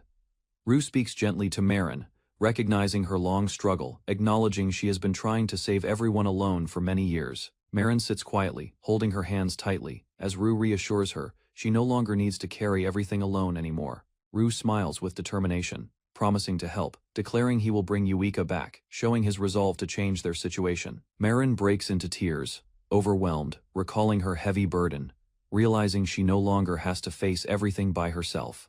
She leans into Rue, accepting his support, as they both agree to work together and face the future as a united family. Rue thanking Nuku while discussing future plans, as Nuku promises support despite being retired from active duties, explains the situation calmly, Rue noting no party can reach the 8th floor, and decides to begin preparations carefully, Rue emphasizing teamwork over strength, believing gathering the right people will create a strong party capable. He plans to become a Sherpa again, aiming to observe adventurers directly, while stressing patience and careful selection for success. Continues explaining his plan to Nuku, Rue requesting preparations, as they sit together beginning the foundation for future action. During a meal, Rue evaluates Marin's level and explains she must improve, while Marin eagerly asks what she should do next. Marin confidently suggests diving deeper, but Rue rejects reckless methods, explaining there are safer and more efficient ways to gain experience. Rue describes alternative training strategies, noting even barren areas provide experience, while acknowledging popular farming spots are already occupied. Marin reacts with concern, but insists on joining him, refusing to let Rue face danger alone despite his hesitation. Rue accepts her decision calmly, recognizing her determination, and confirms she will accompany him, completing the role needed for his return. Marin laughs brightly, agreeing with Rue's plan, showing excitement and relief, as she accepts moving forward together after everything. She clings to Rue happily, expressing eagerness to adventure together, while Rue reacts awkwardly to her sudden closeness and energy. Becomes serious, Marin declaring she waited many years for this moment, showing determination and strong feelings toward their shared goal. Rue acknowledges her long wait, then gently accepts her closeness, allowing her comfort while recognizing her emotional attachment to him. Marin smiles softly, while the servants watch quietly, reacting with emotion as they witness the strong bond forming again. At the table, Marin and Rue sit together, while Tai cries with relief, overwhelmed by their reunion after many years. Shizu speaks strictly, pointing out improper eating behavior, while others react emotionally, noting it has been many years since they spoke. Marin corrects Rue firmly, criticizing his posture and manners, showing concern after teaching him proper behavior over the years. Rue apologizes calmly, accepting Shizu's guidance, while she insists manners reflect character, even during emotional moments like this reunion. Mayu listens quietly beside Marin, as Rue praises Shizu's influence, recognizing both children grew well under her careful guidance. Rue bows his head at the table, thanking everyone sincerely for raising Marin and Mayu, showing gratitude for their care. The servants respond emotionally, praising the children's growth, while Shizu watches quietly, observing the situation with a serious expression. Rue gently pats Maichu's head, while Marin reacts, and Shizu internally questions Rue, sensing something dangerous about him. Shizu leaves to report to the church, concerned about Rue's revival and Miyayu's attachment, deciding to inform the head priest. At the church, officials discuss the situation, doubting the miracle, worrying their plans failed, and fearing Rue's revival threatens everything. Shizu receives strict orders from the priest, commanding her to prevent Rue from approaching Mayu, accepting the mission without hesitation. Back at the mansion, Rue sits with Marin and Mayu, sensing Shizu's hostility while calmly acknowledging the church views him as dangerous. Rue decides to remain patient, observing Shizu's behavior quietly, planning his next actions carefully before confronting the growing tension. Shizu and Rue exchange looks, both aware of each other's intentions, silently agreeing to watch closely as conflict begins forming. Rue lies in bed, reflecting silently, trying to understand everything that happened, feeling overwhelmed by the sudden changes in his life. He recalls events quickly, realizing years have passed, his sister matured, and Mayu was born while he remained frozen. Rue begins planning his next steps, deciding to secure stability first, knowing rebuilding everything will take time and effort. Marin and Mayu enter quietly, watching Rue, as Marin gathers courage and asks if they can spend the night together. Mayu stands shyly, wanting to talk, while Rue listens, surprised, slowly accepting their feelings and adjusting to his new family life. Marin happily suggests sleeping together, and Rue agrees, allowing them to join him, creating a calm and comfortable moment. Marin and Mayu climb onto the bed, sitting beside Rue, as they settle together, forming a quiet and warm family scene. Rue looks at Mayu kindly, acknowledging him, while Mayu expresses gratitude, showing growing trust and comfort toward his father. Mayu admits he remembers little about his mother, while Rue gently explains her resemblance, helping him understand his past.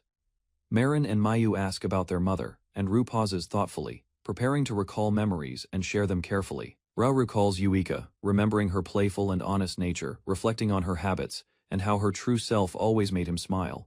He summarizes Yuika simply, describing her as kind and sincere, someone whose honest personality made her deeply lovable to him. Marin and Miyu react differently, with Marin praising Yuika's strength, while Miyu questions this image, creating a contrast in views.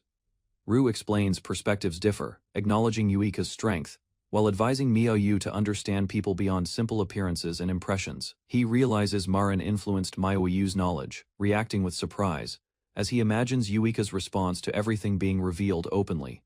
Rue realizes some memories about Yuika were meant to stay private. Mayu happily agrees to keep Rue's words secret. He gently asks about Mayu's life, learning he attends the academy, showing interest in how he has grown. Mayu explains his experience, revealing others treat him differently, respected but distant due to his role and expectations.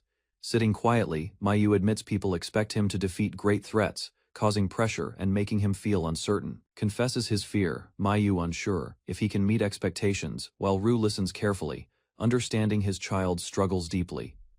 Mayu worries about his future gift, fearing disappointment, while explaining the academy ceremony where students receive blessings and recognition soon. Marin comforts Mayu gently, holding him close, reassuring him that everything will be fine, easing his anxiety about expectations.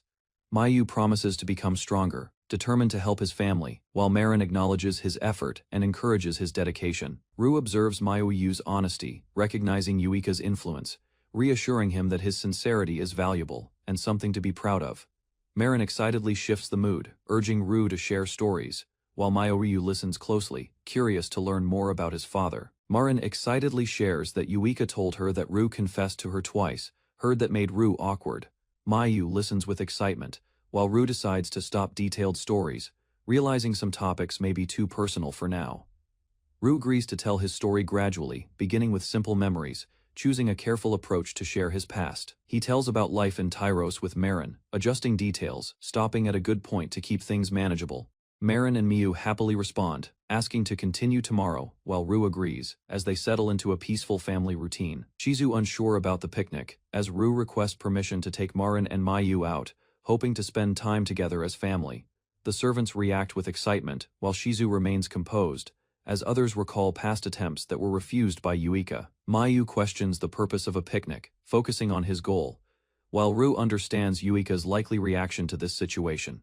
Mayu agrees to go, wanting family time, while Marin reminds Rue of past outings, showing shared memories returning. Shizu allows the outing with conditions, reminding them to return early, while Rue accepts, preparing for their first family trip. At the Adventurers Academy, an elite class trains privileged children, preparing them for future roles, highlighting its strict and prestigious environment. Inside the classroom, students talk quietly, but the atmosphere feels brighter today, especially around Miyu, who seems different from usual. Miyu is admired by peers, viewed as exceptional, with qualities that make others see him as someone special and inspiring. Normally distant, Miyu often kept to himself, struggling socially, appearing thoughtful and detached, while observing the world quietly from afar. Today changes everything, as Miyu smiles happily, holding something dear, showing warmth and joy that others rarely witnessed before. Classmates encourage Caddy to approach Miyu, who sits quietly holding a pressed flower, while others watch nervously from a distance. Caddy gathers courage and compliments Miyu's flower, trembling as she speaks, while Miyu responds kindly and explains its origin. Other students join, reacting with surprise at Miyu's normal conversation, as he calmly shares details about a picnic experience. Zidane interrupts rudely, criticizing the situation and asserting dominance, confronting others while questioning their behavior and presence around him. Miyu remains calm and polite, asking to be treated normally, surprising Caddy, who becomes flustered after being addressed directly by name. Caddy nervously asks permission to call Miyu by name, showing excitement and hesitation as she struggles to express her feelings. Miyu calmly agrees, explaining their shared history, while Katie reacts with joy, and Zidane questions the value of such outings. Miyu continues describing the picnic, explaining how his family prepared a place to sit and enjoy the natural surroundings. He adds details about walking through the forest and eating together, showing happiness as he recalls the peaceful experience. The class reacts with surprise at his story, especially about eating wild plants, as Mayu calmly explains what they experienced. Caddy imagines Mayu walking barefoot in nature, reacting dramatically, while Mayu calmly continues describing their peaceful outdoor activities without concern. Mayu explains he was not distant by choice, expressing his wish to connect, revealing his past behavior was misunderstood by others. Classmates gather excitedly, proposing a group picnic, offering help with preparations. As Mayu becomes the center of growing social attention, the excitement spreads loudly through the corridor as students prepare plans, while others react to the sudden increase in noise. The class president, Ignace, reminding everyone of responsibilities, restoring order while warning them to control themselves as senior students. Ignace warns the class about the upcoming ceremony, stressing its importance, while others ignore him and focus on enjoying their plans.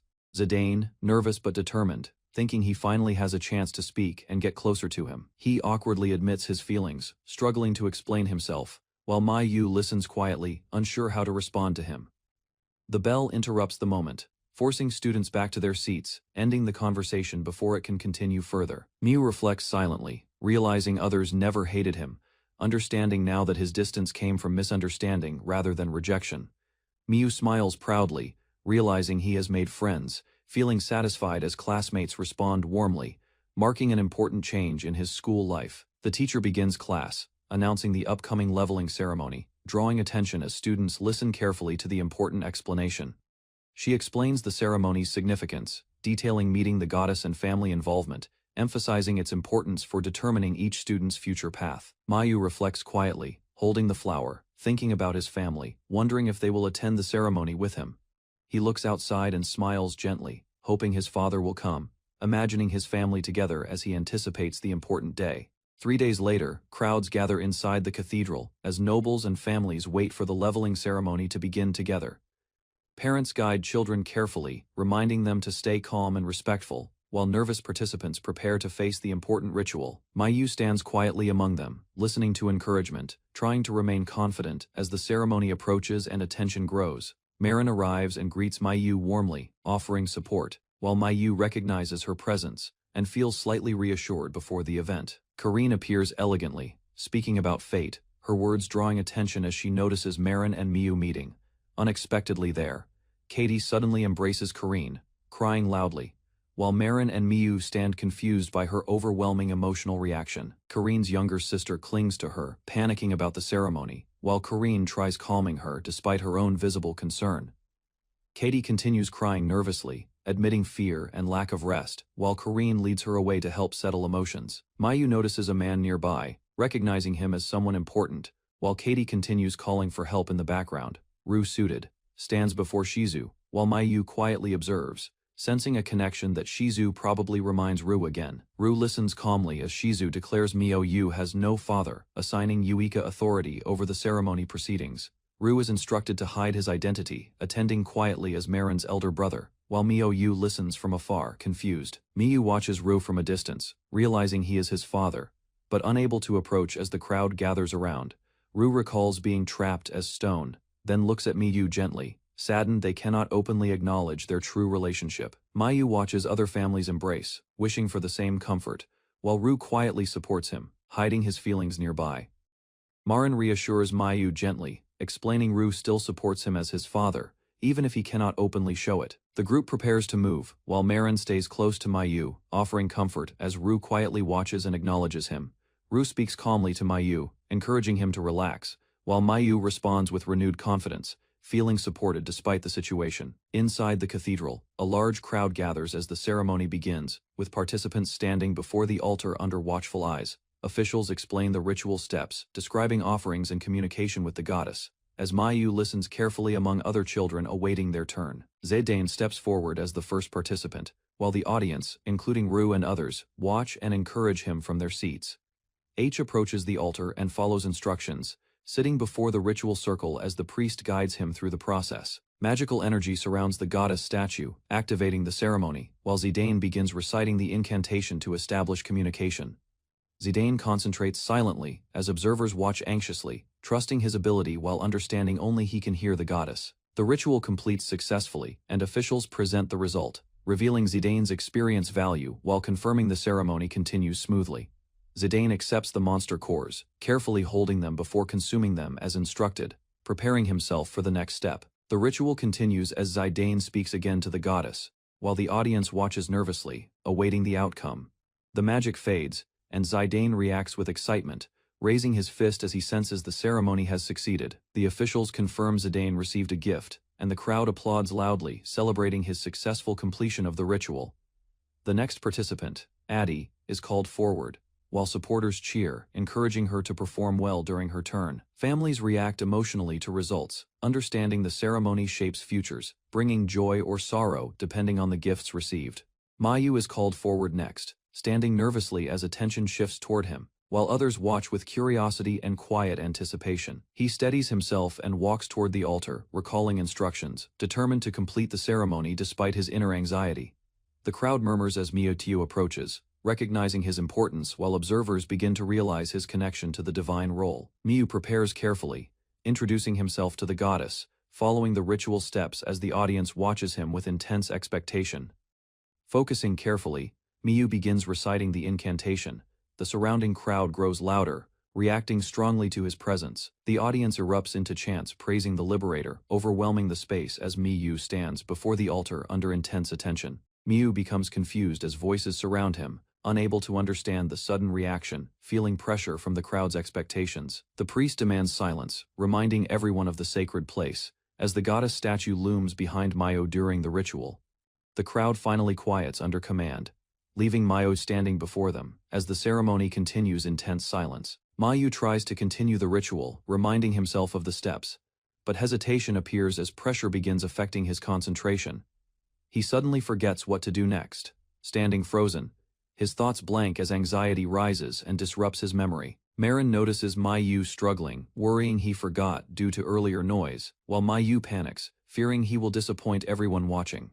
Suddenly, Ru raises his voice, encouraging Mayu calmly, assuring him his father is there, giving him emotional support. Ru continues guiding him, telling Mayu to breathe and stay calm, while others react with surprise at his sudden involvement. Ru and Marin cheer loudly, encouraging Mayu, while others join in, boosting his confidence and helping him overcome fear. Mayu steadies his breathing, calming himself, while observers watch closely, waiting to see if he can recover and continue. He realizes everyone supports him, smiling with renewed confidence as he gathers courage to proceed with the ritual again. He speaks to the goddess sincerely instead of reciting, surprising the priest as the ritual activates, despite his unexpected approach. The crowd reacts with shock, noticing Ru suspecting his identity, while Ru watches calmly, confident in Mayu's actions. Mayu finishes speaking with the goddess and reports his required experience, while the priest hands him items to complete the process.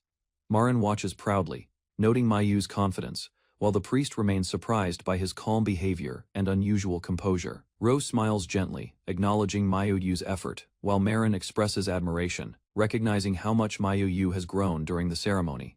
Marin shows relief and happiness, her expression soft, as she witnesses Mayu successfully completing such an important moment. Mayu senses the ritual ending, turning back with a bright smile, feeling accomplished after overcoming his fear and uncertainty.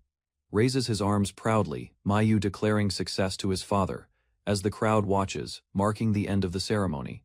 In the past, Yuika meeting Shizu, recognizing her as a church attendant sent to assist, while observing her calm presence upon arrival. Shizu introduces herself nervously, overwhelmed by Yuika's presence, while Yuika declares her goal to conquer dangerous labyrinths across the land. Yuika requests Shizu's full support, showing determination, while Shizu notices Yuika's strength, spirit, and ability, despite their similar age. Shizu becomes devoted to Yuika, deciding to serve her completely, believing in her dream, and dedicating her life to supporting it. He later cares for Marin and Miyu, raising them carefully, while realizing Yuika has lost her way and purpose. Shizu walks forward holding their hands, recalling her promise to raise them properly, hoping they grow strong and pure. After the ceremony, a quiet dinner is held, the atmosphere calm despite earlier tension, as everyone gathers together in silence. Marin watches Shizu carefully, wondering why she remains silent, feeling uneasy. After events involving Ro and Miyu's family situation, conversation resumes at the table, explaining Shizu was calmer than expected, while others reflect on recent talks and outcomes. Ru speaks casually, noting the goddess's unexpected nature, while the group relaxes slightly, relieved that things ended peacefully overall. Rue explains Mayu received a rare unique gift, not recorded before, making her the first person known to obtain it. Mayu listens carefully, as she is told to understand the gift slowly, deciding how to use it without rushing. Discussion shifts to Mayu's friend, who reacted emotionally after receiving her own gift, raising concern about its effects.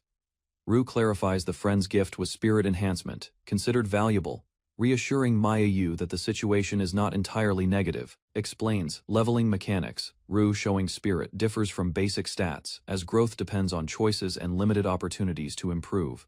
Mayu listens, as Rue explains spirit represents inner strength, helping her both inside dangerous dungeons and in everyday life outside. He excitedly asks to share what she learned, while Rue reassures her friend's gift is valuable, despite seeming unlucky at first.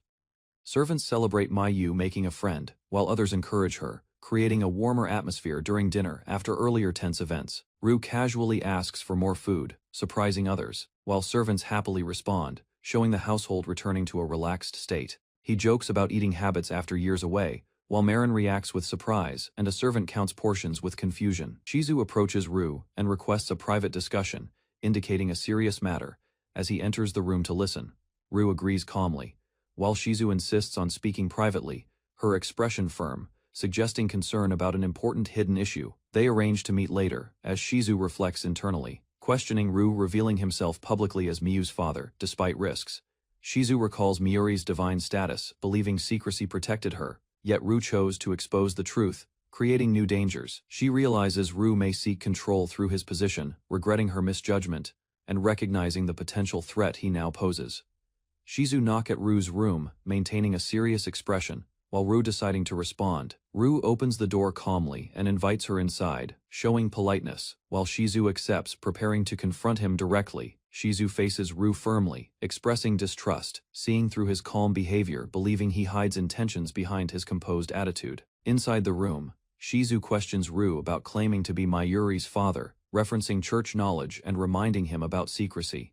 Rue responds casually, explaining he acted because Miyuri seemed anxious, showing little concern about consequences, leaving Shizu unconvinced and wary. Shizu criticizes Rue harshly, stating his actions damaged the church's reputation and ignored the suffering endured by Miyuri and Marin. She explains Marin exhausted herself using her power daily for years, while Miyuri endured pain, both suffering greatly because of Rue. Shizu concludes, Rue's presence harms them, believing his return only deepens their misfortune and disrupts their fragile lives again. She firmly demands Rue leave permanently, declaring the decision final, prioritizing Miyuri's safety and stability above everything else. Shizu challenges Rue's claim as Mayuri's father, pointing out lack of proof, reinforcing her stance that he has no rightful place. The closet door opens suddenly as Marin and Mayu enter, interrupting the tense discussion, while Shizu turns, surprised by their unexpected arrival. Miyu speaks hesitantly, calling Rue her father, while Shizu reacts with shock, unable to process the sudden declaration. Cries loudly, Miyu declaring Rue is her real father, expressing strong emotions and refusing to deny the truth anymore. Marin supports Miyu, deciding they will leave with Rue if necessary, showing loyalty despite the conflict with Shizu. Marin concludes they have no reason to stay, preparing to leave, while Shizu watches silently as the situation slips beyond control. Rue and Shizu stand in the hallway after the argument, both aware the situation ended poorly, tension lingering between them. Rue explains the children often visit him secretly to listen his adventure stories, revealing they overheard the conversation unintentionally tonight. Shizu becomes flustered and apologetic, realizing her actions affected the children, regretting not sending them away beforehand as she planned. Rue reassures her calmly, taking responsibility as well, suggesting they explain things properly later to restore understanding and normal relations. Shizu agrees reluctantly, accepting his proposal, deciding to help clarify the situation, though still uncertain about trusting Rue completely. Bows to Rue politely, Shizu thanking him for assistance, while still showing slight hesitation, revealing her conflicted feelings about him. Rue observes calmly, realizing Shizu truly cares for Marin and Miyu beyond duty, understanding her actions come from genuine concern. At the church, Shizu reports her failure to the head priest, admitting she could not separate Miyuri from Rou. The head priest reacts angrily, accusing Shizu of cooperating with Rou, questioning her loyalty and judgment regarding the situation. The priest worries about declining donations, fearing losing support, revealing the church's concern is tied to influence and resources. Shizu asks for guidance, but the head priest dismisses her, removing her position and ordering her to wait without responsibility.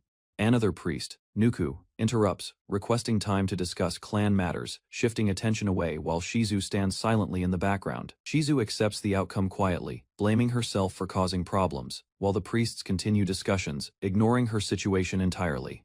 Outside, Shizu reflects on her actions, realizing her attempt to separate Ru only created distance between herself and Mayuri. She recalls Yu's anger, recognizing the pain she caused.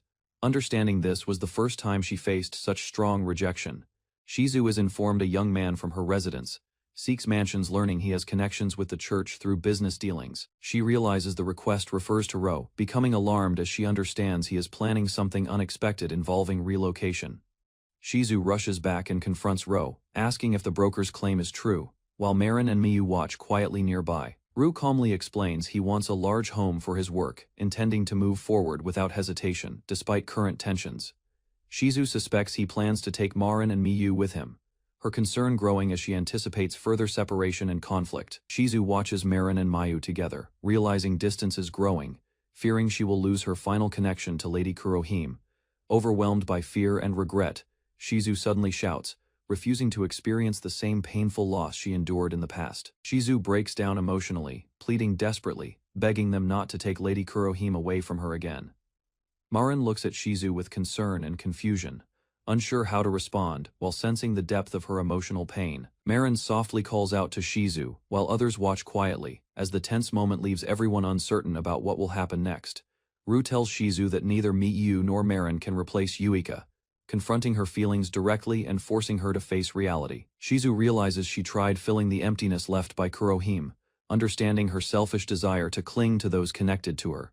She confesses her true wish, declaring she wants to protect them genuinely, no longer acting from personal longing or emotional weakness. Ru responds firmly, refusing to step back, stating he will protect them, regardless of opposition or obstacles in his path.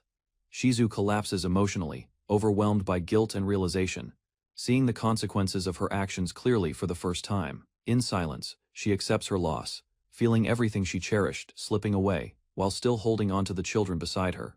She carefully packed her clothes and personal belongings into a small suitcase before preparing to leave the mansion behind. A heavy feeling stayed in her mind as she realized her duty under Maruri had finally come to an end. The quiet room only deepened her thoughts. Carrying the suitcase through the hallway, she searched for familiar faces. Every corridor seemed strangely empty, and no servants appeared nearby. The upper floor remained silent as she checked each room one after another. Large shelves, dark walls, and abandoned spaces made the mansion feel colder than before. Uncertainty filled her expression because she still hoped to meet everyone once more before leaving without a final farewell. Standing outside the mansion gates, she bowed politely before leaving without anyone there to see her off. The streets felt unfamiliar as she carried her suitcase alone. Thoughts about Ru's recovery and the changing atmosphere inside the mansion stayed in her mind. Memories of strict lessons and perfect management followed her steps. She had spent years focusing only on discipline and responsibility. Meanwhile, life inside the mansion continued without her notice. Servants hurried through the halls while emotions and problems quietly spread among the people she once guided. She stopped in the middle of the road and silently wondered whether leaving everything behind had truly been the right decision. Bright sunlight covered the city as she stopped outside and quietly looked up at the clear sky above her. After opening a letter, she learned about an expedition party and became curious about its sudden activity. The calm weather contrasted with the serious thoughts forming in her mind. She recalled how expedition groups depended on strong adventurers, large funds, and reliable supporters to continue operating successfully. While walking through the streets, she remembered seeing many such groups in the past. The address written in the letter eventually led her toward a church district. Surprise appeared on her face when she realized the church itself might now be supporting adventurers behind the scenes. She finally arrived at the address written in the letter and quietly looked around the unfamiliar entrance. Suddenly, a cheerful voice called out to her from nearby. A young girl carrying a broom happily welcomed her after recognizing the name written on the placed letter. Her bright attitude immediately broke the tension. While speaking with the girl, she explained that she had recently resigned from her previous position and came searching for a new workplace. The gates opened to reveal a massive building that served as the base of an expedition group. The scale of the place surprised her greatly. Shock filled her face after hearing that familiar people connected to Maruri were already waiting inside. Several children gathered near the gate and stared at her. Curiously, their attention made her feel nervous about entering the unfamiliar place alone. One young girl suddenly called her big sister, causing her expression to freeze in complete surprise. The familiar nickname brought back memories from long ago. She remembered how Marin used to call her that when they were younger. Marin then explained that the orphanage connected to the church had already been dissolved. The unexpected news shocked everyone nearby. Inside the quiet room, Marin revealed that the Black Princess had disappeared deep within the dungeon's lower floors. Hearing that painful truth, she realized there was no longer any reason to hesitate. Tears filled Marin's eyes as she grabbed both hands tightly and declared that she would become an adventurer to rescue Yuika herself. Her trembling hands showed how serious her determination had become. She begged for guidance while refusing to give up on the person she admired most. Another child stepped forward and asked for strength as well. The desperate feelings of the children quickly spread through the room. Watching them brought back memories of her own younger days when she trained herself with the same stubborn resolve and unwavering goal. At that moment, she finally understood their feelings and silently accepted that she could no longer turn away from their wish to save Yuika.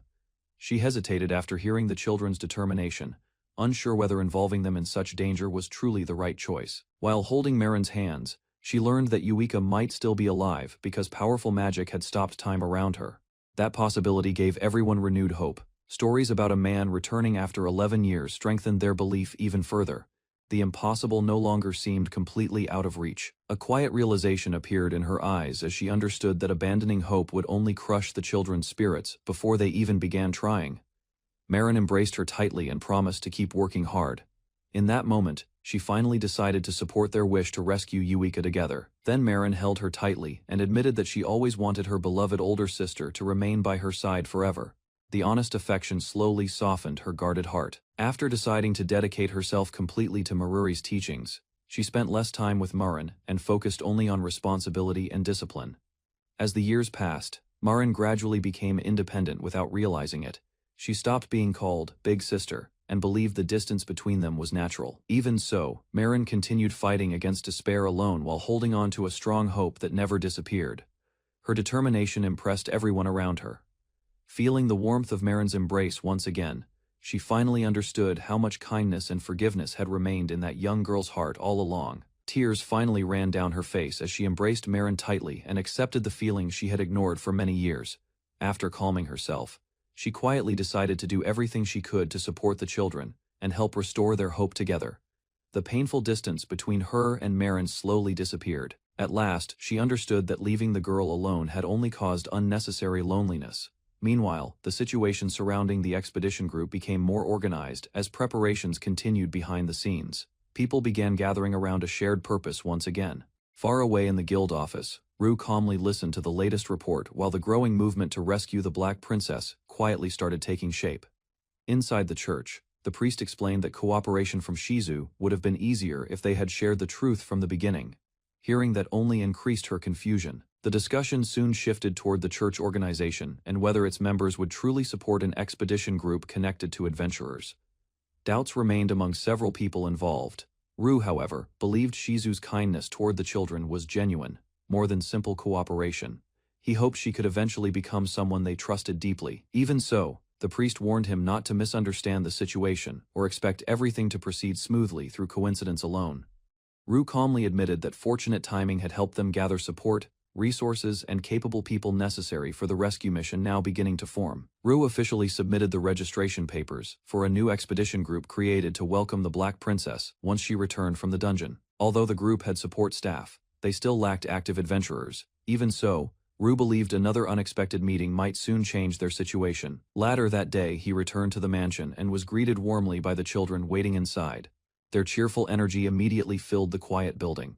Excited voices quickly surrounded him as the children proudly shared stories about exploring the large garden and discovering the underground floor beneath the mansion. Watching their happiness, Rue quietly realized the mansion was slowly becoming a true home and base for everyone gathered around the rescue mission. Rue gently comforted the children as they happily gathered around him, already trusting him as an important part of their growing family. That evening, everyone shared dinner together inside the mansion. The large table that once felt empty slowly became filled with warmth and lively conversation. One servant hesitated about eating beside Marin, but Ru reminded everyone that members of the expedition group would stand as equals regardless of status. Meanwhile, Shizu quietly accepted Ru's request to drop formal titles and simply call her by name like the others around the table. During the meal, Ru explained that Shizu would soon begin advanced Sherpa training again, despite already being known as a highly skilled guide in Tyros. Ru explained that joining an upper-ranked guide organization from the beginning would have made Shizu's career much easier and more stable. Marin immediately pointed out that Ru's reputation alone could help Shizu clear difficult qualifications and recover the training costs without trouble. Hearing Marin praise him so openly left Ru speechless for a moment, while Shizu quietly listened beside him during dinner. Soon after, Shizu stated that the expedition group needed to become much stronger before anyone could attempt a rescue mission inside the dungeon. Filled with excitement, Marin promised to work hard, explore the dungeon beside Ru, defeat many monsters, and become strong enough to support everyone in the future. Inside the Great Temple, Marin stood before a massive crowd and delivered a sacred oath to the Earth, Mother Goddess, with complete seriousness. Through that ceremony, she accepted the duty of entering the Endless Dungeon and defeating the evil gods threatening the world alongside the Black Princess. News about the Black Princess's disappearance spread rapidly among the gathered people. Rumors and excitement quickly filled the entire hall after her existence was publicly mentioned again. Meanwhile, Marin quietly reflected on her new responsibility. Although she once believed she only needed to follow orders. At the grand headquarters of the Great Earth Mother Faith, the departure ceremony for the Sister Priestess had begun that very morning. Backstage, trembling hands gripped a written speech, quietly vowing that the demon god would absolutely be defeated no matter what. Reading through her lines again, she reminded herself to soften her tone, pause briefly, and speak with real strength before the crowd. Watching from the audience, nobles whispered admiringly about how calm and resolute the Sister Priestess appeared as she prepared herself. Standing before everyone, she thanked the gathered crowd warmly for coming together on her behalf, speaking slowly in a gentle voice. Just as she believed her speech had ended, the officiating priest announced that the ceremony would actually continue much further. Stunned, she realized every single guest present would now step forward one by one to offer personal blessings and support. The enormous crowd began shuffling forward all at once, confirming that literally everyone intended to approach and greet her personally.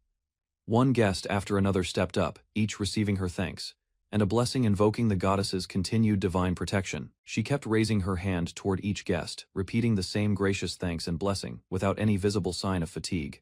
Her arm growing tired, she laughed grandly, while gesturing for the next person to step forward and receive their blessing. Marin, her lifelong best friend, proudly declared she had come specifically to witness this once-in-a-lifetime moment for her dear friend. Marin then revealed herself as a flame-wielding mage, hiding her true identity while offering something meaningful to the priestess. Marin proposed forming a party together to defeat the demon god, though the priestess postponed the offer for privacy's sake. Later, another woman promoted a poetry collection expressing the Sister Priestess's deep affection, moving onlookers with its emotional first edition release. Guests eagerly requested copies of the collection and accompanying flyers, several voices calling out asking for their own personal copy. Having secured both the poetry collection and flyer, the priestess turned her attention toward details of the next scheduled ceremony. She noticed an unfamiliar sponsor name listed among the organizers, wondering where exactly this particular group had originally come from. Back in a private waiting room, staff suggested her emotional expression should be toned down slightly for audiences seated farther away. Suddenly Marin realized in horror that the priestess had never actually completed her official departure for the journey ahead. Marin questioned exactly when the actual departure would happen, since fundraising through the guild's cooperation still mattered greatly. She insisted the Sister Priestess persona was too sudden, since she had never once introduced herself using that title before.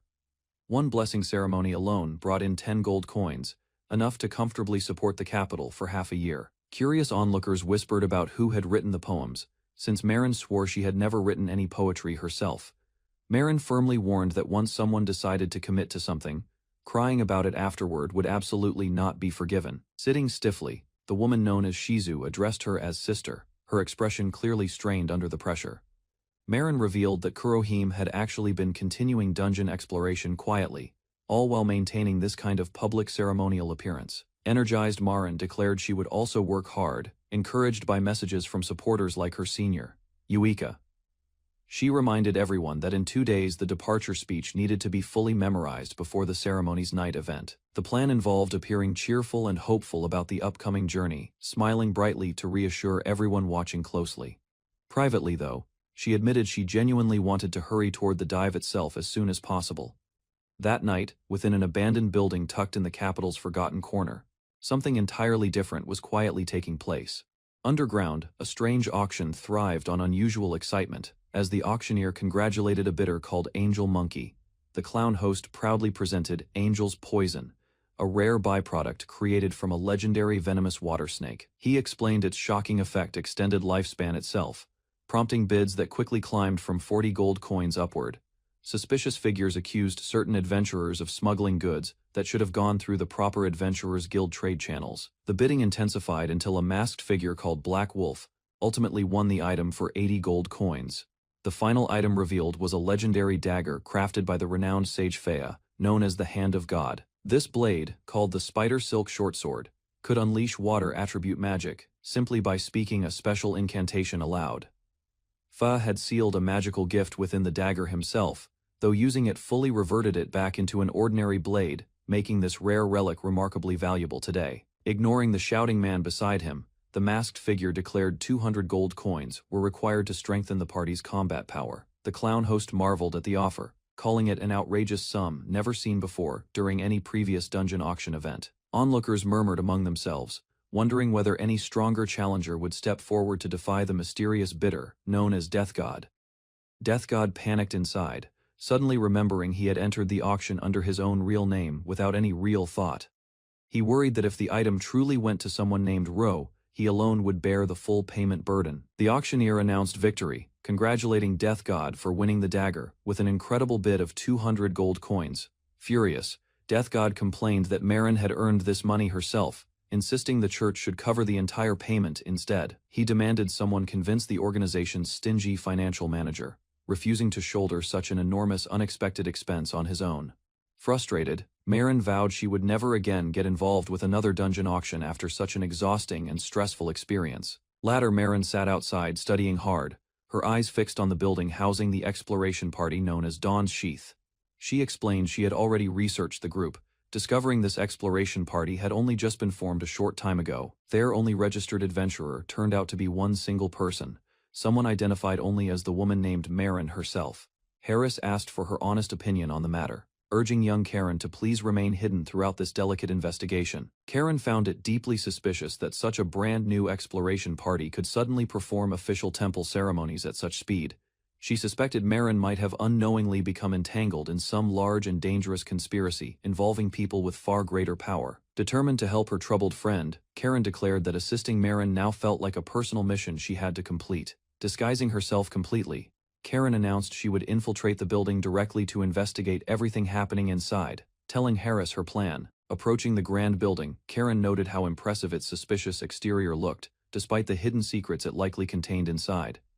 Karen speculated the group's true representative might actually be some wealthy merchant's son, or perhaps a noble family's heir, instead. A man greeted them at once, assuming they belonged among the exploration party, since he had apparently just returned home himself. The man explained the true representative was someone else entirely, mentioning that a guest had arrived and needed proper notice. Karen quietly whispered to Marin that she had come to rescue her immediately from wherever she was currently being held. Karen declared that Katrenoa would never retreat even a single step, no matter how threatened, for the sake of her closest friend. Bowing politely, the man welcomed her inside without hesitation, as the so-called best friend Katrenoa suddenly found herself put into motion. Katrina Voltek looks back on her final term at the Adventurer Training Academy, still stunned after losing her class rank. A new ranking list is posted, and classmates whisper that a girl named Marietta somehow claimed the top spot instead. Katrenoa realizes this rival has surpassed her in every single year since their very first year at school began. Determined to understand her rival's strength, Katrenoa searches the school grounds and finds Marietta training alone in the courtyard. Marietta swings her sword through the thick underbrush with surprising force, practicing hard every day, despite wearing her school skirt. Startled by the sight, Katrenoa demands to know if Marietta practices like this every single day after classes end. Marietta ignores her and keeps walking away without a word, so Katrenoa chases after her across the school courtyard. Frustrated by being ignored again, Katrenoa draws her own blade and challenges Marietta head-on, refusing to back down now. Marietta finally turns around, only a bit annoyed that someone dared interrupt her private training session in the courtyard. Katrenoa insists that Marietta, as the top student, should serve as an example instead of avoiding everyone all the time. Marietta simply suggests that Katrenoa looks quite exhausted and might want to sit down and rest before continuing this conversation. Startled by the comment, Katrenoa loses her footing and stumbles hard, tripping right in front of Marietta without any warning. Embarrassed beyond words, Katrenoa realizes she just fell flat on the ground right in front of her school rival. Catching her breath, Katrenoa calls out again, insisting that Marietta wait and not just walk away like this now. Watching in silence, Katrenoa notices something different in Marietta's eyes, sensing she is not just a reckless troublemaker after all. Marietta seems to be chasing some distant, nearly impossible height, a goal far beyond what ordinary students could reach. Katrenoa vows that she will absolutely reclaim her position as top student, refusing to accept this quiet defeat now. She declares her full name with pride, Katrenoa Voltek, insisting that Marietta remember it and never underestimate her again. From the very day she first met Marietta, everything about Katrenoa's ordinary school life began changing in unexpected ways. Wanting recognition, Katrenoa realizes she has at last found her first true rival, someone worth chasing after with everything. Even by her final year, Katrenoa never managed to reclaim her position as top student from Marietta again. Yet she admits competing so fiercely with Marietta sparked a deep bond, calling her a lifelong, irreplaceable best friend now. A listener asks whether today's visit was simply meant to deepen that friendship further, wondering if she came here just for that. Katrenoa quickly corrects the assumption, insisting she actually came here today for one clear reason: to rescue someone named Marin. She explains that the Marin she saw earlier did not look like her usual self at all. Something felt deeply wrong. She suspects Marin might be overworked and used for questionable purposes, possibly forced into a group she never truly belonged with. Katrenoa firmly demands that Marin be released immediately, startling everyone nearby with how seriously and directly she speaks these words. With a sharp glare, she warns that if her demand is ignored, she will take matters into her own hands soon. Elsewhere, someone happily welcomes a guest called Miko-sama, offering tea while another figure eyes the visitor with clear suspicion instead. That suspicious figure quietly wonders why this mysterious member of the conquering clan has suddenly appeared inside their household today. The girl greets her father and Shizu warmly, thanking them for their help, though she insists she only came to assist. Her father calls her over affectionately, and she happily mentions attending the level-up ceremony together with him earlier that day. He confirms he watched the entire ceremony proudly, though he quickly apologizes for whatever commotion his presence might have caused there. He then casually asks if Katrenoa actually came here today to file a complaint against their conquering clan directly. Startled by the question, the girl realizes something is seriously wrong and worries this situation could quickly become quite troublesome. Clearing his throat, the man wonders aloud if word about joining the Adventurers Guild never properly reached her yet. Hearing this, the girl lights up with joy, confirming she was told the application could finally be submitted here today. Shizu introduces herself as the household's representative, a rank 5 adventurer who specializes in offensive fire attribute magic spells. Katrenoa smiles, and asks if this new member's timing is perfect, since she carries a secret mission of her own. Shizu's expression turns serious, clearly recognizing this as an attempt to infiltrate and investigate Marin's current situation from within. Rue wonders aloud what everyone plans to do, since Katrenoa seems unwilling to simply accept the situation and leave now. The elder suggests trying a temporary provisional membership, allowing her to dive into the dungeon alongside Marin herself soon. Days later, the elder remarks that her excitement about this arrangement is completely obvious just from watching her expression. Katrenoa arrives dramatically, announcing her arrival while proudly showing off the brand new top-quality equipment she prepared. Just today, she can hardly believe her luck, realizing she gets to join the same party as Marin for this expedition. Marin gently suggests that Katrenoa eat something first, insisting it matters more right before heading into the dungeon together. Everyone gathers to see the group off, wishing Katrenoa well and asking her to watch over Marin carefully today. The group thanks everyone for their kindness before setting off, receiving one final warning to achieve a good outcome. As they depart, Katrenoa notes how surprisingly warm and family-like this farewell felt, unlike what she originally expected here. Down on the first underground floor, Jerba announces their destination lies at the northern edge of this particular level. Jerba casually reveals that roughly 10 years ago, a monster transformed him into stone, though he recently returned to normal. Smiling, Jerba admits their dungeon exploration methods might honestly be outdated compared to what these two young girls studied. Katranoa notes his surprisingly gentle and easygoing manner, asking him to speak freely whenever something catches his attention down here. Katranoa admits she originally imagined Marin as someone cruel and violent for treating Jerba so harshly during their journeys. Jerba identifies a nearby creature as a full moon furball, whose dropped fur thread is prized as premium clothing material.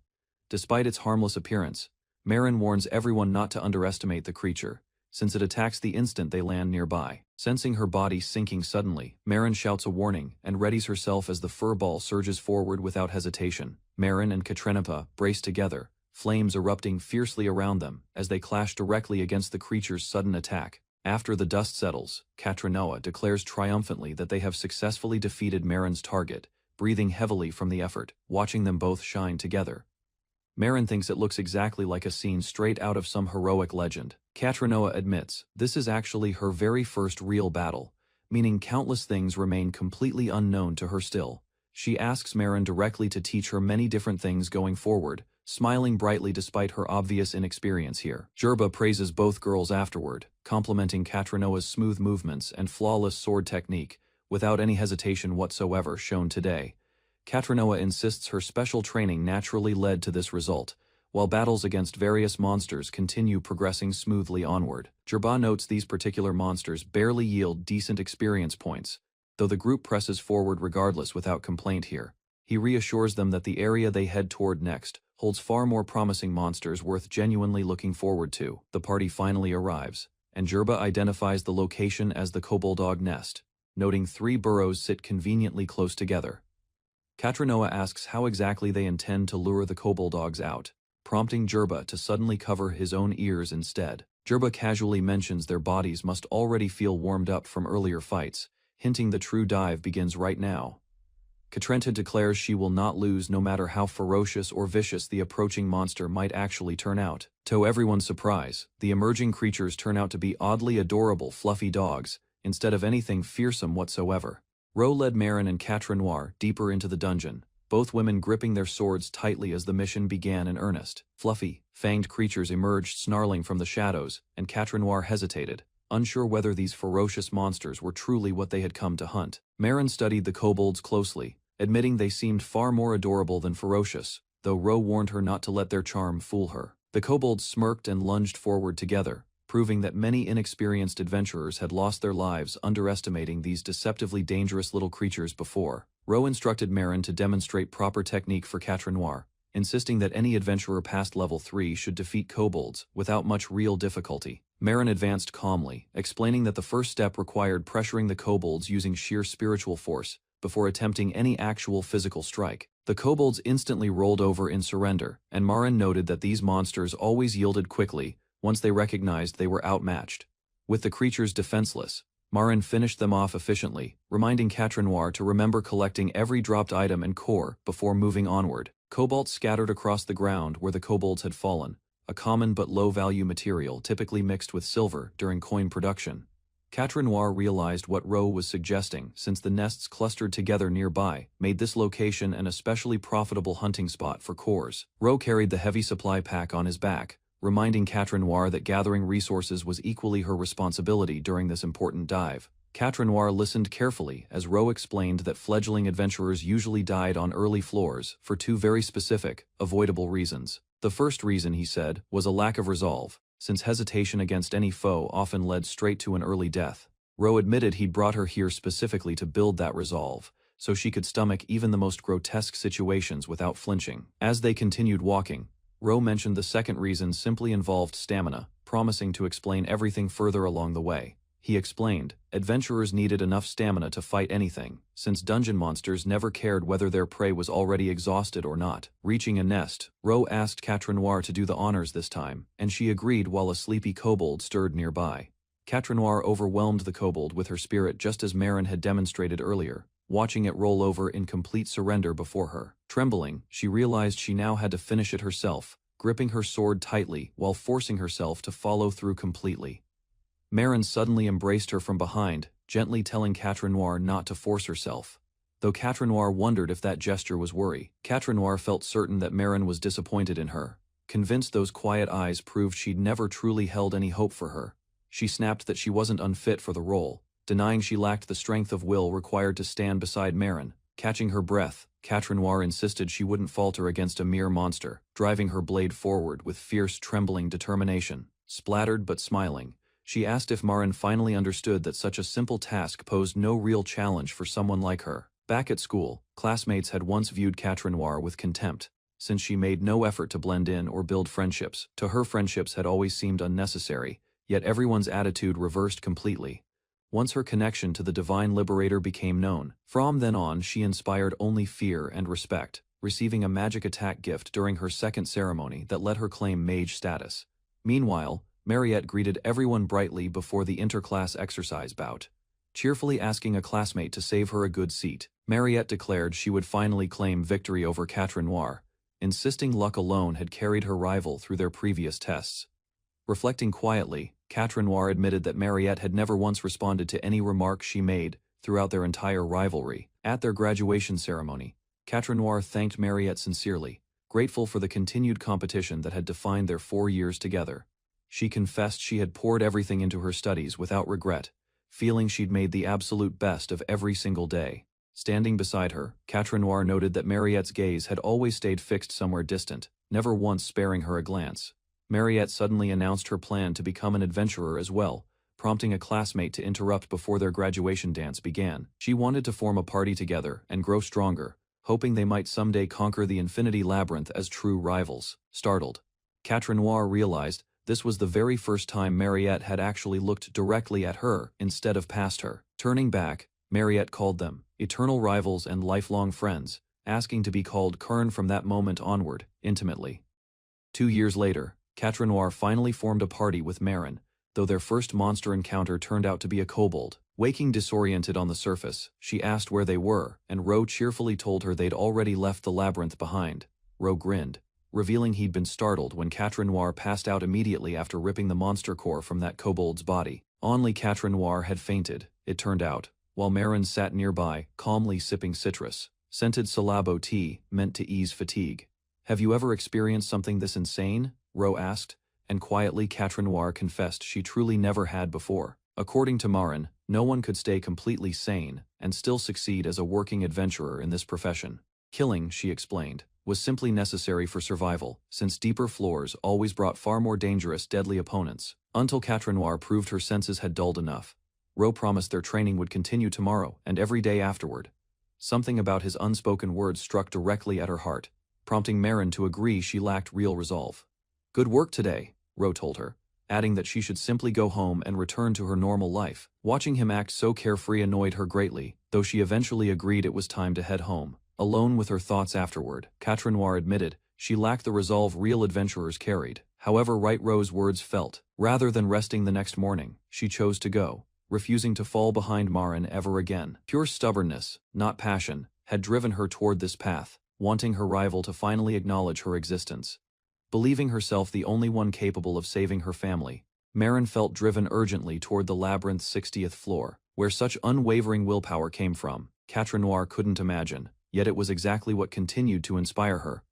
Should she fail to gather enough party members, Marin would undoubtedly challenge that floor completely alone regardless. "Of course I can," she insisted, walking steadily forward, even though her mind still felt hazy and unclear.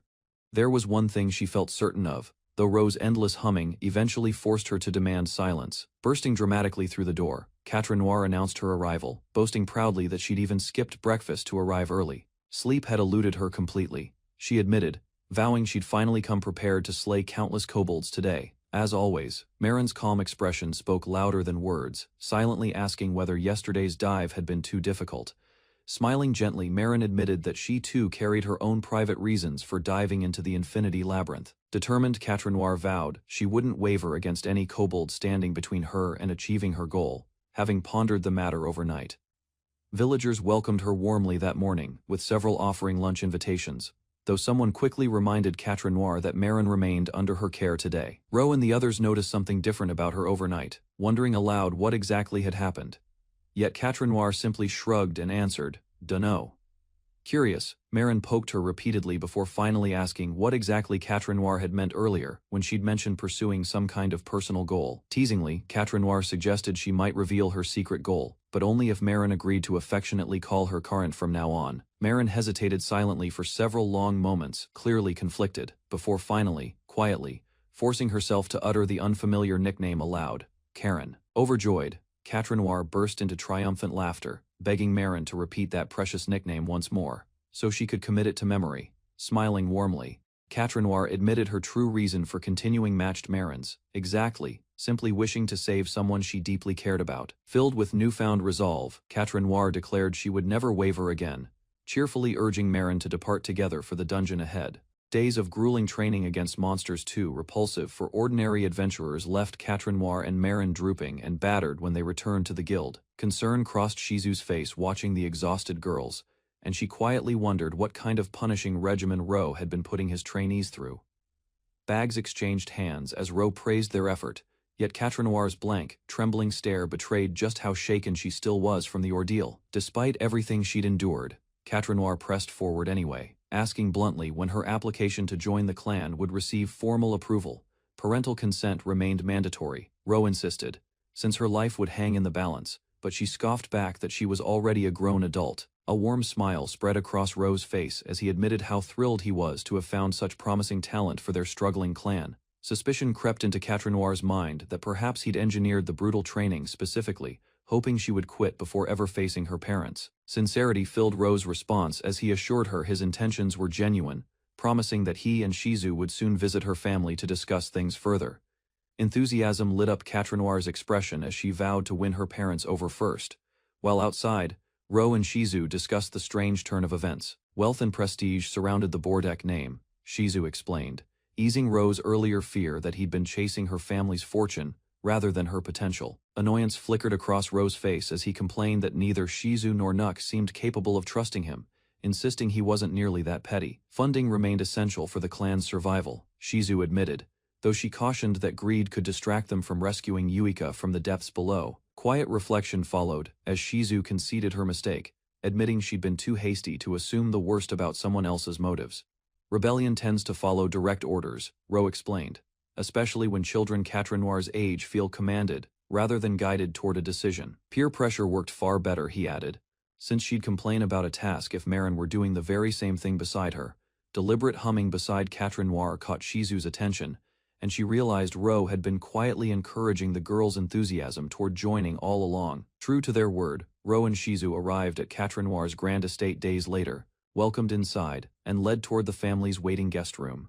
Gratitude for the earlier guidance came first from Quatre Noir, who then turned and asked them both to follow her up to the second floor. Persuading her parents must have taken considerable effort, Shizu guessed, noting the barely contained excitement radiating from Quatre Noir throughout the entire visit. Quatre Noir's mother greeted the guests as her daughter introduced Shizu and Ro, presenting them precisely the way Ro had once hoped she would. Barasa and Rosie Bordek welcomed their guests warmly, introducing themselves as Curran's parents while gesturing toward the empty seats before them. Bowing respectfully, Ro expressed his honor at meeting them, while Shizu quietly thanked the couple for graciously hosting their unexpected visit today. Suddenly, Albert introduced himself, revealing he was Curran's brother who had been lingering nearby, stealing glances at her since they arrived. Furious protests erupted from Curran as Albert insisted on staying, though her parents firmly ordered him back to work, dismissing his complaints. Apologizing for her son's behavior, Rosie asked Daybreak Scabbard's members to excuse him, while Barasa urged Albert to calm himself down.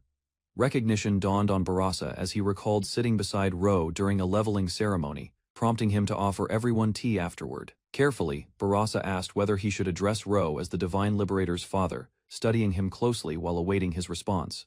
Humbly, Ro clarified that within the clan he was simply a Sherpa, asking to be treated as just Ro, nothing more. Reminiscing, Ro explained he once worked as a Sherpa in Tyros, meeting Yuika's party there when they arrived to conquer the labyrinth.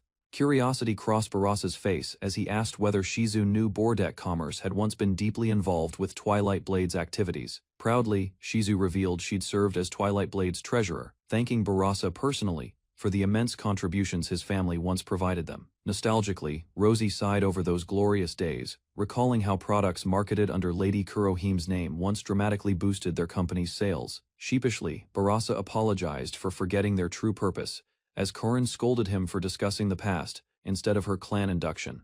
Suddenly, Albert declared he remained firmly against the notion, glaring intensely while his father simply addressed him with quiet concern. Worriedly, Albert reminded everyone that Karen returned home daily with shaky legs and barely open eyes since joining as a trial member.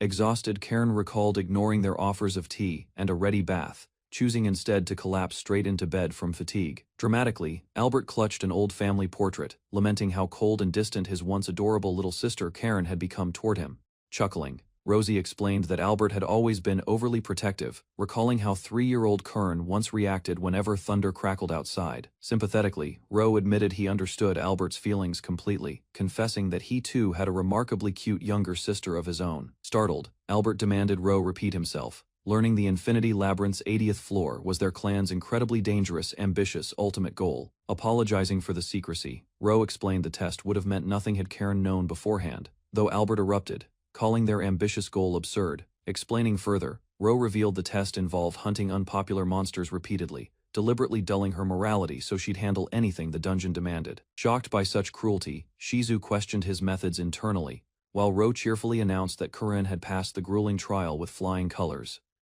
Studying an old portrait, Ro wondered whether Kuren possessed strong faith or perhaps harbored some greater ambition he couldn't fully comprehend himself. Mentioning further details, Barasa noted his daughter graduated the Adventurers Academy with impressive marks, confirming she held considerable potential as an adventurer. Additionally, Rosie explained Karen wielded a goddess-given attack gift skillfully alongside swordsmanship, reaching level 5 as an adventurer at merely 15. Praising her further, Ro described how she analyzed battlefields instantly, matching her allies' rhythm while holding her own against dangerous monsters below. Overwhelmed by such praise, Karen begged him to stop, while Shizu quietly observed how completely she'd fallen for his flattering words already. Requesting formally, Ro promised to treat Karen with utmost care, warning that other parties would surely try recruiting such a talented adventurer. Presenting documents, Shizu handed over a detailed summary covering the clan's equipment, members, purpose, and policies for the Bordex to review. Interjecting eagerly, Karen begged to examine it herself, while Rosie mentioned Saffron as their contracted doctor, someone they'd once owed considerably. Impressed by the thoroughness, Karen demanded to know who authored it, marveling at the finely detailed profile and excruciating profit split breakdown. Firmly stating their resolve, Ro declared they intended to conquer the Infinity Labyrinth, insisting Karen's abilities remained essential to achieving that goal. Directly requesting permission, Ro asked Barasa to allow Karen's official membership into Daybreak's scabbard, though the old man simply stayed silent. Turning toward his daughter, Barasa asked Karen to return upstairs briefly, wanting a private conversation with the clan's visiting representatives. Instead, reassuringly, Barasa told Karen not to worry, since she'd already shared her feelings on the matter before sending her back upstairs. Turning to his wife, Barasa asked what Rosie thought of leaving Karen under their care, though Albert demanded everyone stop talking.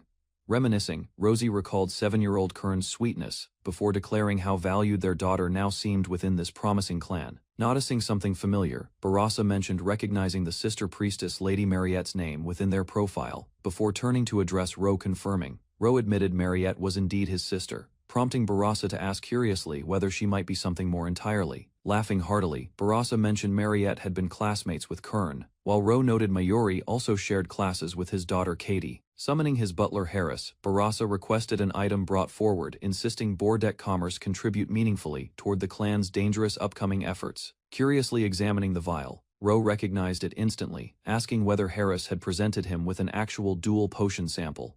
Explaining the science, Barasa noted, combining 2 potions normally diluted their individual effects, though this innovative product avoided that unfortunate drawback. Gratefully accepting the gift, Ro promised to inform Mariette, while Barasa expressed hope she'd participate in future promotional press releases, eventually. Suspiciously, Albert accused his father of admitting Kern merely to leverage Mariette's fame for marketing purposes, though Barasa denied it vehemently. Reasoning calmly, Barasa argued Kern's stubbornness meant running away remained likely if they refused, making cooperation the more favorable outcome overall. Smiling confidently, Ro suggested offering their newest products as clan support, believing letting her adventure under trusted care was truly optimal. Worriedly, Albert admitted he'd feel utterly helpless saving Kern from danger, questioning why she'd risk herself venturing into the labyrinth's depths. Curiously, Karen asked how Albert could possibly help despite lacking adventuring skills, prompting Ro to explain that artifacts made it entirely possible, detailing artifacts further. Ro explained they were magic relics unlocked through keywords, urging them to give any relics found directly to Karen. Skeptically, Barasa noted artifacts typically lost their effectiveness once used, questioning how repeated relic use could remain practically feasible for her. Revealing Marin's secret gift, Ro explained her Chrono Reverse spell could restore any exhausted artifact back to full power repeatedly whenever needed. Surprised, Barasa clarified that normally single-use relics could theoretically be reused endlessly through Mariette's abilities, according to what Ro claimed. Excitedly, Barasa predicted such relics would soon become highly sought after, with Ro confirming enthusiastically that his prediction was absolutely correct. Offering assistance, Barasa volunteered Bordek Commerce's vast network to search worldwide, since these scattered relics proved difficult to procure otherwise. Alternatively, Ro suggested donating found relics to the church instead, making them exempt while still reaching Daybreak's scabbard through official channels. Reflecting quietly afterward, Shizu recalled Ro, insisting Karen's addition wasn't meant to secure funding, though circumstances now seemed rather complicated indeed. Realizing suddenly, Shizu understood Kurohim's old words differently now, recognizing Ro was leveraging the Bordek's connections purely to acquire more artifacts. Finally, Ro promised writing regularly about Catranoir's adventures to ease her family's worry, prompting Shizu's thought that terrifying foes and reliable allies were truly inseparable. Suggesting relief, Barasa proposed hiring someone familiar to Karen as their coach, capable of operating a carriage for the clan's travels. Confirming plans, Barasa revealed he'd already been arranging a coachman for their operations, though logistics still needed considerable preparation beforehand. Offering generously, Barasa explained Harris had cared for Kern since birth, suggesting his familiar presence would help her rest more comfortably. Days later, Kern bowed gracefully, announcing herself as an official Daybreak Scabbard member, eager to work alongside everyone moving forward. Warmly welcomed, Kern watched Harris introduce himself formally, while the clan members cheerfully clapped and greeted their new big sis together, confused by his politeness. Karen wondered why Harris was introducing himself, until Shizu explained he'd become their newest clan member too. Astonished, Karen questioned whether Harris held far too many responsibilities, learning he'd serve as coach, gardener, sword instructor, and security head. Seriously, Harris explained that facing monsters required relearning swordsmanship properly, since his previous training had only prepared him against humans. Curiously checking his status card, Ro discovered Harris had once been an adventurer, surprising Shizu who'd never heard this before. Shockingly, everyone gasped upon realizing Harris reached level 13, matching Twilight Blade's own levels during their legendary battle against Shambler. Revealing more secrets, Harris admitted he'd retired 27 years ago, having once served as a member of the previous hero's party. Utterly stunned, the group processed this revelation together, with Shizu quietly wondering if Harris truly once stood beside that legendary hero. A monstrous creature shrieked as a blade flashed nearby, while a blood-stained girl in a dark coat laughed wildly, calling the fight nothing new to her. Deeper into the labyrinth, two cloaked figures pressed forward together, moving as a single unit, despite something massive looming just behind them in the dark. Back at a quiet clinic, a tired blonde woman sighed while sipping her drink, worn out again after another exhausting day tending to wounded patients.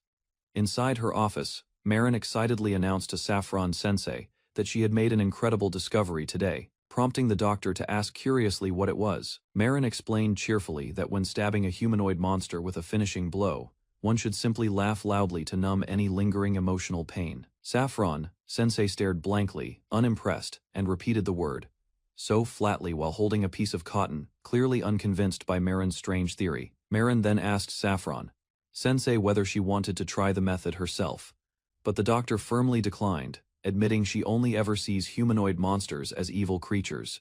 Saffron Sensei admitted she never realized that laughing loudly could actually be considered a legitimate coping method, saying she would keep the idea in mind. Watching the two younger girls interact so playfully, Saffron Sensei quietly wondered to herself if this was what a wholesome youthful friendship looked like.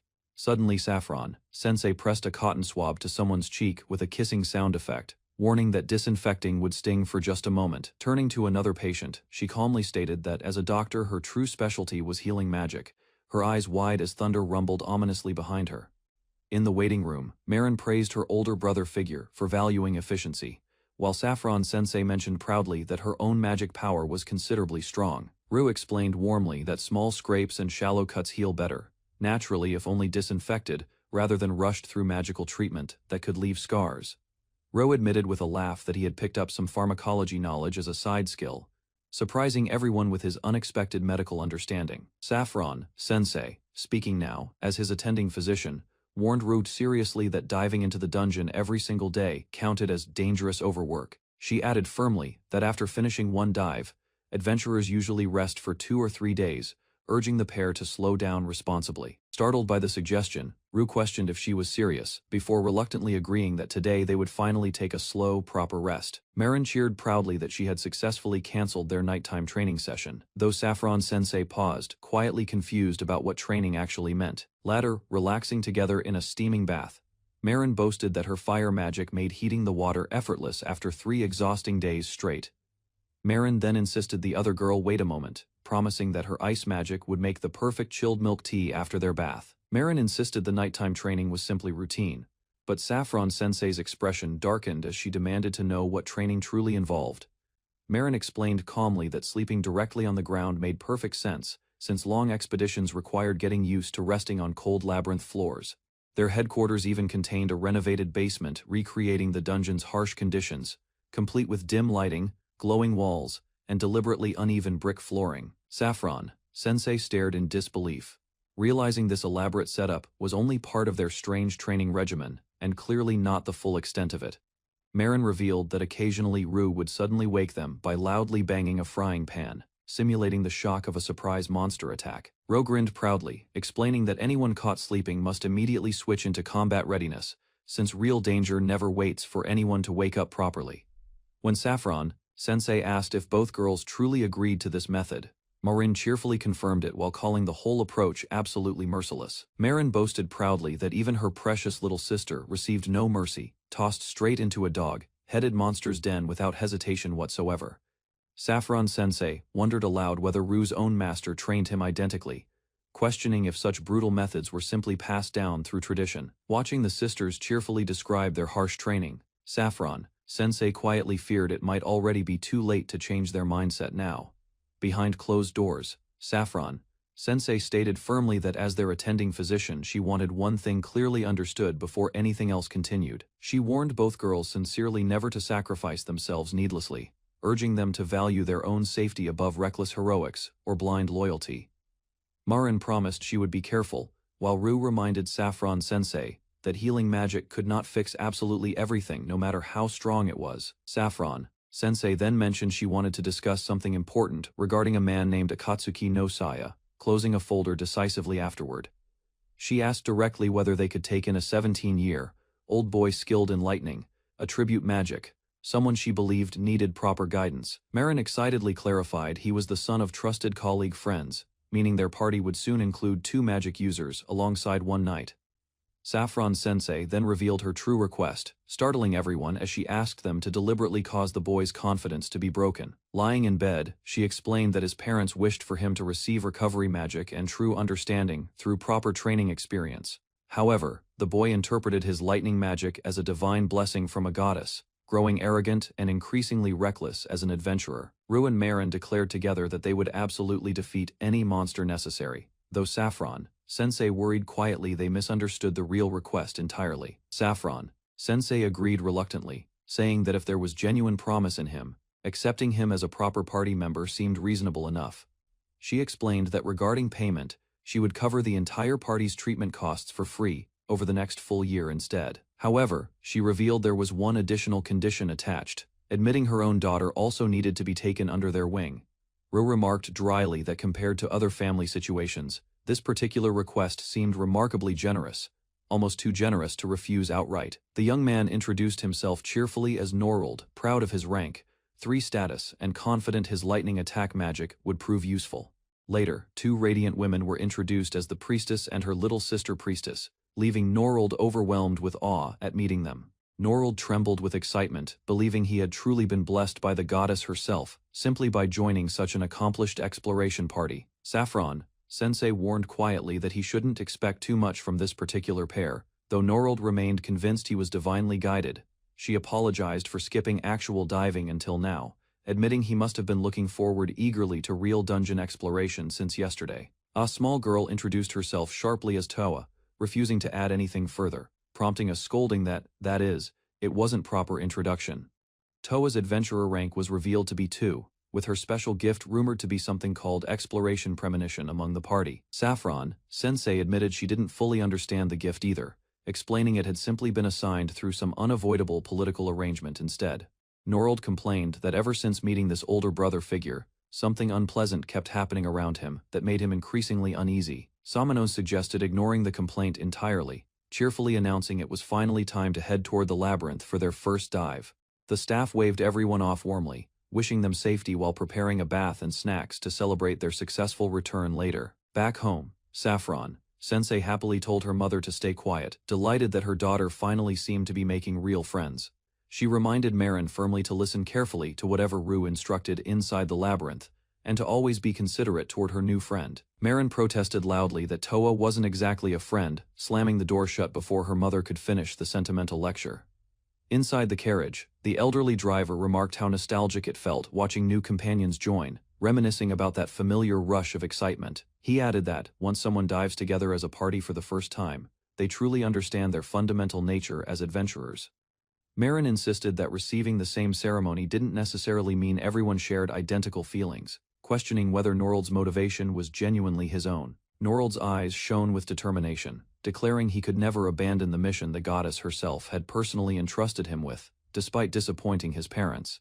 He explained that Toa had once locked herself away in her room, refusing even school, worrying her mother deeply during that difficult period. Marin revealed that Toa used to be reclusive until one day, she quietly slipped out of the house and registered as an adventurer. She then dove into the labyrinth completely alone that same day, wearing barely any proper equipment, which left everyone thoroughly exasperated afterward. Scolding her afterward proved completely useless, since Toa simply refused to be confined back into her room no matter what punishment followed. Toa muttered under her breath, wondering if joining today's outing somehow proved that she and her mother had finally reconciled properly. She admitted quietly that she genuinely loved monsters, wanting desperately to see many of them so she could draw countless illustrations someday. Norald gasped in shock, unable to comprehend how monsters, the goddess's sworn enemies, could possibly be something anyone found lovable or fascinating. Saffron Sensei calmly countered that no matter how personal someone's reason might seem, everyone entering the labyrinth carries their own unique motivation. Toa suddenly perked up, mentioning excitement about a rumored floor boss residing on the 80th underground level, called the Kaiser Beast. Marin asked eagerly whether she wanted to actually see it, prompting Toa to practically vibrate with excitement at the mere possibility. Toa wondered aloud whether she might even get close enough to smell it, hoping desperately for a chance to touch it too. Marin promised excitedly that such an opportunity was indeed planned, causing Toa to declare she would gladly risk death just for that chance. Marin agreed instantly, welcoming Toa's reckless enthusiasm, and confirming she was already looking forward immensely to reaching that 80th floor together. Saffron Sensei pouted slightly, admitting she also wished someone had told her they welcomed her presence, feeling briefly left out of the moment. The elderly driver chuckled warmly, remarking that this newly assembled group certainly featured an unusually diverse and colorful mix of personalities. Descending further, they reached the endless labyrinth's very first underground floor, where Saffron Sensei laughed triumphantly, wondering if they could break through the first gate. Elsewhere, Marin fought viciously against monsters, laughing wildly while covered in blood, calling her enemies nothing more than noisy toys before her. Watching nearby, Toa murmured the word, kobold, under her breath, staring intently, as Marin continued cutting down the monstrous dog-headed creature without mercy. A massive dog-headed kobold thrashes wildly across the frozen ground while a fierce swordswoman lunges forward, screaming with excitement, as she grabs its thick fur. Standing nearby, an armored knight and a black-robed witch watch calmly, noting that avoiding the creature's counterattack just now had actually gone rather well for them. Toa reaches out eagerly toward the subdued kobold, asking if she can touch it, while the witch simply shrugs and says there is nothing else to be done now. Samanon in the background hesitates, worried that treating such a savage monster so affectionately seems oddly reckless. Yet Toa continues nuzzling into its thick fur regardless. Pressed against the kobold's soft coat, Toa grins mischievously, wondering aloud whether she might also be allowed to look at what is hidden underneath its fur. A masked figure grips a dagger nervously beside her, while the witch watches with quiet amusement, telling Toa she is free to indulge herself for as long as she likes. Meanwhile, young Norrud declares through gritted teeth that he too will manage it, insisting this brutal training is essential for anyone hoping to become a true adventurer. Inside the Adventurers Guild, a notice board announces the opening of a new party consultation division meant to handle disputes between members. Behind a closed door, someone explains that a certain party leader has come seeking advice, troubled deeply by how to treat one particular member. Tanis, leader of Yu Makiyu, admits he wants that troublesome member removed after their final dive, worried the whole party might otherwise collapse completely.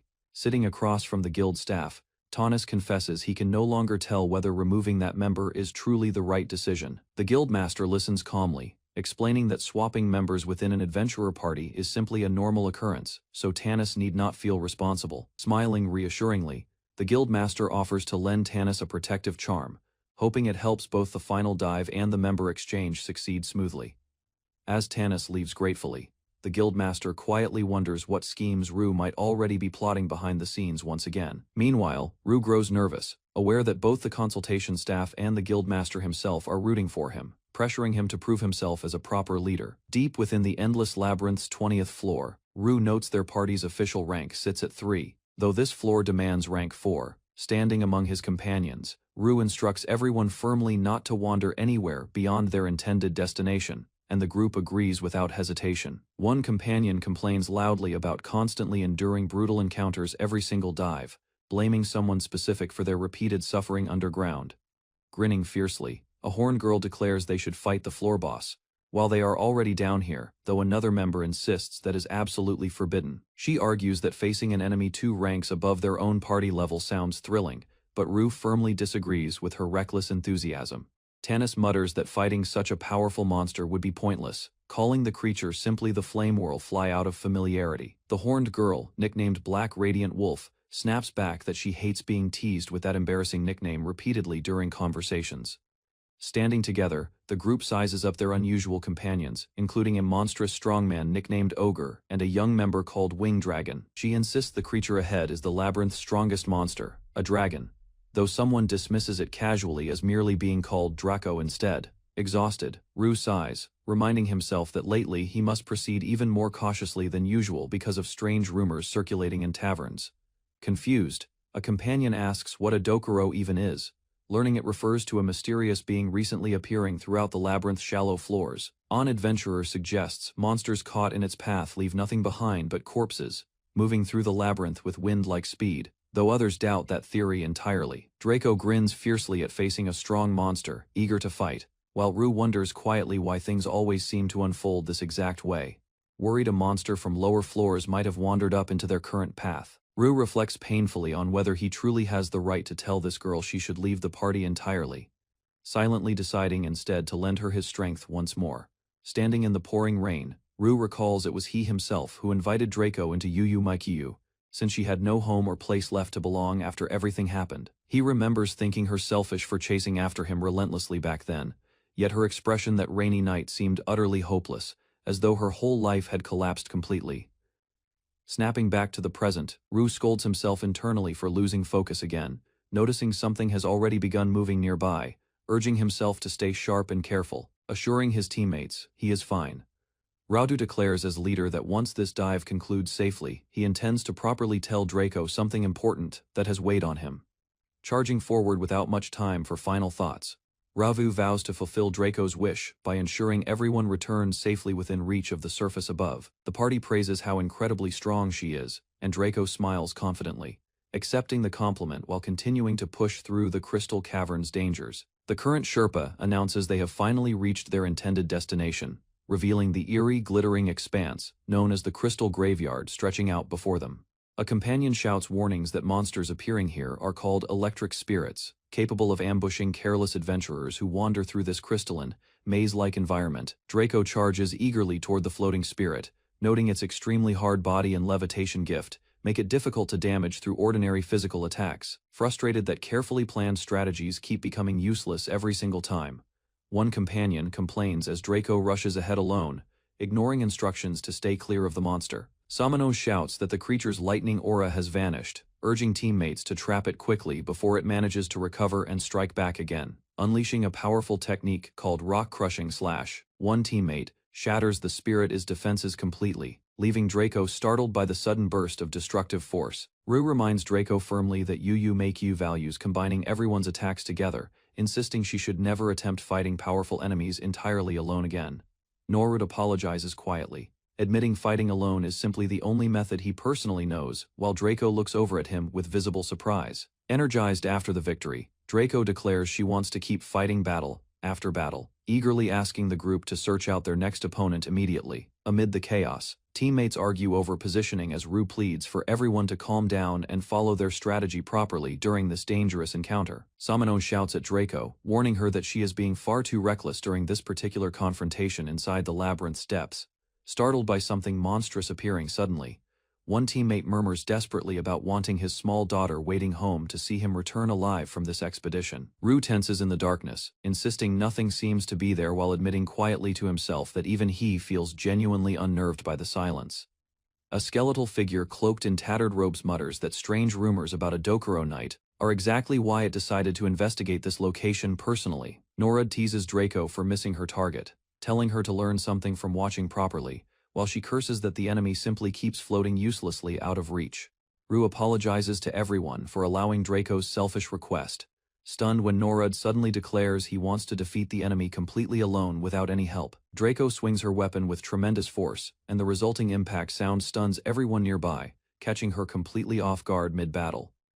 Norud explains that piercing through a monster's core creates a brief window where it cannot act, calling this the perfect moment for a decisive attack. Shouting for Draco to strike now, Norud holds the electric spirit still while she unleashes her signature technique known as Bakuretsu Ken, the bursting fist. The technique compresses every strike delivered during a single breathless combo, releasing them all together in one tremendous concentrated explosion of destructive force. Dust and shattered fragments scatter across the cavern floor as the party stares in disbelief, amazed that Norud managed to defeat the enemy entirely by himself. Excited by her victory, Draco wonders aloud whether striking directly through the center would work better next time, while Norud congratulates her cheerfully on the win. Norud requests more training and asks Draco to help him locate additional electric spirits, admitting fighting alone remains the only method he currently knows. Watching Draco's back, Norud wonders silently why she clings so obsessively to strength, aware she likely won't reveal even her real name if asked directly. Norud calls out for Draco to wait, insisting they should search for more electric spirits together, rather than splitting apart from the rest of the group. Draco teases Norud for suddenly acting so understanding today, joking that his willingness to accompany her feels unusually agreeable compared to his normal behavior.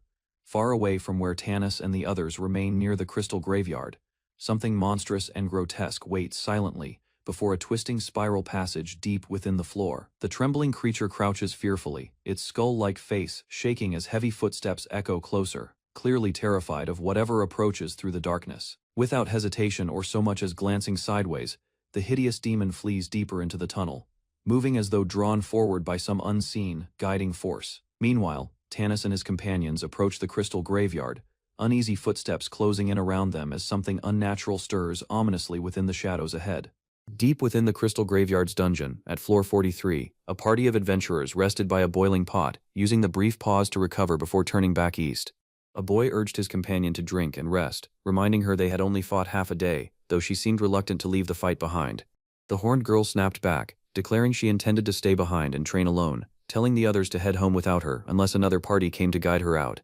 The boy pressed her about supplies, pointing out she had no idea how long her training would take, though she brushed it off, mentioning the dungeon spring nearby.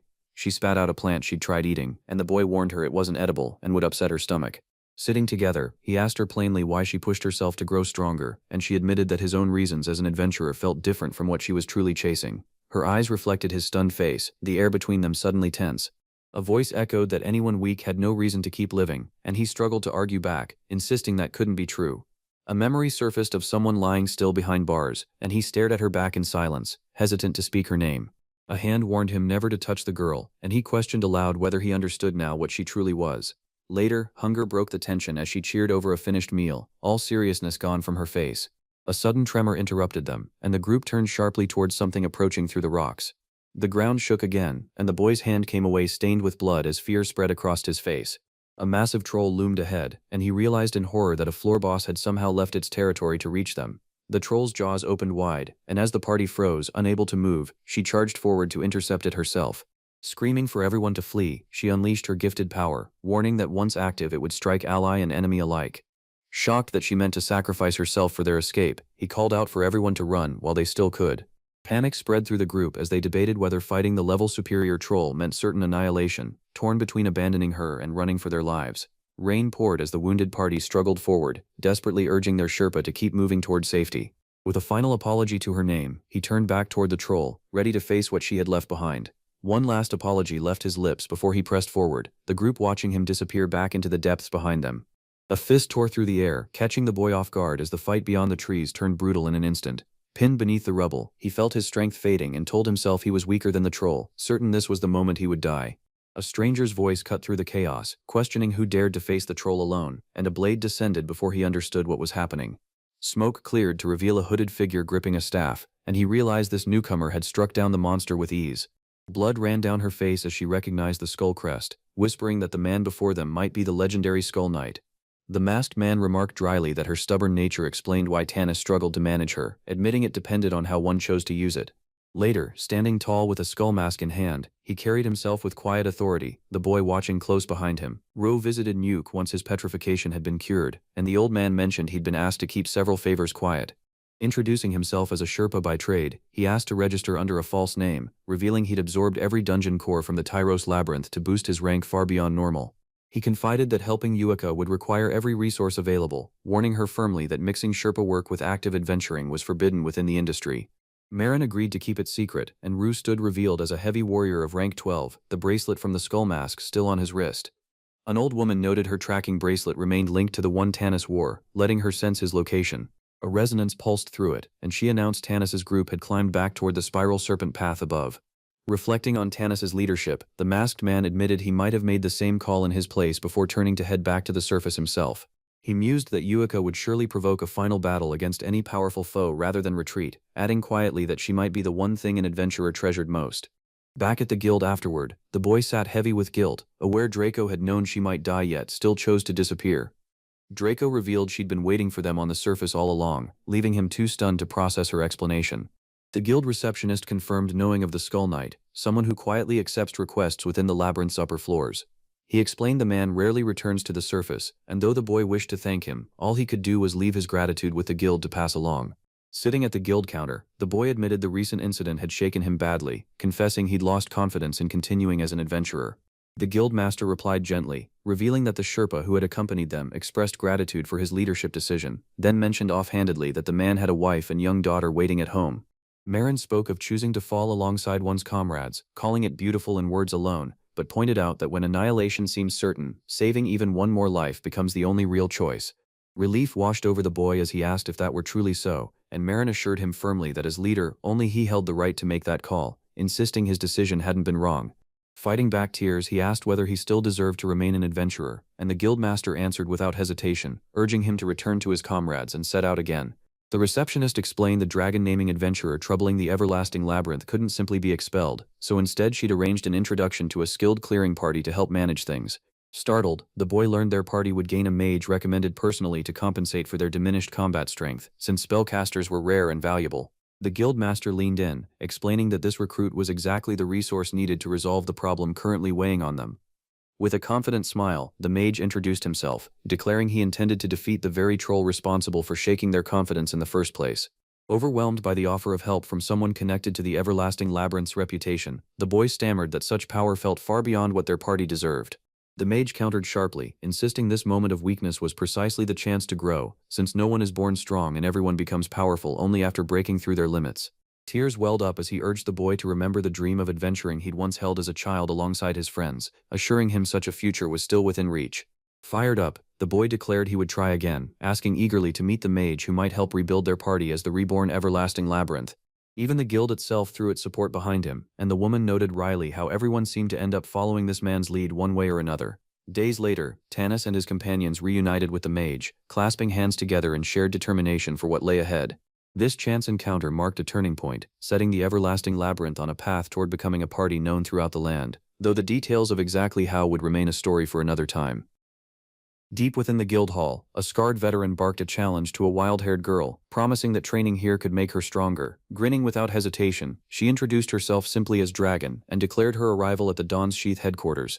Confusion followed once someone asked for her real name. Dragon admitted, almost proudly, that she had invented it herself. A bespectacled girl beside her recoiled, calling it unspeakable to hide one's true name from companions who would soon share both duties and danger. Sensing suspicion in the girl's sharp glance, Dragon and another companion apologized in a fluster, insisting nothing shady was going on. The bespectacled girl merely blinked, unaware her stare had caused the panic.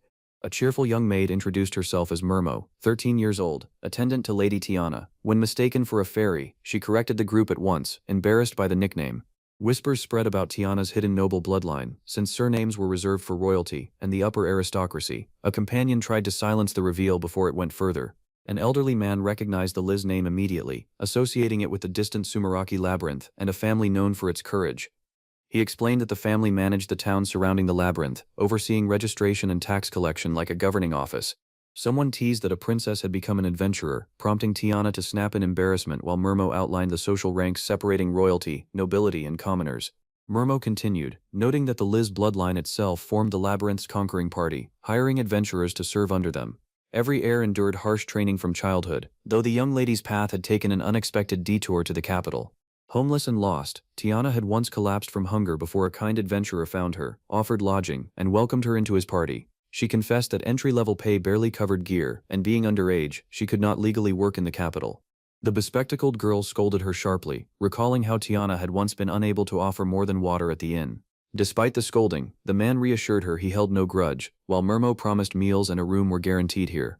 A cheerful teammate explained that support staff handled all administrative tasks, though one rule remained absolute among them. Nobility received no special treatment, and support members were never looked down upon by fighters. Dragon smirked, clearly intrigued by the idea. When pressed to pick a nickname instead of her family name, the group's suggestions were shot down one after another for lacking charm. The unanimous rejection left Dragon fuming, as the group agreed a name mattered enough to be chosen together. Laughter filled the table as they celebrated becoming an official standard party, finally sitting down to eat. Praise for the maid's baking skills brought delighted laughter around the table, since her pastry-making talent came from years spent as a professional-level cook. Tears welled up in Mermo's eyes as she marveled at receiving so many treats, calling the moment like a dream come true. Compliments kept pouring in, and Mermo admitted she still hoped to become a full-fledged Sherpa one day, though at 13 she remained an assistant member for the time being. A boy nearby revealed he attended the same fourth-year class at the Adventurer Training Academy, making him her fellow helper on this outing. Sparkling with enthusiasm, Mermo greeted him properly and asked for his continued support going forward. Overwhelmed by nerves, she stumbled through her own polite request before the scene shifted to a grand estate the following day.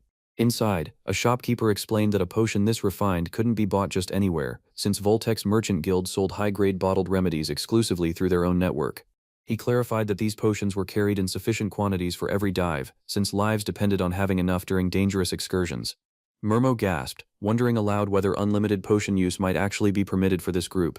Delight spread across her face as she called the arrangement paradise, while Dragon simply agreed that, practically speaking, it was. Attention turned to their equipment, with someone suggesting a full refit might serve them better than patchwork repairs. Discussion settled on choosing between lighter mithril and the tougher, heavier adamantite for crafting new gauntlets. An old man protested that adamantite would cost a fortune, grumbling that 10 years of earnings couldn't cover such an outrageous price. Despite the complaint, he agreed to summon a specialist craftsman the next day to take proper measurements. Back home, teammates welcomed each other after another dive, comparing notes on the day's progress while signing off on paperwork. One boasted of defeating 12 kobolds, another countered with 11, sparking playful rivalry over training results. A different companion mentioned defeating 8 wolves, prompting another round of competitive banter among the group. Meanwhile, an assistant sighed with exhaustion after finishing another day's exhausting paperwork. Someone handed over a strange bottled substance, sparking curiosity about its true purpose. Excitement grew as the fighters realized the compound could be used for combat, prompting eager grins all around. A companion clarified it was simply green rock paint, deflating the earlier excitement instantly. An old butler questioned whether the surprise strike was truly meant to kill him, remaining calm despite the sudden assault closing in from behind. Steel met steel as he blocked the attack without hesitation, deflecting the blow with practiced ease. Raising her weapon overhead for another swing, the young fighter pressed forward, determined not to back down. He asked flatly whether she intended to keep attacking, unbothered by her aggressive stance. Declaring her intent to strike him down without mercy, she lunged again with full force. Catching her off guard, he twisted the blade unexpectedly, sending her tumbling before she could react. A follow-up strike caught him solidly, forcing a pained grunt as the impact connected. Composed despite the hit, he tapped his cane lightly, signaling that the exchange had run its course. Light burst upward from his raised hand, spiraling skyward with controlled precision. Startled by the display, the two girls nearby wondered aloud whether magic could really be used this deep underground. Reassuring his flustered companion, a young man promised everything would be fine since he'd handle whatever came next. Drawing her bow with fierce concentration, an archer explained that dealing with enemy magic fell specifically under her role in the group. Her arrow found its mark, striking one of the glowing magical circles dead center. A second shot followed immediately, dissolving another circle before it could fully form. Overwhelmed by the flashing light, the group flinched and covered their eyes against the blinding glare. The remaining circle detonated in a final burst, sending a shock wave rippling outward. Grinning afterward, the young man explained that his light-based magic only illuminated the area and carried no offensive power at all. Frustration boiled over as the archer accused him of being a devilish trainer, recalling 50 brutal push-up rounds after her party's earlier wipeout. Laughing it off, he denied ever being merciful, casually suggesting another 10 rounds might be in order.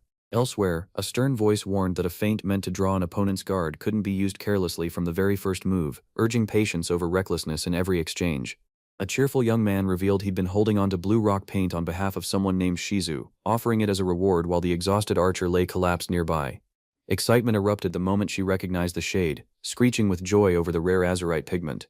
Grinning through the chaos, he explained that mere effort wasn't enough to keep morale alive in his world, insisting that rewards belonged only to those who truly earned them through hard work. Another companion added dryly that Murin and Karen shared a fondness for baths and sweets, watching the reward-driven celebration unfold. Turning his attention elsewhere, the young man asked what kind of prize might motivate a different member of the group. A sharp, toothy grin flashed across the panel, hinting at something unspoken building beneath the surface. One companion declared flatly that facing the old man directly remained the true challenge ahead, nodding toward the elder standing calm near the doorway. Impressed despite herself, the fighter admitted she hadn't realized the elder held such refined combat skill, especially after training together for so long without noticing. Laughing at the memory, she recalled how the old man never once shifted from his starting stance, sweat-free and smiling the entire time, which only made his strength more unsettling.